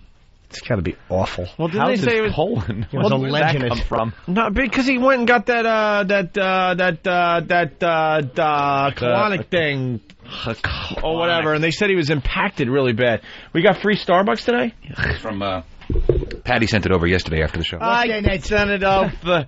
Why did Gift of the show. It's gifts for everybody because I wasn't around for Christmas, so I figured I'd give you presents to shut up. Oh, thank you, Patty. How nice. What did she give us? I'm gonna have 1 peppermint truffle. No, I'm not. Give me those. Right. You want any more? No, none. Dark chocolate peppermint truffles. Okay, I accept. I gave mine away. I'm the biggest asshole ever. Look at the Christmas blend, Dopey. It's Christmas blend. Thank you, Patty. Thank you. It smells so coffee-y. She on Pal Talk today. There she is. Let me pop her. I'll pop her video up. There she is. Thank you, Patty. Let's all wave to Patty on Pal Talk. Thank you, Patty. Thank you. Can I have the camera? I want to thank Patty, too. Her camera. Can I have the camera? Yeah, I'll move What do I do? Oh, What do I do? you're on camera. Where? Where? Yeah, right into No, there. I want a close-up. I want a close-up so I can thank close-up. Patty. All right, move it slower. It self-destructs. Okay. There you go. For some reason, you move those cameras too fast. I can even go up here if I have to. Pop it up there. All right, tell Pop me. that fucker there for a moment. All right. Tell me when There I'm it on is. camera. I rarely go Wow. on camera, by the way. You are on camera. Can Patty see me? Yes, she Patty, Only your yes. face. How about now? Now, yeah, you're right there to your crotch line, pretty much. Yeah. Patty? Patty. Yeah. This is what I think of your Christmas gifts. Okay. Oh, fuck. We need an intern that's low on the totem pole to clean Opie's spit off of the orbit cam. Fuck. Get some Windex and paper towel. Greg has to lick it off. I'll lick it off. Look at the camera. Look. Oh, shit. Ew, it's salty. That's dust. You're eating dust. That is disgusting. I hope somebody was here late at night jerking off on that camera. Yeah, you see Earl's and just did Earl doing a money shot all over the front of it. How much is this for, Patty? She gave us Starbucks cards. That's why I was laughing, and I have no problem showing people how awful I am. I opened up her... Ew! I laughed my ass off, too. What is this? What is it? We got a Starbucks card. Yeah. And most people out there would say, hey, it's the thought that counts. And I guess you're right, people, but I can't help but laugh that there's only $5 on the card. $5. What the fuck am I going to do with $5? No $5? Don't get your $4. You gotta shit on it. You gotta shit all over it. Happy holidays. I gave you decaf so you can enjoy coffee without caffeine. Enjoy $5. If this is decaf, $5. $5 lousy dollars. $5. How do you know if it's decaf? Where does it say decaf? No, that's just for Anthony. I got decaf. I don't drink caffeinated she's smart. beverages. She knows that Anthony doesn't drink the... Oh, can I re-gift this? Dan. Thank you, Patty. Yeah, that's wonderful. Let me see that. What? I just want to see this. It's like a free coffee drink. What are you looking at? What? No, I'll use your... Wait. There we go. Wait, now you have 4 of them for $1.25 each. You know what? Here's Patty. What? How much is that? This is a 50. It got in my stack of hundreds. I don't even. $5. It's not the thought that counts.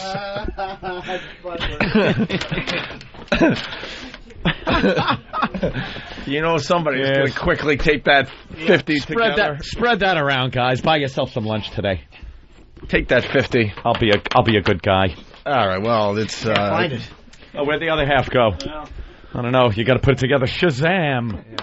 That probably went under there. Here, you could also tape together the $5 gift card. Can you find it? Yeah, we'll find it. Well, I would hope so.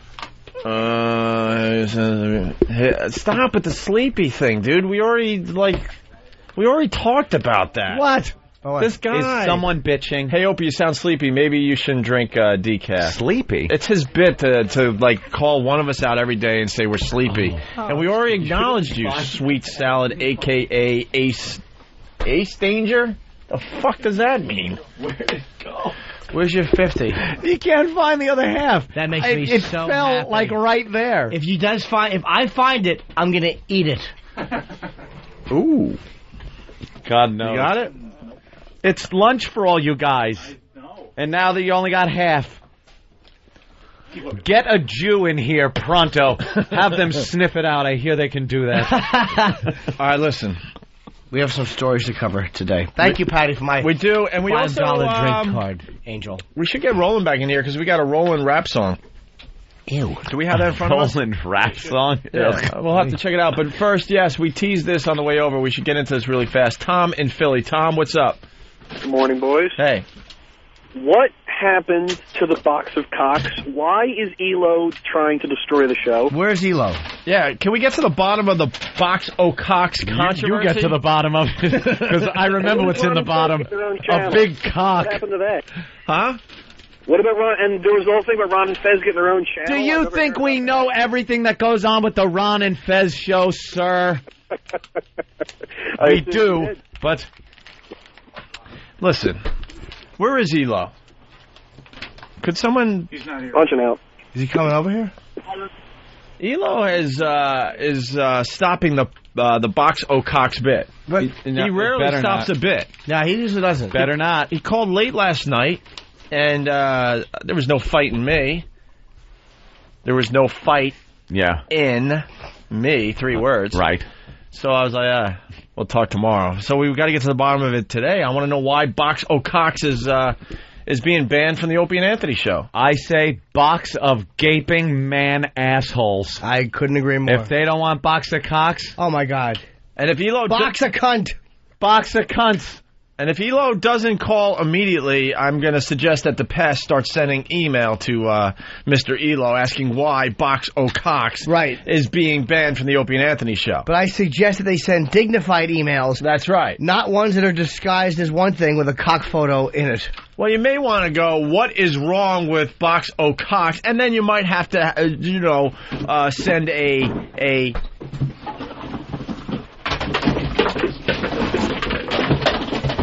It's his OCD. No, I knew it. No, it's not. It's his neighborhood rubbing off on him. I knew it. I knew it. You lost $50. You lost... Here it is, right here, right here. I don't care because it's for the guys. Fuck the guys right in their mouth. Just give him another 50. Give him another 50. I only have hundreds. Well, give him 100 then. What's with this wrestling? Get this fucking it's like homoerotic. E-Rockin' is... I know. Wow. There it is. You found it? Right there. There it is. All right, now we can finally do the show. Yeah, we can do the show now. I gave myself a paper cut. Who's a sweet... I'm bleeding. Oh, these are signed by John Cena. Ow. I don't want to throw these. Paper cuts suck. Nah, leave it a mess. I could give a shit. All right. Let fucking Ronnie deal with it. Wow, wait. Yeah, that Ronnie's becoming a problem, I gotta tell you. Here we go again. Every few months. These things gotta happen every few months. He's really getting under my nerves. Gets rid of the bad blood. He really... How could he not?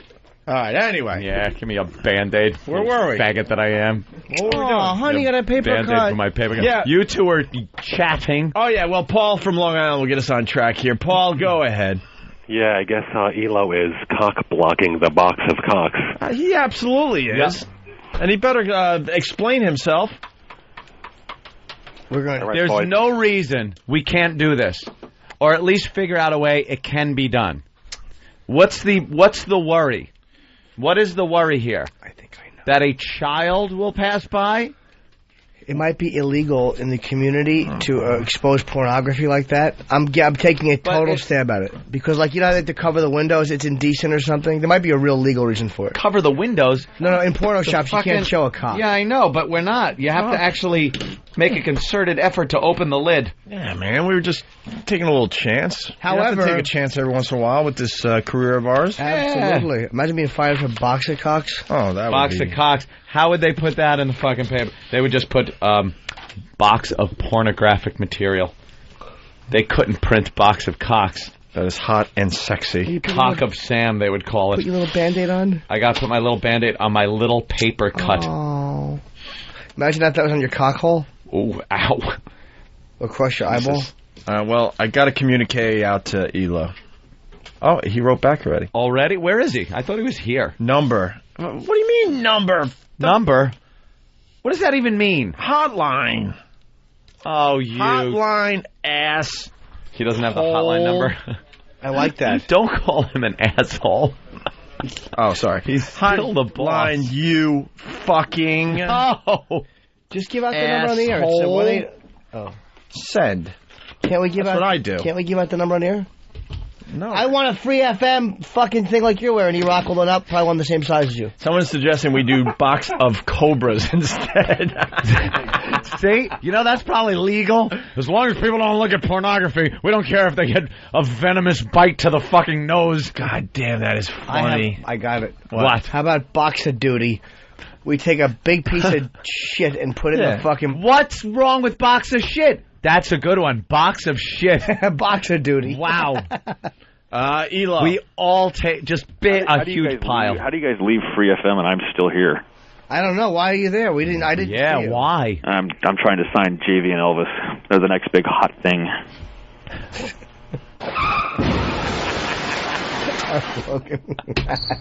I like that one. Sorry. Good one, boss. Yeah, okay. Who's calling me from D.C.? Go away. I don't want to talk to you people. All right. Hi, guys. Sorry I missed you. I was in with Mr. Chisano for it. With Lil Tommy Chiasano? Yeah, 5-year-old Tommy. 5-year-old little Tommy Chiasano? Give him a gobstopper to shut him up? He's like, he's got to be 11 or 12, though. I mean, who gets braces at 90? You know, Stop making fun of me. Stop it. Yeah, he's got braces, and he's got to be pushing 60 at this point. I was chatting about his braces to him, and he's had them on a few weeks, and he's got to keep them on for a year. And he says it's very hard to eat. Why, does he start getting hairs down there? What the fuck's the matter with him? Who at that? He's no kid. No. Wait, he need dentures in 3 years. I mean, at that point, you just say, who cares? Take them out. You know what it is? I'll tell you exactly what it is. Tom's the kind of guy. He's always been like that good-looking guy. He wears a suit very well. He's always been that guy. He's the American Psycho guy, but older now. American Psycho guy. So he takes care of himself, And he must have decided at some point that he needed braces, and he doesn't care how old he is or how silly it is to have braces. I'm 35. I need a lot of things, like a few more inches, a few more pounds, but it's like, shit, I am what I am, you know? That's a great way to look at it. I mean, what are you on, the Iraq philosophy? Yeah, exactly. you need a few more pounds? What's that? To lose, he means, right? Yeah, lose more pounds. I could always, lose weight, go take lipo. I could do what Bubba the Love Sponge does and staple my stomach. I mean, I can do all that stuff. Ooh, does he do that? Yeah. He's still around? The rumor is. Huh. Anyway, so, Elo. I know, you're not happy with me. You and I talked for an hour, and then it was this ass. I got to tell you what Elo does. Whoa. He's a corporate ass. He goes, this is how he tells us we can't do one of the greatest bits that we've come up with in the last year. He goes, I got some good news and some bad news. And then he gives some unbelievable news about us and the channel and XM. I see through this crap. I know you do, but it doesn't mean I You're can't. You're a corporate ass. What's the good news? What book did you read that in? Well, before you give really bad news, make sure you give some really, really good news. Good news. He goes, even if you have to make it up. You know what it's called? It's called the cold prickly and the warm fuzzy. No, what is that? What it's really called in corporate terms? Yeah, that's what they'll tell you. So he gives this good news. You guys, I gotta tell you, you're. I don't even know if I'm allowed to say what you told me, but basically we're doing. We're like the #1 channel on XM, something like that. No, you're not. You are. All right, we're the #1 channel. We have more listeners than Howard as far as just the satellite radio goes, and this and that. You guys are doing this and that, and blah blah blah blah blah. Oh, by the way, can't do Boxo Cox. I'll see you tomorrow morning. And hangs up. Click. What the fuck? What? Yeah. Well, it was the kickoff of the Sugar Bowl, so I had a lot of money on the game, so I had to go. Were legal brought into this? But no, legal was not brought in. Just you. Just the me. Legal mind of Mr. Eric Logan. Exactly. Or the illegal mind. No, it's actually called the legal prevention mind. The legal prevention mind. Ooh, right. Now, what do you see bad about Box of Cocks? Well, Let's discuss. We'll discuss, and I'll tell you the same thing I said to Opie. I said, listen, I'll be happy to sit down with the rooms of attorneys and run the traps, but my experience leads me to believe that I know where we're going to wind up. So here's the issue. The issue is that you have a box on the sidewalk in Manhattan. Yeah. That has wires, antennas, abandoned box. Now, lest us forget that also may bring the bomb squad with it. Wait, wires and antennas? Yeah, we haven't gone that far. No, we haven't gone that far yet. And even if we had, I think that's still okay. Okay, well, I think you're going to get the bomb squad in about 5 minutes. We have a guy out there. If the bomb squad came, if a cop came, they would go, "Now this is what it is." We have a guy out there that would never happen. Okay, well, here's the problem. The problem is unsolicited. Somebody opening a box seeing pornographic material under the auspice of free puppies is going to get you guys in trouble. What if we put free puppy and porno? Free puppy and porno may work. How about this? Free puppy, and there's a piece of shit in there, which you could just as easily see opening it if there was a dog in there. Free puppy and poop? No, just free puppy, and they open it up, and there's a log of shit in it. I just think you guys are asking for trouble. How does Candid Camera and all these other fucking shows get away with deceiving people on video? Well, they're not deceiving people. They are absolutely deceiving people. Because what happens is, as you know, but first of all, most of the shows rarely, those shows don't exist anymore in the way they used to, as you know.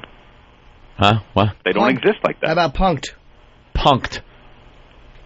Name another one. But Punked also, Borat. by the way... Borat. Okay, well, how many lawsuits... Dateline pedophile special. Okay. Yeah, how many, those guys, those poor sons of bitches. How many lawsuits does Borat have? None. One. No, he has 15 lawsuits. Fake lawsuits, though. No, they're not. 15 lawsuits, but everyone knows the show, the movie. Yeah, but guess what? Borat's going to pay them to go away. Yeah, not a lot, though. 15, that's a fair trade. It's a fine line. You got to judge if the consequences is worth the good for the show. Now we're saying that we need to do things for this program, like Boxo, both here and at on our FM show, that will make some noise, shake up some shit. Until we're able to do that, we're not going to feel good. No, I hear you. I understand. We got to keep our #1 status here, Mr. That's right. So we have to work out a way where we can do Box of Cocks, All right, so if you're or saying- something that can be worked out that is just as good. Fine. If that's what you want me to do, I will get on it today, and I will come back to you with an answer of how we can do Box of Cocks. I mean, listen, just like Money Snatch couldn't do it over at Free FM or over here, but we can do it over there, and we just figured out a way to do it. I suggest you talk to the lawyers pronto, or this bit becomes Elo's inbox of cocks. Oh, shit. I haven't. Is that where you print out all the emails we have gotten from Elo and tape them to the inside of the box? No, it's when I print out all the emails that I get of all the cocks in my office. There you go. That's right. Yeah, no, I know exactly what he meant. Look at you asking for it. Oh, please send them. Yeah, no. How about this? How about we can put marshmallows in it instead and call it Box of Marshmallows? Elo's inbox of cocks. Okay. You're finally getting it? Jesus. I didn't understand that the pests would have been involved. Oh, no, I got No. How about unclipped is his preference? Send unclipped, lots of foreskin preferred. Well, no, we give him a day to make sure we continue with this. Yeah, of course. With this bit. Pests don't do One it. day. He gets 24 hours. 24 Before it turns into Elo's inbox of cocks. I need at least till the end of the show tomorrow to figure out how I can get this done. To the end of the show tomorrow. Okay. Right. Now, that's the weekend. Come on, and then we're in Vegas. Yeah, you are your corporate look ways. at you. No, you got 24 hours from right now. That's right. They don't bargain in the old West. What is this? I mean, I feel like I'm Jack Bauer now. I feel like I'm on an episode of 24. Or he gets a mailbox full of cocks. You better start growing that beard. We turn over to the Chinese people and electrocuted. So, no, we got to do the bit. Does anybody remember Larson? Like you, rich cunt. Boring. Goddamn rich cunt. That's not true. I've seen the stock price. I thought it was going up. What happened? Yeah, hold on.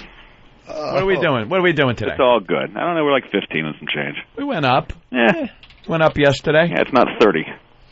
Is 30 better? Well, that's where it used to be, yeah. Wasn't it in the 40s at one point? Oh, yeah.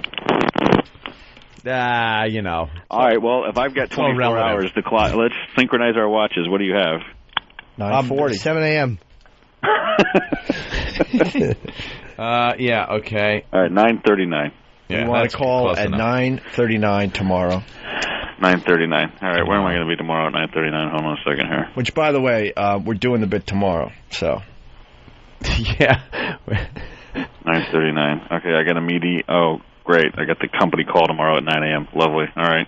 All right, then call us at 8:39. You got 23 hours. 23 hours. Great. You just cut yourself an hour. Lovely. Wait, we're still on FM. Fuck.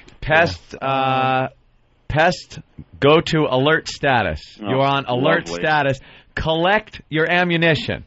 Find some of the best pictures of cocks that you can. Don't get anywhere a cock is in an older gentleman's mouth. That would be disgusting. And definitely don't go to any medical sites and get diseased or infected cocks, because Elo would hate opening that. That's not fair. Nothing worse than a syphilis cock. Keep But it fair. don't Keep it fair. do not send them until his. And by the way, if I time get limit. one, I get an extra 24 hours. No, because you'll send it to that's yourself. the deal. No, Listen, that's no. not. The hostage negotiation has a give and take. If I get one email from You a don't pest, get nothing. We can't control the pests, you know that. Absolutely.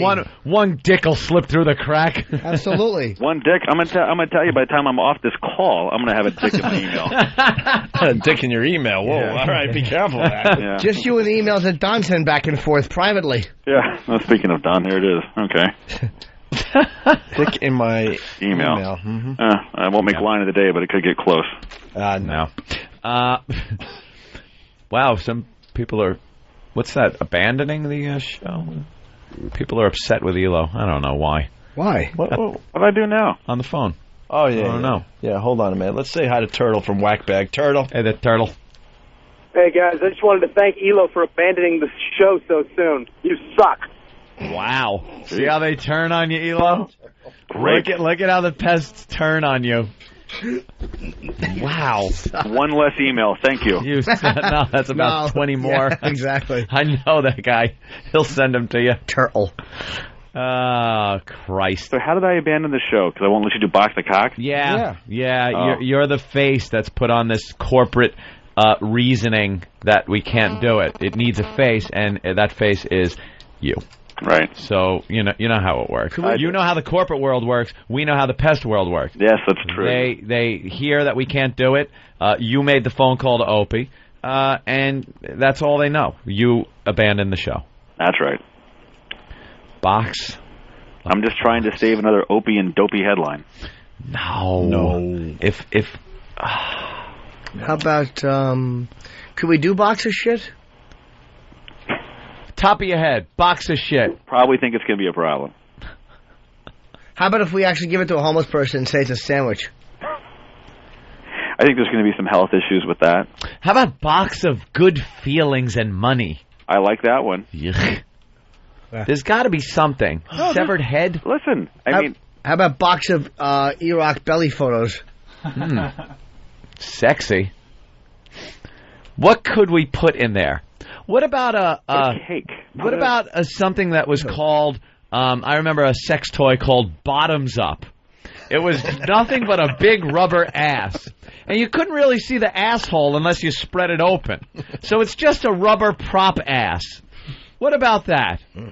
How about the pest suggest some other boxos? Boxos. Box of Elo's head. No.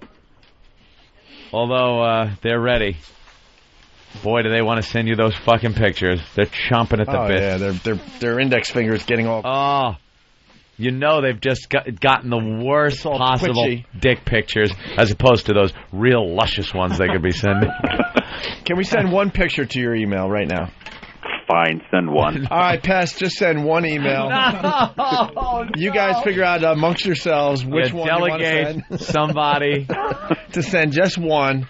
Someone will get the honor of sending just Actually, you know one. what? I only want it to come from Dugout Doug. He's like... Doug. He ain't going to send you just one. No, I know, but He'll send you a real one severed in the mail. What's in the box? From the head of Whackbag. Right, I'm just trying to go to the top of the pecking order. All right, well, you can't take away one of our greatest bits. I will get on the phone and I will give you the official legal answer as to how we can do it. You know what bit we're going to do in 25 hours if we can't do this? Sex for Sam. Great. Well, I don't think that... Only churches on the list. That's right. That's great. And mosques. Mosques. And synagogues. And synagogues. Right. Mm-hmm. Well, let's say hi to Larry in Minnesota. Larry? Hi, Larry. Hey, how's it going, guys? Hey, Larry, you got Elo, the boss of XM, on the air. Yeah, I was thinking of a bit. You guys could just take a whole bunch of pictures of Elo and then just call it Box of Pussies. What do you think of that, Elo? Box of pussies. Yeah. But don't get alarmed, because it's not actual, like, pussies. It'll just be pictures of you. That's right. Nice one. God, how they turn. Well, someone is suggesting Box OXM stocks. Oh, wait, that's an empty box. Yeah. Oh, you know. That's over the line. Let's say hi to Jeremy in Cleveland. Jeremy? Does anybody remember? $30 a share? Stop it. Now listen, Mr. Elo, I am going to forewarn you that if you kill this fish, you will have an inbox of gaping assholes just from me. Gaping. Punching out. Jeremy will be sending box... Yeah. All right, well... Well, I'm glad. I mean, listen. I mean, I'm glad to see the love. Well, you know how this works. I know how it works. It's give and take. You give, we take. Yes, I know. And there's never a give back. I'm very well clear on it's that. It's about time we get a little take, yes, because we've been giving and giving and giving. We need to work this out. It is a great, fun bit. Everyone enjoyed it. No one was damaged by it. Even the people that saw the box of cocks that lifted that lid just walked away. All it takes is one, as you guys know. And all it takes is crossing the street and getting hit by a trolley car. That's right. Or laying down on a subway track. It can happen to anybody in 1850. Look, we need to do the bit. Understand. I'll do what I can. Okay. All right. That's all I can tell you. All right, 8:39. All right. Oh, no, we can't do 8:39. The countdown. How long's your meeting tomorrow? Well, it's Nate's call, so I'd be on like a 9, so I'll be out by 10, probably. What are you guys going to be talking about? Who knows? What's Nate's email? Bob Jones. Listen, don't do that one. No. Not. I think I would recommend you guys have a meeting with the man before you do that. Yeah. Yeah. Who is he? I hear you. How come Nate doesn't like us? That's not true at all. All right. I just think you should meet him. Yeah. All right, we'll meet him. We'll work that out. I know you will. All right, well, I got a lot of work to do, apparently. Oh, you do? Well, I got to get on the phone with attorneys and figure out how to do Cox. He has to make that phone call. I know. Right. I mean, just so I love it. Just so you're clear, Can we listen in on this phone I'm now going to call the general counsel. Yeah. All right? And we have a few litigation issues with the company I'm sure you're aware of, right? Not really. Yeah, well... Can we conference you calling this lady? That would make for some fine radio. It's a lady? No, I won't be the lady. Wow, yeah. Try to steer clear of that. I'm serious. Can we take that phone call on the air? Well, according to FCC regulations, since they're actually the experts in that, they would know that they'd have to grant permission, so let me ask first. Ask permission. We'll just listen in. That's all we want to do. Yeah. We want to see how you handle something like this on the corporate level. Well, I mean, if you did that, you guys would actually have a little bit of appreciation for what I do. If I did that, really. I doubt it, but you never know. It may stop one email. I appreciate you, Eric. I know you do, Jim. I meant Iraq. Such an ass. All right. We got to eat cereal. Go eat cereal. Much more important. All right, boss. Goodbye. Bye, Eric. There he goes. That sucks. We got to figure it out. Welcome to the Opie and Anthony Show, the venomous voices of the vastly vulgar airwaves. Introducing the Destroyer, operator of the OCD organization Opie, the Professor, the know-it-all neurotic Nancy Anthony. Swing over to little Jimmy Norton, the worthless, chinless, buxom master of laugh. Meet the irritating extra of excrement E-Rock, or the swishy audio shim Steve C. And don't forget Sam, black and white, 50-50 where it counts. Corrupting the cavities of ear holes everywhere. It's the Opie and Anthony Show. Opie and Anthony! XM 202.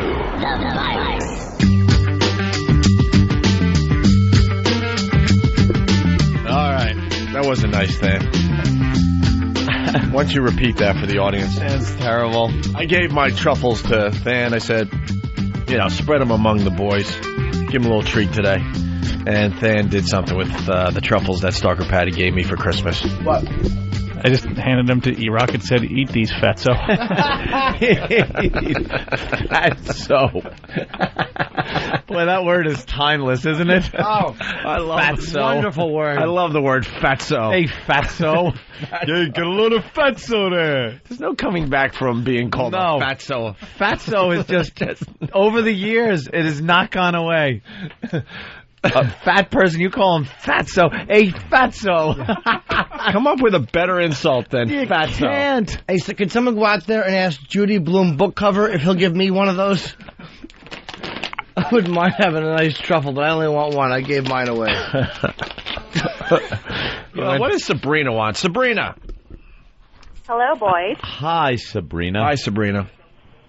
I was listening yesterday, and I wanted to call in, but it was on that playback thing on XM, and you were talking about the assault on the media, and I had to call and talk to you, because not that I want to upset the pests, because God knows I know their wrath. Yes. But the pests here in Las Vegas, I don't think they quite understand the difference between television and radio.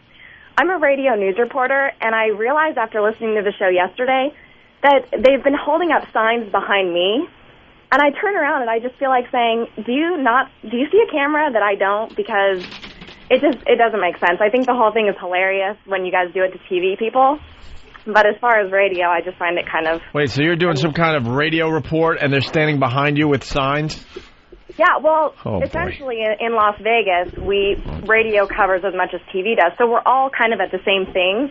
Oh, and I so think they don't know, skewed right? away from the TV people, they come over to me, and I just, I don't want to. I wanted to turn around and be like, "O&A Party Rock," and just do what they say. Yeah. So what was the story you were covering when one of the fans were behind you with the sign? It was Oh, boy. Okay. That one I could say I saw coming a mile away. Yeah, well. All right. Hey, where's Roland? We're not doing Roland today. Where's that hot chick he's with, too? Who is she? He's been hanging with her for a long time. Yeah, she's really solid, It's his beard. Roland. Is that your girl? No, she works for the same company as I do. Oh, she's the backup, so if I get sick. Where'd you get the Dunder Mifflin jacket? NBC.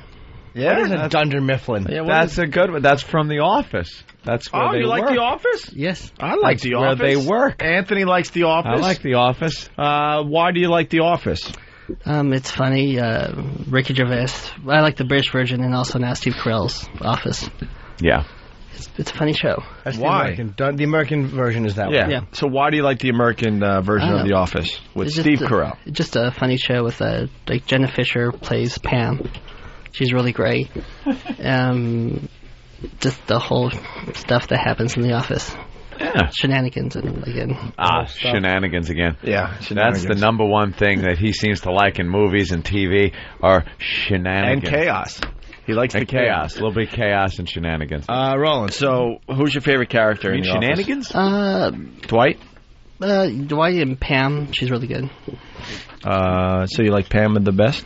Yeah, she's funny. Why? Why is she funny in The Office? Just the way she's just funny. Like her blogs too. She blogs as Pam on the internet. So she takes her character and runs with it. What's better? Oh my God! What's better, the American or the British version? I like the British version though, because of Ricky. I think he just brought it to life. I got to buy the British version. Yeah. Box set's out, right? Only 2 seasons, only 12 episodes of it. Yeah. Can't you get me that? Yes. How about this? Get Ferrand. I don't ask for anything. I'll get you that in the Christmas episode. It's a special one. I didn't see that one yet. I love these so much I won't watch the last one because I'm depressed it's over. Yeah, it's really good. The Christmas one is depressing. Don't humiliate me. Okay. Roland, there is now a rap song, a Roland rap song done by Butcher Ed Brock. We featured some of his music on our show a few months back. Who the fuck is Butcher Ed Brock? This guy that can kill you. Oh, yeah. This guy that looks like a superhero. Hi, Butcher. Superhero. Shazilch.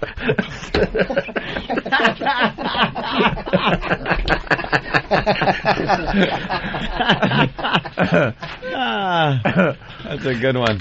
And, yeah, gotta work those headphones. There you go. I got nothing here. What, between the headphones? Yeah, there you go, exactly. Thank you. I'm a dumbass. My bad. My bad. What's going on, guys? What's up? So you made a rap song? Yes, sir. For my good friend Roland. Yeah? It's a good guy. You like it? Who doesn't like it? Is it getting Roland? thumbs up? Yeah. The Roland rap's getting thumbs up from the crew? Well, we'll see if an actual African-American enjoys it. Sam, stick around, please. I haven't seen it. You haven't seen it? Haven't seen it or heard it. It's really tough to see a rap song, but... That's good. Black people do see Sam's capable They of can anything. see sound, what I hear. Yep. Comes from the bigger bone, thigh bone. Back in the day when they would breed for that better athlete could see sound. I meant to say heard. Oh, okay. Well, then we I'll figured stop. that much, but we thought we'd have fun with it. God You forbid. correct me, so I God don't forbid do we the have Jimmy fun the Greek with the anymore. slip up on this show. Yeah, Jesus. You rosy-cheeked little guy. You know what he is? He's Prince Harry. Prince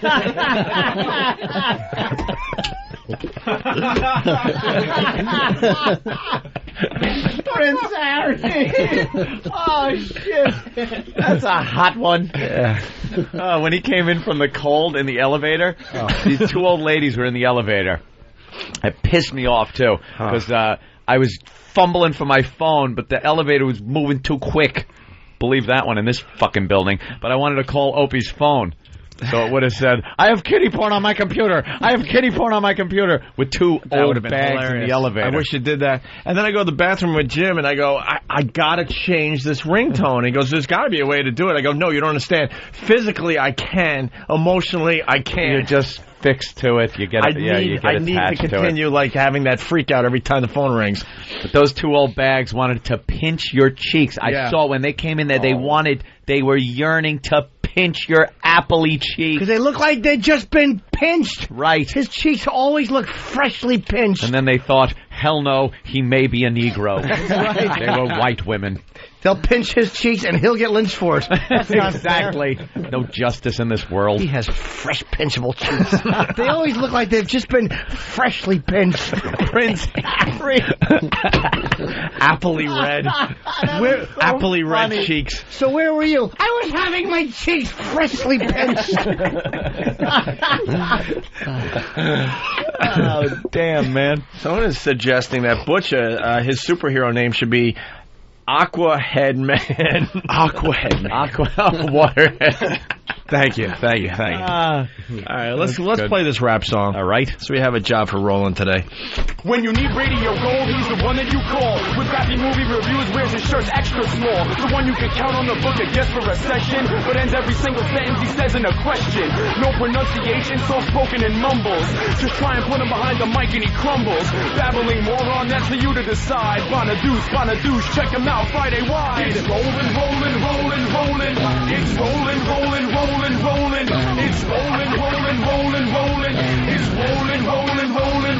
That's good. Yeah. I mean, had action, suspense. That's excellent. Yeah. I didn't even hear the final edit of that. That's great. That's all right. Good. I like his stuff because he's not. A lot of white rappers try to be like Eminem, and he doesn't. He does his own thing. I like that. Yeah. A lot of those guys try to take that cadence. He didn't do that. He's good. You're gonna watch White Rap? What is it called? White Rapper on? Yeah, the White Rapper Show. Of course, the black guy knows. I don't even know. Never even heard of it. Are they doing that now? It's like an ad of. What is it on VH1? VH1 or MTV. Let's see MTV run Black Lawyer. Yeah. It's White Rapper, and is it like the whole like real world type scenario? It's like they're a game all living show. together. And somebody gets voted off. It's a bunch of white people. Yeah, another show where someone gets voted off. Wait a minute. Wait, is that a racially based thing? Yes, they're all white people. But are they voting a black person off or something like that, or no? No, there's no black people on the show. There's no black people allowed. It's the White Rapper. So it's a bunch of... It's about white rappers. Want to be white rappers. Yeah, because... Somebody I'm very close to created a show like that, and they didn't buy it, so I was thinking they might have stolen it. Oh! Hoo-hoo. No? Yes.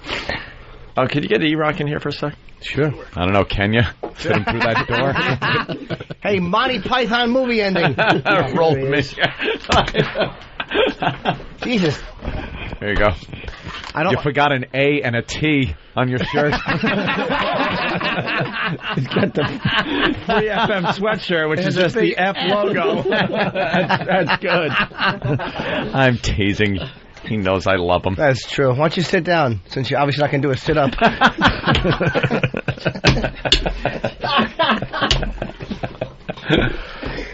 All right, that's good. I just want to look at you. That's right.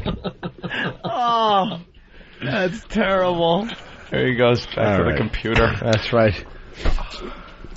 All right. Anyway, Roland, we have a job for you today. We want to play Meet the Audience with Roland. We play it from time to time. We haven't done it in a while. We got some fine listeners outside here. We got about 10 or 12 in the studio today. Yeah. Studio audience. Our studio audience. Take your wireless mic. And let's meet the listeners with Roland. Roland's going to go out there. He's got a very good interviewing style. It's unique. Yeah. That's for sure. One way to put it. Here's Roland outside rushing the studio. Over there. Are they people rushing? Why are the people leaving? Where are they going?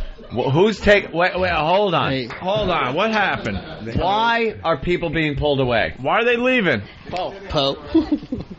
Why is the guy in the Red Sox thing being taken away?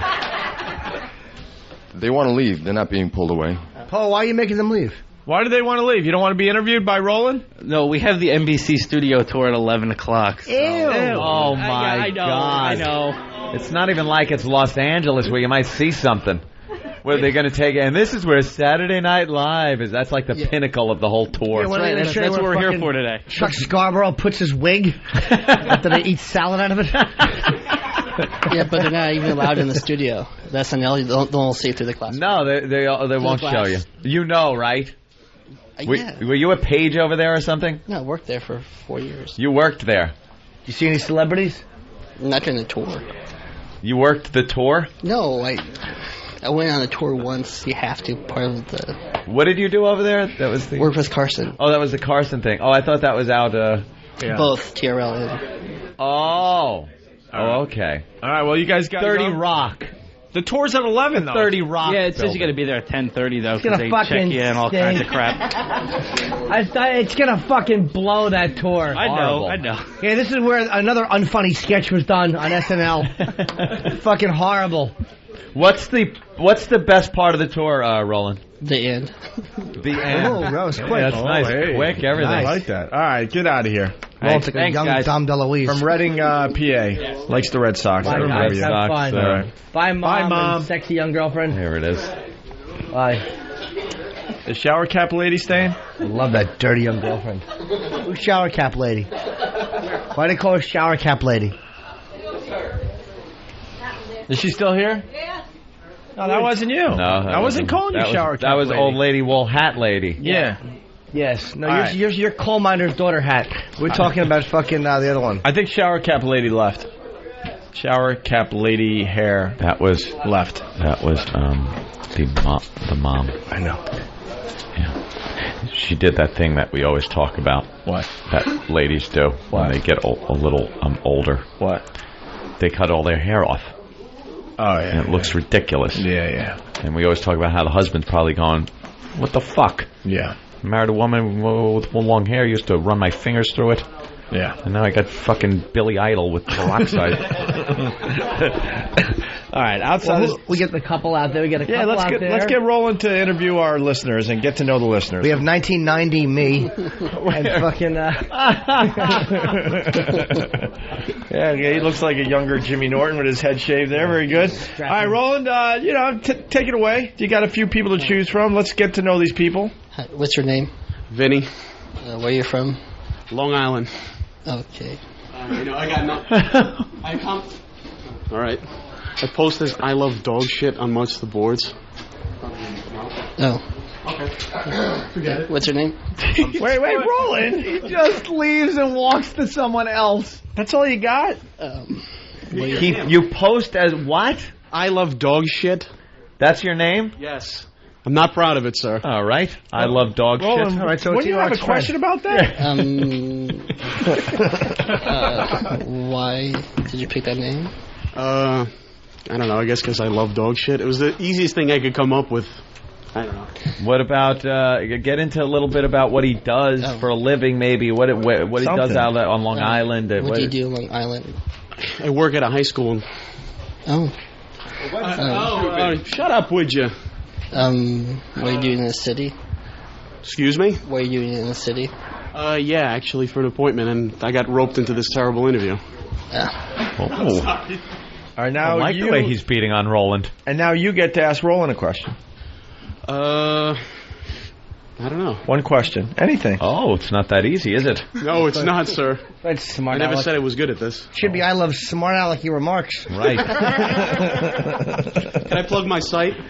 If it's Eat a Bullet, you can. All right. Yeah, what's your site? Go ahead. SpreadTheOmnivirus.com. Cool. All right. Let's go to the next guy there, Rome. What's your name? Pete. Where are you from? Connecticut. Connecticut. What do you do? I work at a machine shop. All right. What do you do? Bridgeport? Wait. Yeah, Bridgeport. I worked at Bridgeport. I used to work on the Bridgeport. I don't know what that is. It's a milling machine, you fucking faggot. Oh. You make things out of metal. You take a big chunk of metal, and when you're done with it, it's a gadget or a gizmo or a fucking widget. Oh, I'm not a faggot. I just thought the Bridgeport had something to do with cards. No. It's great. You make armatures. Make me an armature. All right. All right, continue, Roland. We're talking men things. When men were dinosaurs. Men in machine shops with Earl. And I mean oil, not black gentlemen. What are you doing in the city? Just visiting before I leave for school. Where do you go to school at? Ohio. Oh. He just nods at them. Roll an Ohio. interview tip. You never say, oh. Oh, and then nod. How about, since he's like doing what I consider a pretty, crappy job right now. I understand he can make some money, but it really is despicable work. What is he going to school for? Maybe, better himself. What are you studying? I'm working on studying cars.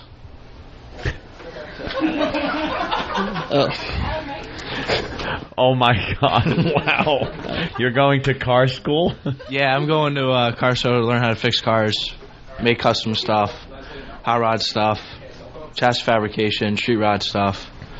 Are you good? You're obviously good, because I was once fired. I worked at a bicycle shop, and I was fired because I was not mechanically inclined.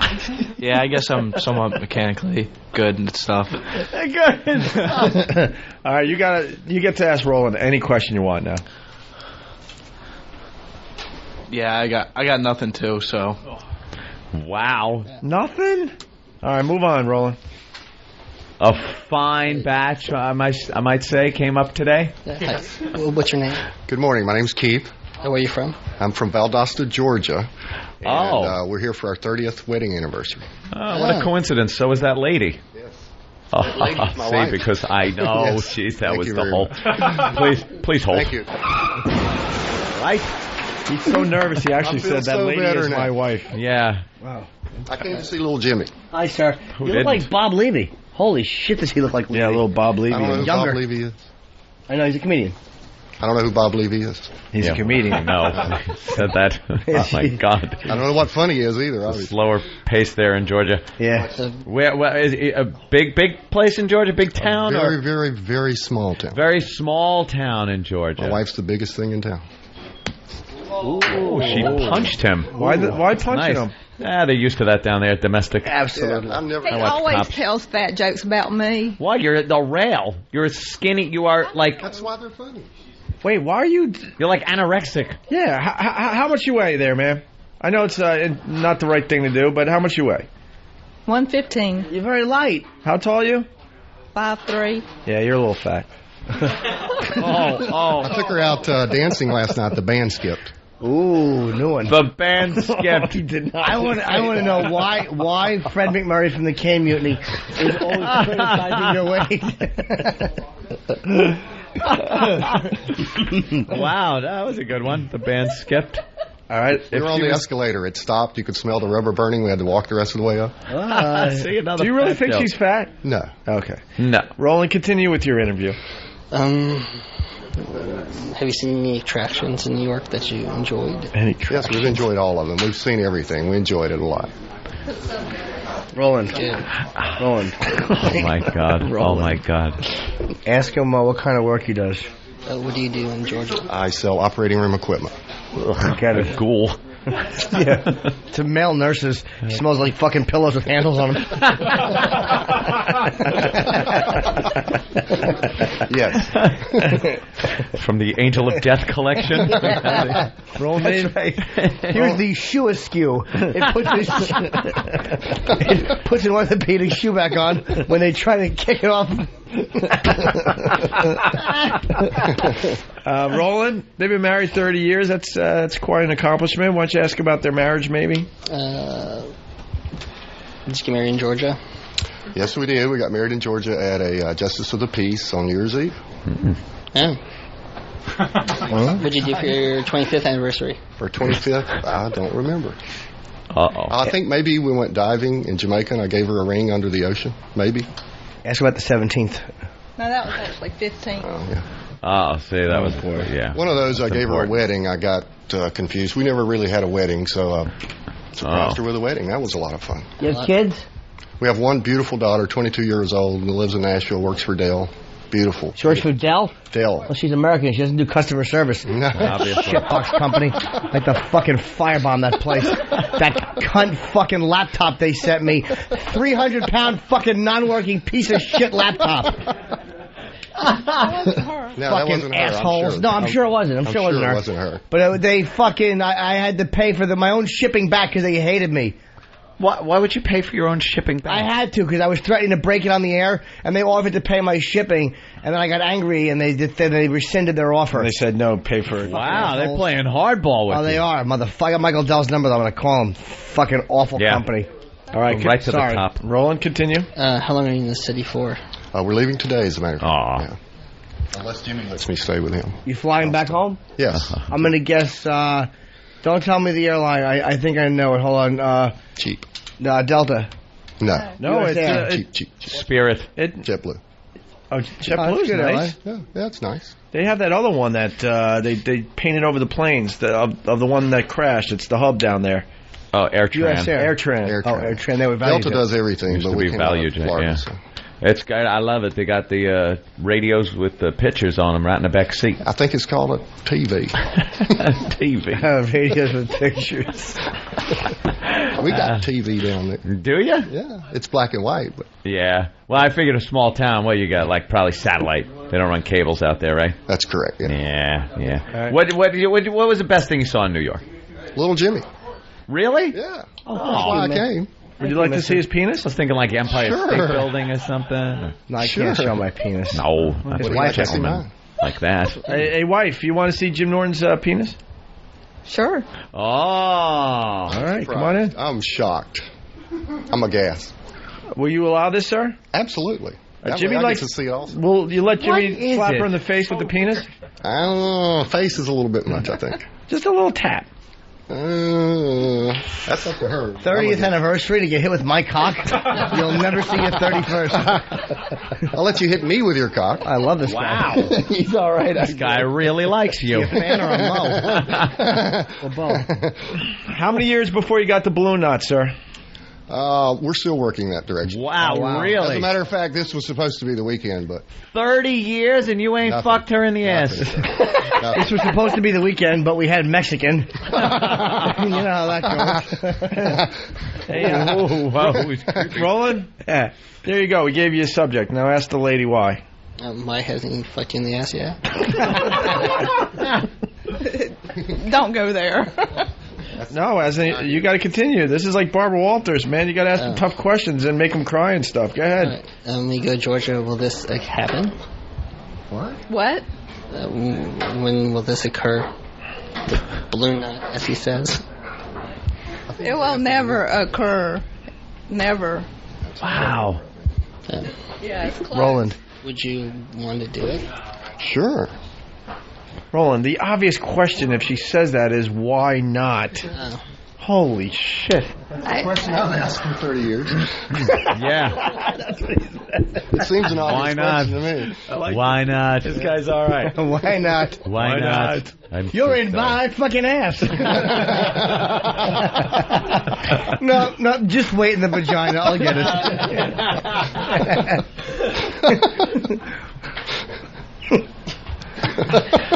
How did your asshole bleed? Roland, get to the bottom of the issue here with her. Why not? Steve. Why not? I don't. Why not? It just won't happen. Why not? Why not? Why not? Why not? Because I don't want it to. But why? Get the fuck out now. Her ass talking. Why not? It would hurt. That's terrible. I'm sorry. Why not? Why not? Why You not? wouldn't let me do it to him. No. Why not? Why not? Why not? Sir, Why not? Would you let her strap Sure, on a absolutely, dildo? sir. Absolutely. All right. So he would take a dildo, a strap on. No, he wouldn't have asked him. No. What the fuck? Nothing's wrong. Just stay in the living room. I'll handle It's it. never asked. It's never been offered, I promise you. Yeah. It would be, for that I would do it. Is he hung? That would, Jimmy. Yes. You're a size queen? Not looking at me. Yeah, good couple. Size queen. I like this couple. She's all right. Oh, God, Jim. Long. Jimmy's It's fixing long. himself Very, now. Very long. that. Look at Jimmy. He's tall. He's Look tall at and that. it's very long. Yeah, it's cool. The front of Jimmy's It would pants is hurt. sticking out. Jimmy, what Maybe I get to slap Jimmy with mine, huh? Jimmy, you let me slap you with my cock? No, sir. His is very long. What if he just puts in the tip? Yeah. Just the tip. Yeah. Like that horse did to that guy in Seattle. Just the tip, and then you ram it on home. No? She's not heard 30 years. 30 years. He's got a really long one, so. It's really long and it's too fat. Wow. Guy's got a feel so Dinty Moore proud. beef stew can. All of America knows I have a stew can. Nice. That's nice. Especially if your cum is the consistency of stew. That's even better. You make a girl drink it. That's terrible. I'm sorry.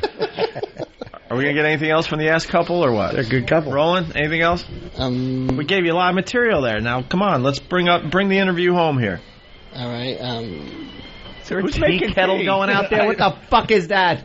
Are you shitting me? Who's making tea? Is someone making tea? Who is that?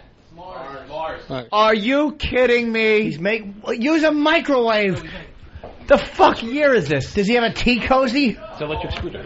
Oh. All right. Sorry I thought then. tea as well. All right, Oh. Roland, bring the interview home.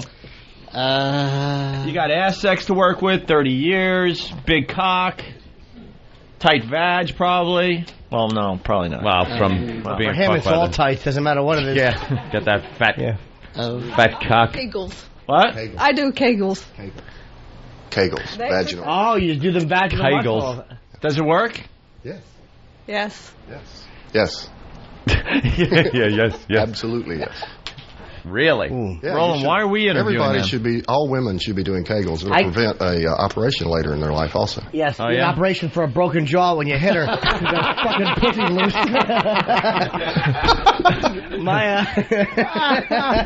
Later in life, a woman's vagina, the rectum and the bladder falls out of her vagina, and if you do Kegels during your early life, it'll prevent that from happening. That's great. Wow. Asshole falls out like a baboon lifting something. Fucking baboon lifting a fridge or Iraq. Poor Iraq. Someone is suggesting we rename him E-Roll. E-roll. Oh, is that good? I can't take credit. Oh, you gotta give the guy credit for that one. I have to go way back on the instant feedback. I'll find E-roll. the guy. Fucking, my girlfriend does, I don't know if she does Kegel, but she has that thing where Snapman from Whackbag. she'll fucking grip your cock. It's fucking great, man. My girlfriend's vagina, she hates when I talk about her sex life, but her pussy reminds me of a lamb's mouth suckling, because the lips just go out and grab. Holy shit. And I say that in a loving way. I can almost hear it going, murr, murr. A lamb's mouth. I told her once, I said, your pussy, it's like a horse eating oats. Wow. All right. Anything else we're going to get out of this couple? Big cock and no ass sex. Roland? What's your favorite sexual positions? Oh, there you go. I like all of them. Obviously not the ass sex one, but I would like that one, but I like all of them. Doggy. Wow. She likes the doggy. That's right. Get your hair pulled a little bit. Spanking. Yeah. A little spanking. What was that noise? Ask them what the craziest thing they've done there. What's the craziest thing you've done in this Sexually. Oh, Jesus. I don't know. Oh, she leaned toward the microphone. Yes, she She's did. got 30 years has got to be something. Yeah, Come let's- on. I was in What, this. in that pond? That alligator pond? A long time ago? Jesus. They fucked Steve Irwin's corpse.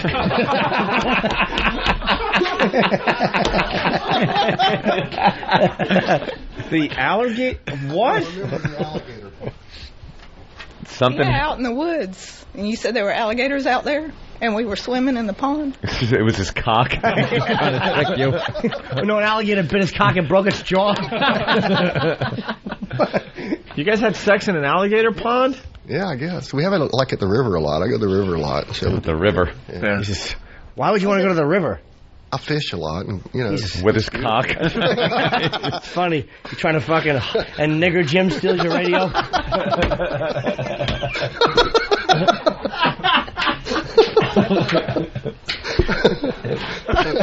Danny from Northern California.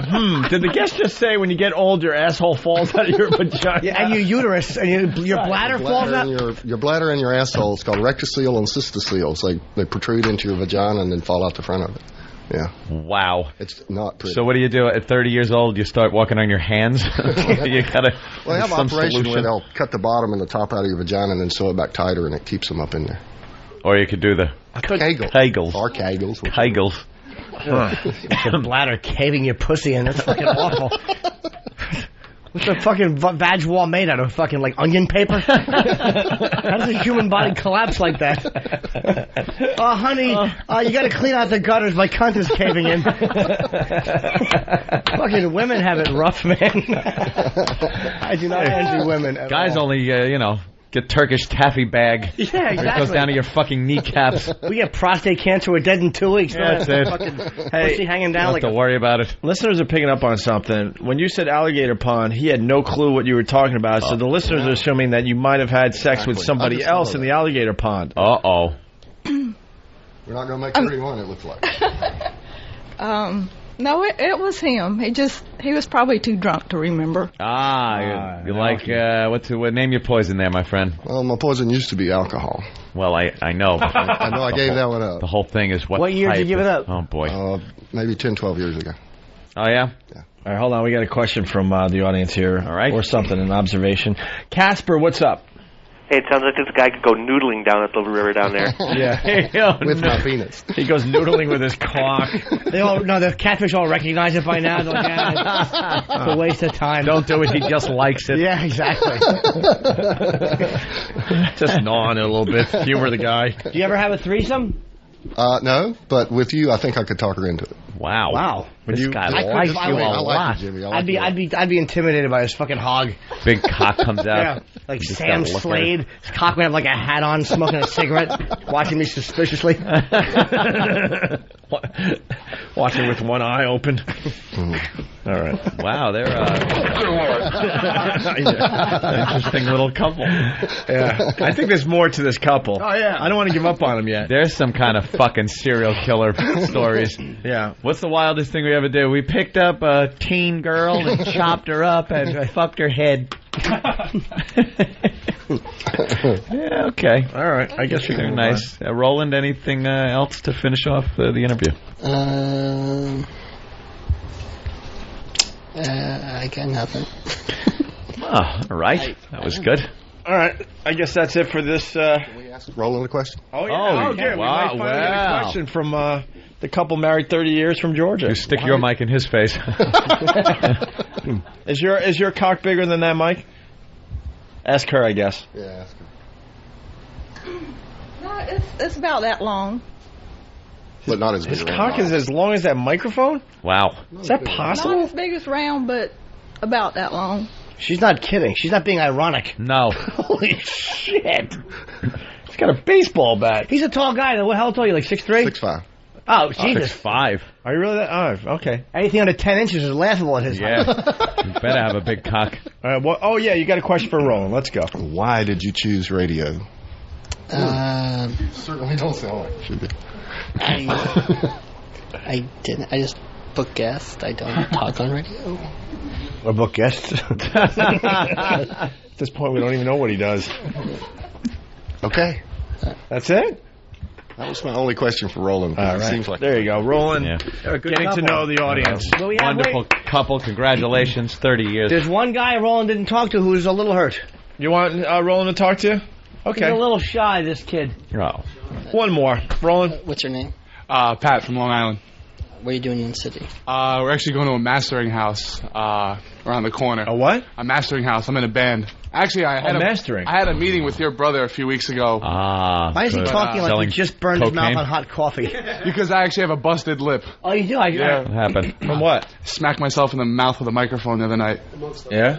Amongst other things. Wait, I shouldn't have said that. Are you going to be the new Bono in Joe's band? No, I think you guys trained me well enough to hate him with a passion. Oh, Joe? No, Bono. No, okay. Joe's actually really cool. I actually dropped him an email. Great. Yeah, he was cool. And you've answered a few of my emails, and were really cool to me. He got me hooked on you guys when I was like 15 years old, so I could never come to any of the appearances. I actually came to the roast. That was one of the only ones I got to go to. I got kicked out of the Viper Bar because I was too young. How old are you now? 20. Oh, all right, cool, man. So actually, this is like the first time I actually got to check you guys out and not get kicked out. What's the Throw him out. Hijinks from Long Island. Hijinks from Long Island? Yeah. You got like a CD on you? Not on me. No, we're actually doing. Oh, was that a bad move? What a dummy! Oh, I know what you did. The Should've had Godsmack. So I something. figured I'd You know, I don't Should have had something. We would play something right now. Coming up here, you'd have had your band being played. Now, see, you're going to come back another day. And we're going to go, We're going to be like, no. I can't get to you, sorry. It's going to get smashed on the table. Yeah. Let's have some hijinks. We need a little hijinks. Wow. That's why we're changing the name. It's terrible. That's not a good name. It's terrible. Yo, what are you doing? Let's go see hijinks. No. Hijinks. We actually call had it shenanigans. We had one interview that actually said if you get past the goofy name, they're a great band. Cool. So I think that's when we finally realized, all right. And the lead singer, Thomas Foolery. What does the band sound like? That's a very popular question to ask. Kind of Maroon 5 with horns. Maroon 5 with horns. Yeah, kind of with the Dave Matthews guitar stuff. No emo shit, right? Dude, that's why I remember you talking about CBG, because every time I do booking work, I always listen to you guys. I'm actually like a year and a half behind because I listen to it on the internet. Jesus And, Christ. yeah, I listen all 4 hours. I don't skip anything, but he was talking about how all the dive bars on Long Island. It was funny that just as I'm like, one of the bars I was going to book at, you were bashing, and I forgot which. Boring. I lose. So yeah. That's about all I got. Do you have a MySpace account? How do we hear hijinks? Either new stuff is up on sonicbids.com/HYJINX3. Oh, good. Never. Luck. You won't get one hit. You're going to run home all excited. MySpace.com/hijinks. But that has all the old shit that's terrible, so that's why. Let's get to MySpace.com/hijinks and get some hijinks. Get that terrible shit. We'll end the show with some hijinks. How do we find it again? I would go to the Sonic Bids account. It's got the... All right, what is that account again? SonicBids.com. Bids.com, okay. /HYJINX3. Oh, you know what? I even tried to concentrate that time. There's a Y, a J, and an X in it. I know. It's like hijinks. No, only this time different. I'm going to try to write it down. Say it again. Sonic Bids. SonicBids.com. Go ahead. /HYJINX.org. I don't like the thing. What happened to the 3 part? I sucked at... Okay, I'm going to write it down. What happened to the 3? Oh, I said 3, didn't I? Oh, forget it. This is pressure. How could you have .com and then /something.org? Because it's our electronic press kit and has all the newer What? Hijinks. You said hijinks 3 and then hijinks.org. You just fucked. See, I'm writing it down for Steve. But you're telling him to go to a .com site /something.org. Yes. There you go. That won't work. Or Bud Dwyer. Some are saying it's Maroon 5 but gayer. Are you the singer? No, I play. He play plays what? the bone. Saxophone. He plays the Hold on, get Roland a better microphone. His mic's battery's crapping out. Roland thought that was just his brain. No. He hears that all the time. No, Roland, that was going out on the air. That was not He plays a inside your brain. saxophone. What an odd instrument for a young man to play. It's Hold on, we got it. Roll it here. Oh, that works. Relax, Steve. Yeah. Yeah, so that's... all I play sax. Yeah, all those type of instruments are making their way into music now. Yeah. Power horns. All that stuff. Yeah. Actually, George Marshall said hi, by the way. I don't know if you guys remember him from... George Marshall. I'm actually a friend with Thorogood. I was friends with Thorogood. Yeah, he... I told... we're doing our record there, and we were shooting shit because I wear your shirt all the time. Yeah. And he's like, how are those guys? Yeah. And I was like, George with his ponytail. And, Oh, yeah. He still has that, huh? smokes like half a pack of cigarettes. He's got a mole on his hand. Oh, yeah. But you can never draw your attention away from it. No, because it's all, yeah. Every time you shake I the have no hand, you idea. see the mole. Ugh. You have any clue what he's talking about? No. And why did no one... When he said, I'm friends with George Marshall, and I said, well, I was friends with Thorogood. He didn't, no, you got it, but he didn't. He was like, oh, yeah, no, I know. Yeah. He's a little good. He's a good boy. All right, guys. He's Thank 20. you. He's sweet. Well, thanks for getting to know the audience. What? E-Rock is actually old friends with my bassist. He went to high school with him, and they almost burned the school down. Oh. E-Rock almost Why, burned was the school down? Eric's knife and fork rubbing together?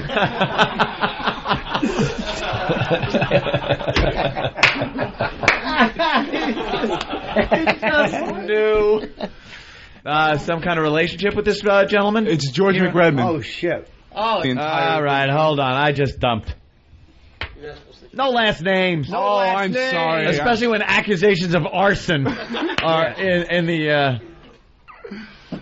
You have to hit the dump button. By the way, yes. Probably Opie, didn't work anyway. Dave writes, yes, Opie, the saxophone is just now being introduced to music. It's coming back into current It was music. very popular during the ska and funk period in the early to mid 90s. Billy Joel used it Jackass. a lot. He's actually a friend of ours. But now it's... Billy Joel? The sax player. We recorded at his studio last. What's This his guy name? knows everybody. Richie Kanata? Yeah, Richie. Yeah, we did his studio. No one gives a shit about Kanata play saxophone. I'm like, Richie Kanata. excuse me. What happened to you? Phew, just missed. You really got something going on with that chin. Is it what are you really? gonna, What are you going to do? You have to do something. Chin exercises? He's chewing food to try to lose the weight in his chin. Let's send him to Iraq and see if they can get a noose around that neck. Good luck. What happened? I don't know. I was sick over the holiday. I just sat around and ate. Can you do Watch Chubby TV. Bunny for us today? All right. What are you going to do, though? Exercise? What's the New Year's resolution? No New Year's resolution. Just I'm gonna obviously from today I'm going to lose. Wow. Well, you some don't of look this that weight. bad. I mean, how much can you? I'm not even fucking with you. You put a couple pounds. I'm not saying you were obese, dude. Open your yeah. Look. How much did you put on? Would you say? Maybe about another 10. That's 15. Yeah, when? I was going to say 15. Maybe 15. Since when? Since yesterday. Since probably middle of December. What? What do you? Is that possible? It's just like the first week of January. No, that's what I'm saying. What'd you eat for It's like a breakfast? pound a day almost. Jesus. Today was banana, yogurt, and Cheerios. Sam comes in and points and laughs at him. Sam's happy. Oh, we got some hijinks. All right, you're off the hook. We got to play some hijinks.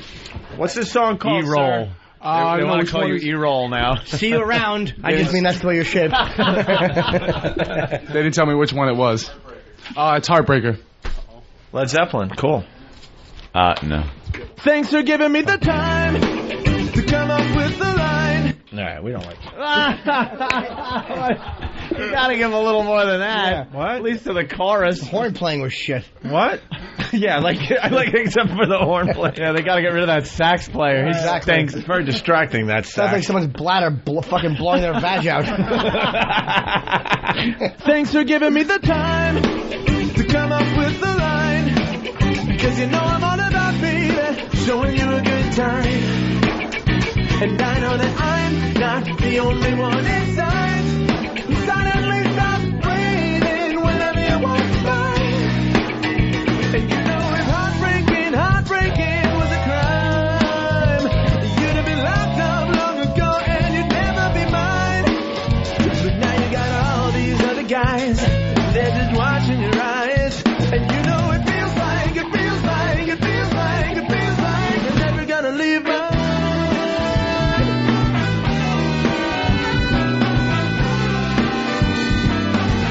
There's something about the way that you move. You know I see men crumble trying to get close to you. With all of that beauty, gallantly comes pride.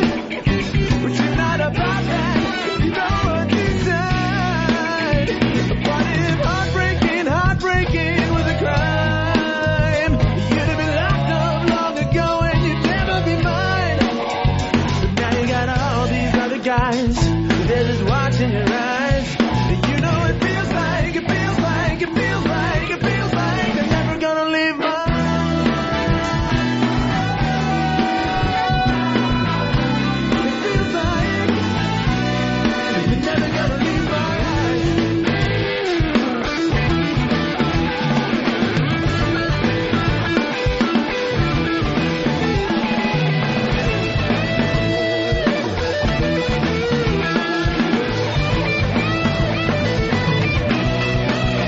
And you know every man here, they need you to survive, to stay alive.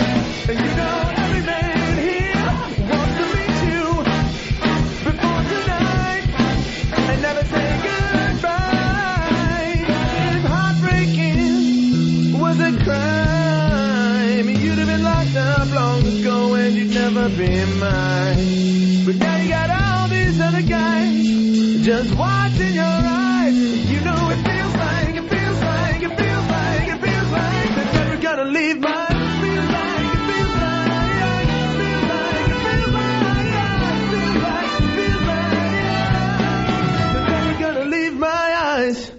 There it is, hijinks. What do you guys think out there, huh? George is applauding. Yeah, it's not my style, but It's not my of music, right. but they're not a bad band. I mean, they're a good band. I think the singer's very good. He's got a really cool voice. I like the drums, too. Yeah, very good drummer. I like the horns. They sound good, too. Thanks. So give you a little props Guitars, there. they're all good. It's, Maroon 5. Yeah, that record changed our entire life. Like, we used to be a shitty ska band, and then that record came out, and we kind of all really got into it. So all kind of ripped off. Yeah, basically. Well, John Mayer was on your show, and he said the best quote that I think I've ever heard was, "At this point in the game, no one does anything original. It's how good you can rip something off." I saw that on the live feed, and it was probably Why not? So, I mean, why not?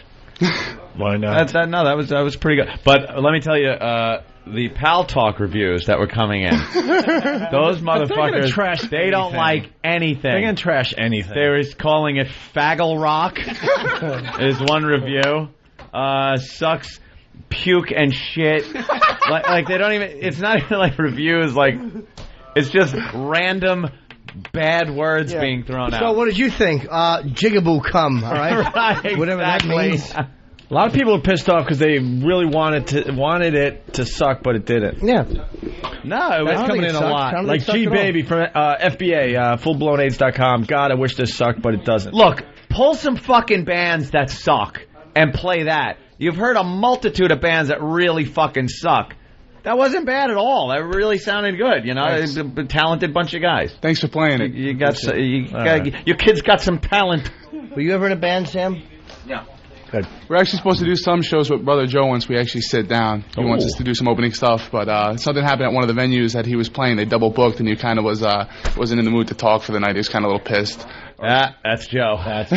Yeah, that's But at least he was cool and said, "Listen, tonight might not be a cool night. I'm kind of things are crazy over here." So it was cool of him to do that. Changing. He's probably firing half the band or getting in fights with them or something. God knows what he was doing. I'm surprised that the new Bono lasted 2 weeks so far. Jesus. How many Bonos have he been? I don't know. Has he been through? Joe's actually trying to get Bono's blood so he can clone him. He actually fired the real Bono. Yeah, at one point. He realized, imagine that if he realized 3 Bonos back was the real Bono. Fuck. Joe wants to be both. He wants to be Edge and Bono and just maybe have different hats. Just do it. Put the drum kit on his back. You could put the cymbals between his knees. All right, the big website plug again. www.hyjinx.org. All right. Hijinks.org. With that, we got to take a break. Oh, we got to end Roland's interviews with the audience with the Roland theme song once more as we go to break here. Are we going to get to the story of the day? We're running out of time. We got to do line of the day. We got a lot of mopping up to do here today. The girl that's going to be 6 for the rest of her life. That's a cute We'll try to do that quick when we get back. But first, here's Roland's new theme song by Butcher Ed Brock. Correct. When you need radio gold, he's the one that you call. With crappy movie reviews, wears his shirts extra small. The one you can count on the book that gets for a section, but ends every single sentence he says in a question. No pronunciation, soft-spoken and mumbles. Just try and put him behind the mic and he crumbles. Babbling moron, that's for you to decide. Bonadouche, check him out Friday wide. It's rolling, rolling, rolling, rolling. It's rolling, rolling, rolling, rolling. It's rolling, rolling, rolling, rolling. It's rolling, rolling, rolling, rolling. It's good. I mean, it had action, suspense. There's a virus spreading in our area. Will it affect you? Find out on the next Opie and Anthony show. The virus made my genitals rot off. I don't really have the virus yet. I'm kind of itchy and stuff, but I don't really have the virus. That virus you're always talking about. El virus de Opie and Anthony. The virus.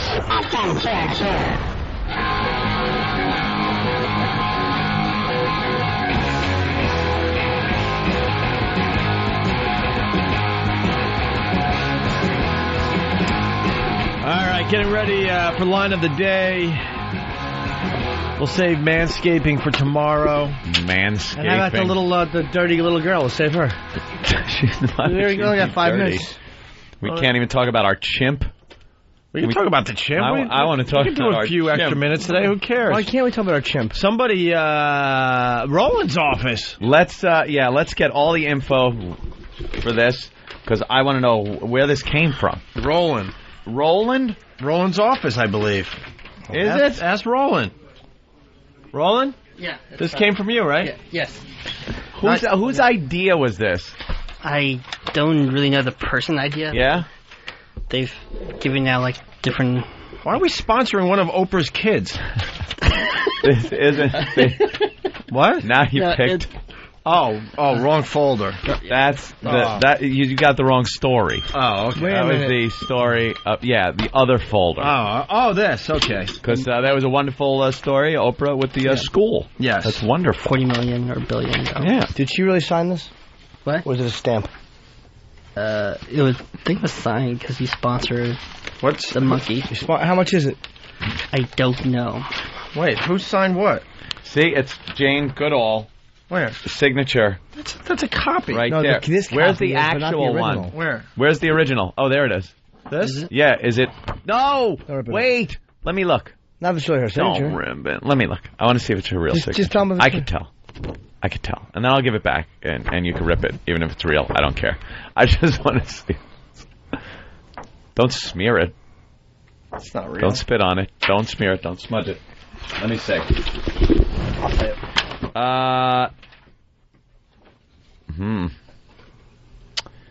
That is not real. Let me see. Look at the two L's in Goodall. Look at the two L's. That's where you can tell it's printed. Yeah, it's printed. Yep. Printed. We're not important enough to get a real autograph. Because I could see. Yeah. I don't know about that. I don't know if you're correct about that. Nah, it's All right, let's explain. Have that scanned. Can we explain so we can get out of here? Yes. For Christmas, your company that you work for. Yeah. A lot of people think you work for XM, but yes. Oh, I don't know. I was just saying the two L's. What do I know? Why would the L's be any different than any other letter? She loves these things, man. She did sign this. Yeah. Yeah, you should have done that. She's well, you can have it. I don't want it. Frame it. Fuck am I put it in the office. Yeah, we should frame it and put it in the office. Yeah, don't throw that. That's nice. It's a wonderful. All right, can I have it back then? She's a good lady, Jane Goodall. She saved a lot of chimp lives and stuff. Did she? Yeah, man, I like her. She did God's work, as they say. How about people? People are fucking. Oh, Jesus. Oh no. Why? All right, anyway. We can take that back together, Jimmy. Don't worry about it. All right, anyway. Fuck, people, there's plenty of people taking care of people. Jane Goodall did a nice job. She fucking lived over there with them. That's right. Diane Fossey, too. She was killed for it. So, your company, a lot of people think you work for XM, but you don't, Roland. I think you work for a company that books guests. Yes. And I guess this year was like people donate stuff like adopt an animal or something this year for Christmas gifts. A lot of companies were doing that. So we got the monkey. Here it is. Dear Opie and Anthony. Oh, you got the letter? And Jimmy. It is our pleasure to inform you that a donation was made on your behalf by a certain someone to the Jane Goodall Institute on December blah blah blah for the Chimp Guardianship Program. Congratulations, you are now a chimp guardian for Baluku. Yeah. Baluku. Baluku. Baluku. B-A-L. Baluku. U-K-U. Enclosed, you will find information on chimpanzees, the Jane Goodall Institute, as well as a short biography, a picture, and your chimp guardian certificate for Baluku. Our little chimp. He's so cute. He is adorable. I want that picture, the color picture. What? I said color picture scanned into the computer so we can put the color picture up on the message boards. All right, here. It's look at the little guy. Let me see him. He is a Baluku. How do you not want to just look at his little ears? Do you want to give him a kiss? I want to make 2 ashtrays out of those little hands. No. Yes. He is adorable. I'd pick him up by his little feet and throw him into a wood chipper. With your generous investment, the Jane Goodall Institute will continue to care for the chimpanzees who live in our sanctuaries in the Republic of Congo and Uganda. Oh, boy. And in the wild at Gombe. Oh, boy. On behalf of all the dedicated people who work with us, an important cause, and particularly on behalf of the orphaned and wild chimps in need. Please accept our warmest thanks. Thank you sincerely, and et cetera, et cetera. Look at how blah, cute blah, blah. there's the picture of Beluco, and he has he's like next to like a little cage. He's holding like a little green thing. His little fingers. He's adorable. Here's the story of Baluku. You would kiss him. You would kiss him. Baluku or something In the like that. summer of '99, the Ugandan Wildlife Agency, with the aid of customs officials, confiscated a young male chimp from the Mubaba border in Uganda. This poor little chimp had been locked up in a coal shed without light or food. A little chimp. That's terrific. No, it's not. That's terrific. While his captor waited for a buyer, probably from the international pet trade. Where is that? The chimp was brought to Ngamba Island Sanctuary and 100-acre island located Lake Victoria, Uganda. The island supports a rich diversity of wildlife. That's wonderful. The staff first met Baluku. It was obvious to them he had been abused. Around his waist, he had a deep scar from where the ropes had been tied. Understandably, he was apprehensive around humans. Although it was a slow process, Baluka was now much more comfortable around people. I say we go and bring him a cake. Worked out well for the last guy that tried that. Baluka will rip our balls off and eat our feet. Baluku is a bad boy, and that's why that gentleman was tying him up. No. He's a bad chimp. Since his arrival, Baluka has grown into quite a boisterous juvenile. He's a very spirited and mischievous young male, ever popular with the staff and visitors alike. He now feels very much at home with his chimpanzee companions, all of whom were, like Baluku, rescued from an uncertain fate. He loves the water. He enjoys sitting and playing in the lake when the water's calm and clear. He recently joined up with another chimp named Indy, and together they retrieved an old jerry can.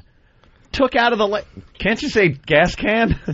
They forgot other things. Jerry can is from World War II. It was a kind of a term for the Germans were the Jerrys, and they carry the gas in jerry cans. By the way, he doesn't just enjoy playing in the lake. He also enjoys testicle biting and shit throwing. Of course. And they attempted to float on it. They play together. They have behavioral enrichment program. And they have an artificial termite mound, and they've been instructed on how to use the stick to see where the money goes. That's just terrific. They teach him to use a stick to get the termites. Recently, Baluku showed us the new side to his personality when him and 4 of his friends tried to rob a man on the subway. No, stop it. We're introduced into a nursery group. And rather than teasing them mercilessly, he took it upon himself to be their protector. So he's turning into a good little chimp. With our help now, thanks to the people that Roland works with. And by the way, we're not the only ones that have adopted a chimp. Really? Yeah. Hold on. Let's see. I am going to hit the goddamn dump button because it is a slow news day. What? I thought this is the only proof of adoption or caretaking financially of a chimpanzee that I have seen or heard from anybody that we know. Oh, yeah. So I can only assume if you know somebody else, it's going to be something horrible. Wait a minute. Anthony Cumia is backing away from the microphone. I'm just saying, ask that problem Ron. Oh, what? Ron? From the Ron and Fez show? They're also in the adoption program. I'd ask him if I was on speaking terms with him or anyone from that show. No, it's really just Ron at this point. Yeah, but Ron is the titular head of that program. And I don't even want to get into it, but big problems. Big problems. And yes, it does involve the whole Free FM thing and them going over there. And they are part of the adoption program. They are? Yes. By the way, how's Brad? I hear theirs keeps fainting. That's what I hear when you discuss broken penises. They got theirs from the Opie and Anthony Institute. I thought you were going to go with Brad and Angelina. No, that's been played out a little bit. Absolutely. That was a donation that was made to the Muni Foundation, the Scott Muni Foundation, for adopting their chimp.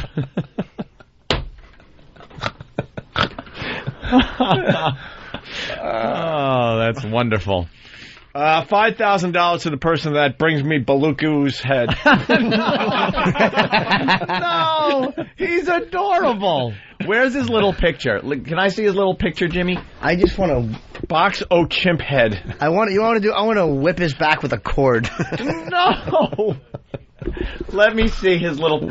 Oh, I thought Sam was coming to get it. Yeah, you put it back like the fucking Pony Express was coming for it. So our Christmas present is that we adopted a chimp. Is the peace of mind that we are now caring for this young little chimpanzee. Let me show the Pal Talk people.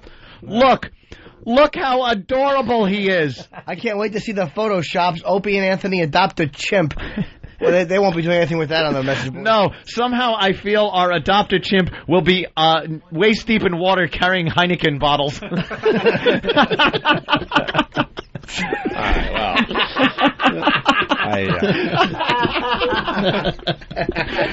There he is. Isn't he adorable? See?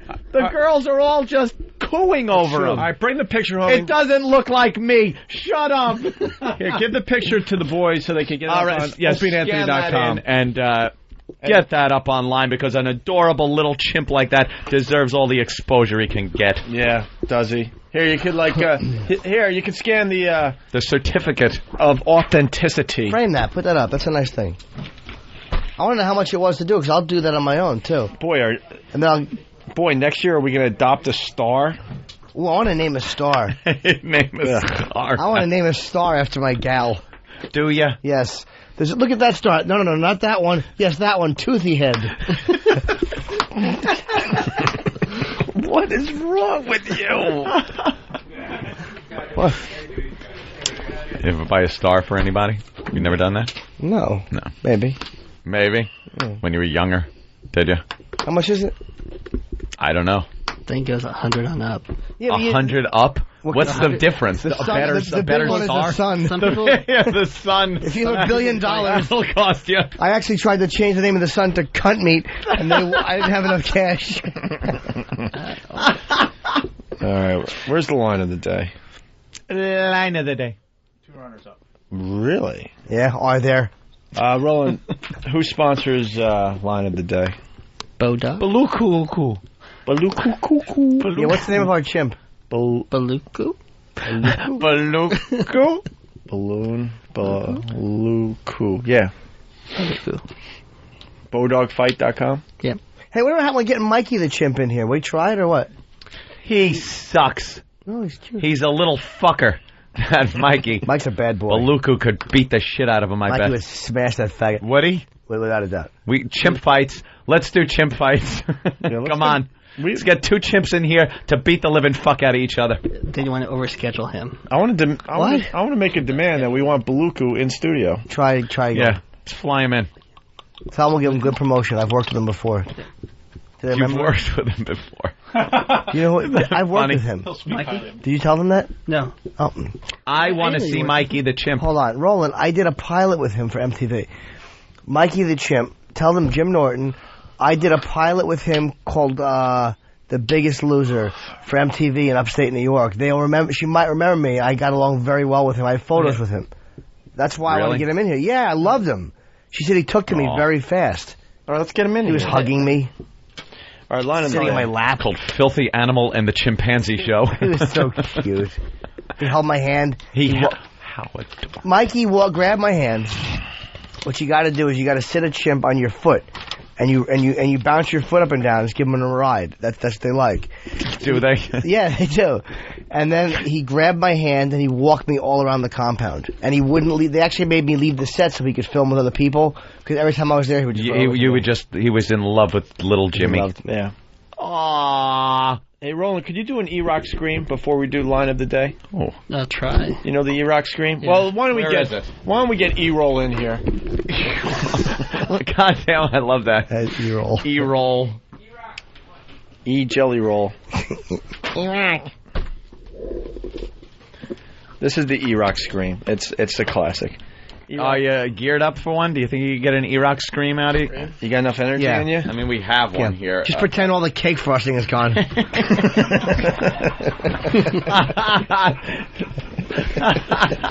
He's going to turn out to be anorexic. You watch. All right, E-Rock, back off of the mic. This is the E-Rock scream. Love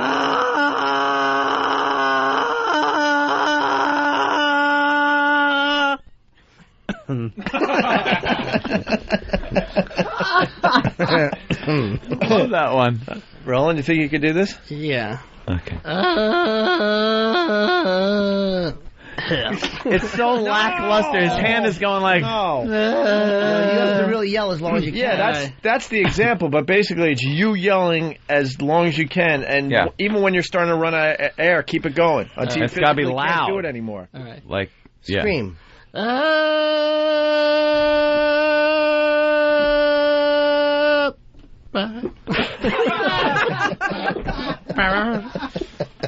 hands. What the fuck was that? Like he's talking. God damn. Collection. All right. Here's the first runner-up line of the day. That's great. Wow. Asshole falls out like a baboon lifting something. A fucking baboon lifting a fridge or E-Rock. Poor E-Rock. Someone's suggesting we rename him E-Roll. E-Roll. Oh, is that good? Yeah. Wow, who got it? E-Roll. E-Roll from a listener? Yeah, Snapman, I think. Snapman from Wagbag. Hey, Snapman. Very good. All right, BowDogFight.com. Here is the second runner-up line of the day. It's a montage of all his montage. Oh, you're stealing E-Rock's bit. Well, he was running out the door, and I thought someone had it. E-Rock's not running anywhere. Stop it. Not with that fat holiday stomach. Yeah, Jimmy asked E-Rock, did you get fatter for the holidays? Would you have a throw pillow sandwich?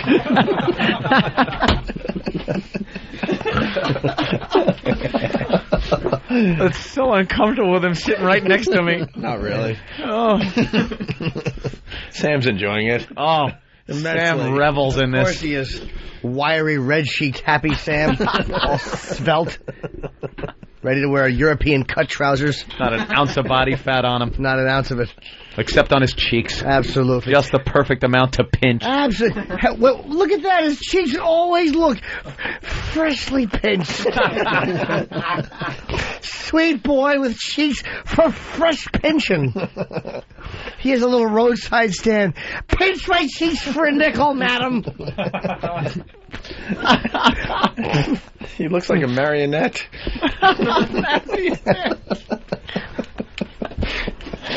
Is it time for line of the day? BowDogFight.com. Here it is. Here comes line of the day. Line of the day.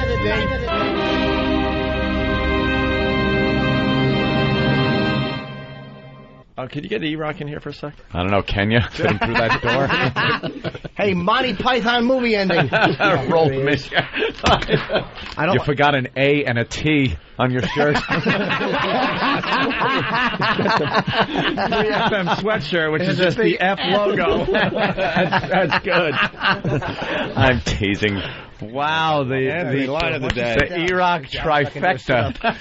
The sit-up, sorry. Is that the line of the day? No, it had to be fat. Yeah, we just bashed E-Rock. So. Yeah, it was pretty much. It was the staff picking their favorite lines of the day, all of which were equal, I think, because they bashed E-Rock, every single one of them. But it was the sit-up line was really good. Yeah, but I thought F, you forgot this is A and a T. I said, why don't you sit down since you won't be doing any sit-ups? But I thought the FAT line was Mine was funnier. visual. Yeah, yours is funnier, though. Nah, I like yours better. Oh, hey, cut stop it out. Let's meet in the middle, but not of that stomach. It'll take all day. I'm only kidding. You look all right. You're portly. I'd like some pants, please. What kind? Huskies, madam. Huskies. Careful. Right. Thank you, sir. Line of the day. A line of the day. Line of the day.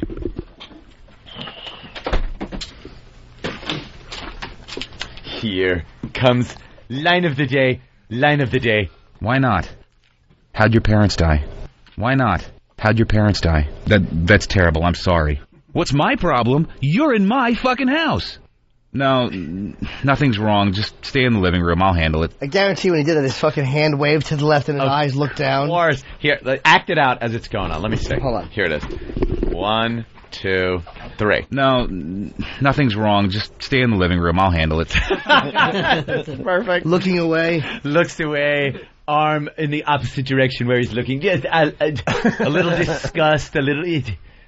Here's how the guy do. That's terrible. This is just a little bite I was used.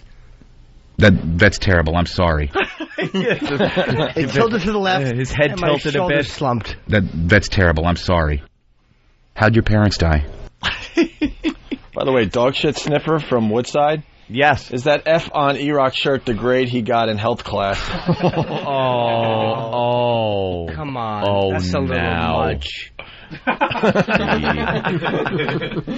There's nothing wrong. We all put on a little weight around holidays. That's what happens. It's known. Everybody does. Absolutely. It's just a known thing. No. Be careful. Except Sam. He of course not. He might have put on a little in his cheeks. A little rouge. A little rouge. I bet you when children see him in the mall, they ask where Santa is because he looks like an elf. Like one of Santa's helpers. Mama, there's a rosy-cheeked boy who will lead us to Santa. Don't talk to him. He's a boy of indistinguishable race. Let's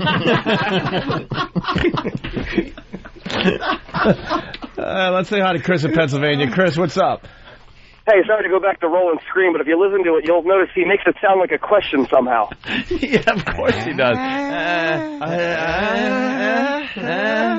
And if you saw it, I mean, obviously it was videotaped by a rosy-cheeked young boy. With a camera. With a camera. I got it with my camera. And his hands were going. Like, Roland was discussing something as he was yelling. I don't know what it was. He was speaking chimpanzee. All right. Can we go now? We got a meeting to do with the boys here. What? Should we keep the Pal Talk camera rolling for the meeting today? Can't. Oh, no. Well, the camera can roll. The sound cannot. Sound cannot. Who's being fired? He's in the movie. Oh, boy. Ooh. Oh, boy. All right. Not Stan. Being fired for that hairdo. That's awful. It certainly is. Frank Fanstein. Oh, shit. E-Rock. Redding from Whackbag is asking if we could do E-Rock Radio today. With a stipulation. Where you just take calls about how fat you are. Oh, shit. How? Can you last 15 minutes? Do you honestly think anyone on the staff would be cruel enough to put those calls through? Yeah, they all would. All right. Way to explain the obvious. Yeah. Yes, they would be. Yes, are you crazy? They can't stand him. Here's the first one from a cell phone. It's obvious he's given up on shirts. Hey, maybe we can call it the E-Rock Showgram. Ooh. 15 minutes, E-Rock. What do you say? Yeah, I remember. Looked like Rocky Allen. Yeah. 15 minutes? Oh, now he's had it. Now the line's been crossed. What do you think? Can you take 15 minutes of abuse from the listeners? 12. About gaining 15 pounds over the holiday? 15 minutes of abuse. 15 minutes. A minute per pound. That's what you get for licking the bowl. I bet you he just fucking buys cookie dough and slices it open and opens his mouth and pounds it in like it's a cock and lets it dissolve. Jesus, Steve. What the fuck? Oh, that was really funny. You're supposed to stick up for the guy. Oh, fuck him. The one that's supposed to pull him aside and go, they're just joking. No, they're not. 15 minutes. I don't think you could do it. Travis, you better be good on the phone. What, not eat? 15 minutes. Sorry, I forgot the whole gist was false. All right, here. Fuck the meeting. I got to sit back and watch this. Is there anything important, really? Really important. Cannot even wait until just an email. The room you asked for will have a discreet lighting in the lobby area. I don't know what that meant. Yes, indeed, the lobby area. Sorry, Steve. Just one thing I can't talk about. Is everyone good with a plane that flies to Vegas? Okay, that's covered. Check. What do you mean? Can you do the meeting? We'll take a quick break. Yeah. By the time we're back, meeting over, E-Rock in the seat, taking phone calls for 15 minutes from the listeners on how fat he got during the holiday. Yes, could do that. All right. Quick break. break, though. I need a break. All right, break. E-Rock Radio when we get back. People, you gotta wait. And now, reflections on James Norton with Mr. Robert Stack. I'd sure like to be his girlfriend. Walking in the park hand in hand, wrapping my legs around, cuddling in the spoon position. All right. Lil Jimmy Norton. Bring on the Flugelham On the Opie and Anthony Show. It's E-Rock Radio. I love E-Rock. We love E-Rock Radio. E-Rock? What's that? E-Rock Radio. Yeah, I like him. It's hot. It's cool. E-Rock. E-Rock? E-Rock Radio. He's evil. He's a bad guy. He's not true to himself, and he's just ugly, and his nose is falling off. I don't love it. He's an asshole. Eric Nagel is this he's this bisexual, incompetent radio guy, believe it or not. I don't like listening to him. I mean, he's not really that smart. E-Rock can go fuck himself.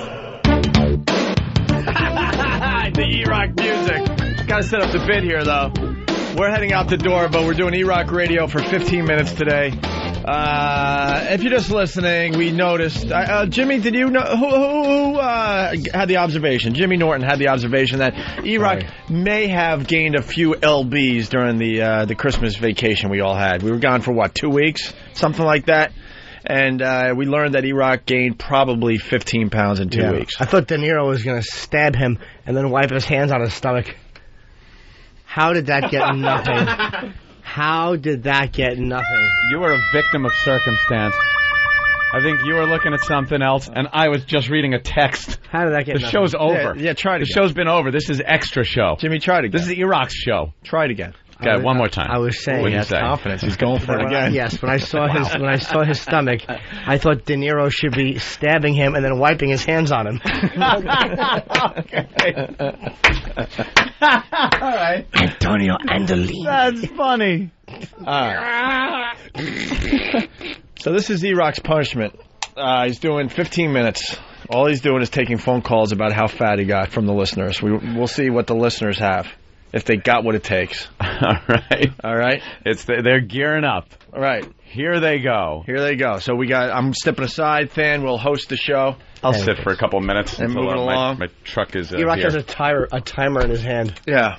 You ready, E-Rock? Ready. Got a tire around his waist. That's what we haven't started yet. Don't start the timer yet, E-Rock. Okay. Ready? All right. And go. Lady Trucker, go ahead. Hey, E-Rock, when's the baby due? All right. Well, E-Rock could comment and stuff, too. All right. It wasn't funny. Nice. Okay. That's harsh. Smart. Coke Logic from Whackback, go ahead. Hey, I want to talk to Lardass there. You there, Lardass? Yeah, I'm here, sir. That was funny in 6th grade. I want you to pace yourself now. You got 15 minutes. I don't want you running out of breath. All right, that's good. Chuck from Wisconsin, go ahead. Hey guys, I was wondering when E-Rock, when you were walking down the street, have you ever been mistaken for Steve Carr from the band Foundry?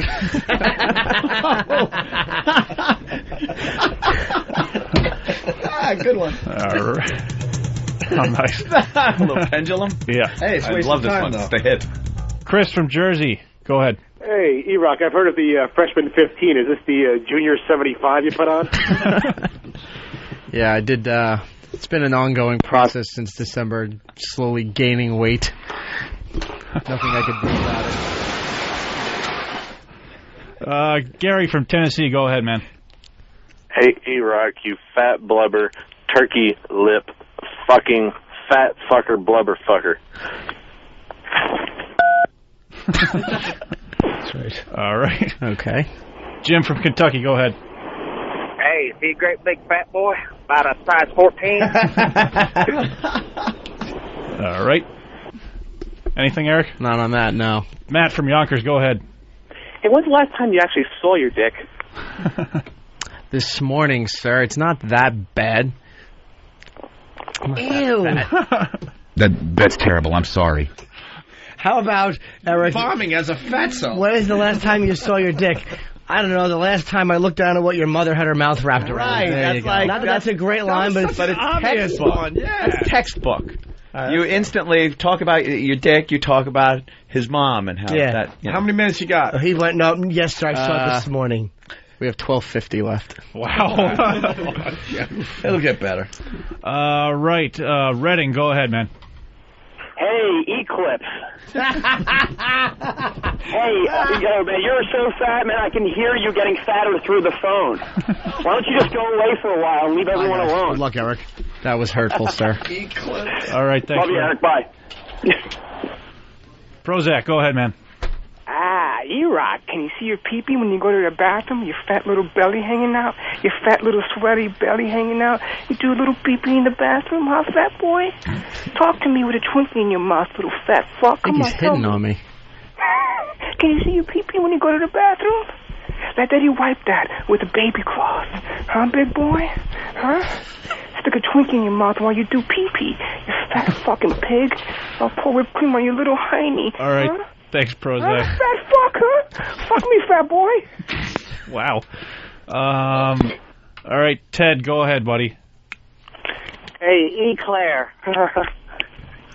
Why don't you have a bowl of Sugar Smacks, you fat cunt? Hey. You have a comment, E-Rock? Nah, I'm just taking it all in. Okay. I'll leave it. Hey, why don't you go to the Honeycomb Hideout? You're fat.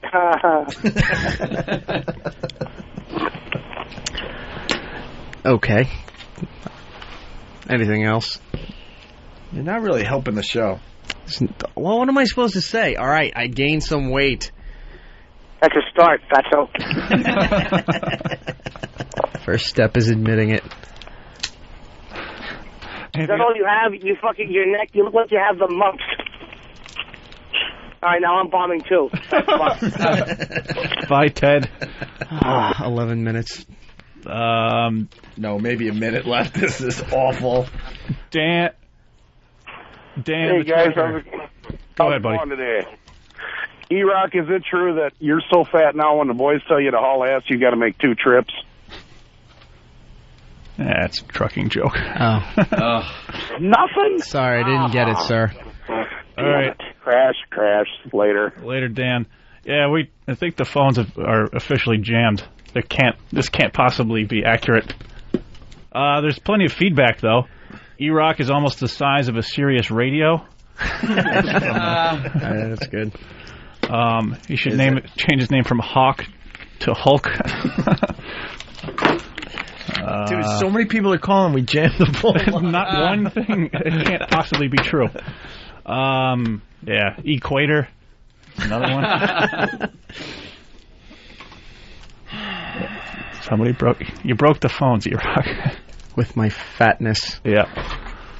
Well, I'm sorry. They're of varying quality. Hey, E-Rock, how many times have you been mistaken for Lady Di? That's hurtful. That's low. This is all, Can we get a pic of E-Rock's bunt? I don't even think I have one. E-Rocky Road. E-Rocky Road. We gotta bail because the stupid phones are jammed. Yeah. Sorry. Alright, I'll see how you guys get out of this mess. Same way you do, just wave at Bill. Nice. Wow. Looks like you sewed E-Rock's asshole shut and he ate a Twinkie factory. That's just hurtful. Yeah, the phones are just completely crapped out. Congratulations, E-Rock. You survived how many minutes? About 6 minutes. Oh, Jesus. All right. Any parting words, Anthony? Oh, I'm not even supposed to still be here. All right. No, I was just texting. You guys are doing like a show. Yeah. And I'm just, look, I'm getting text messages and I'm texting. It's from Poe. It says, okay.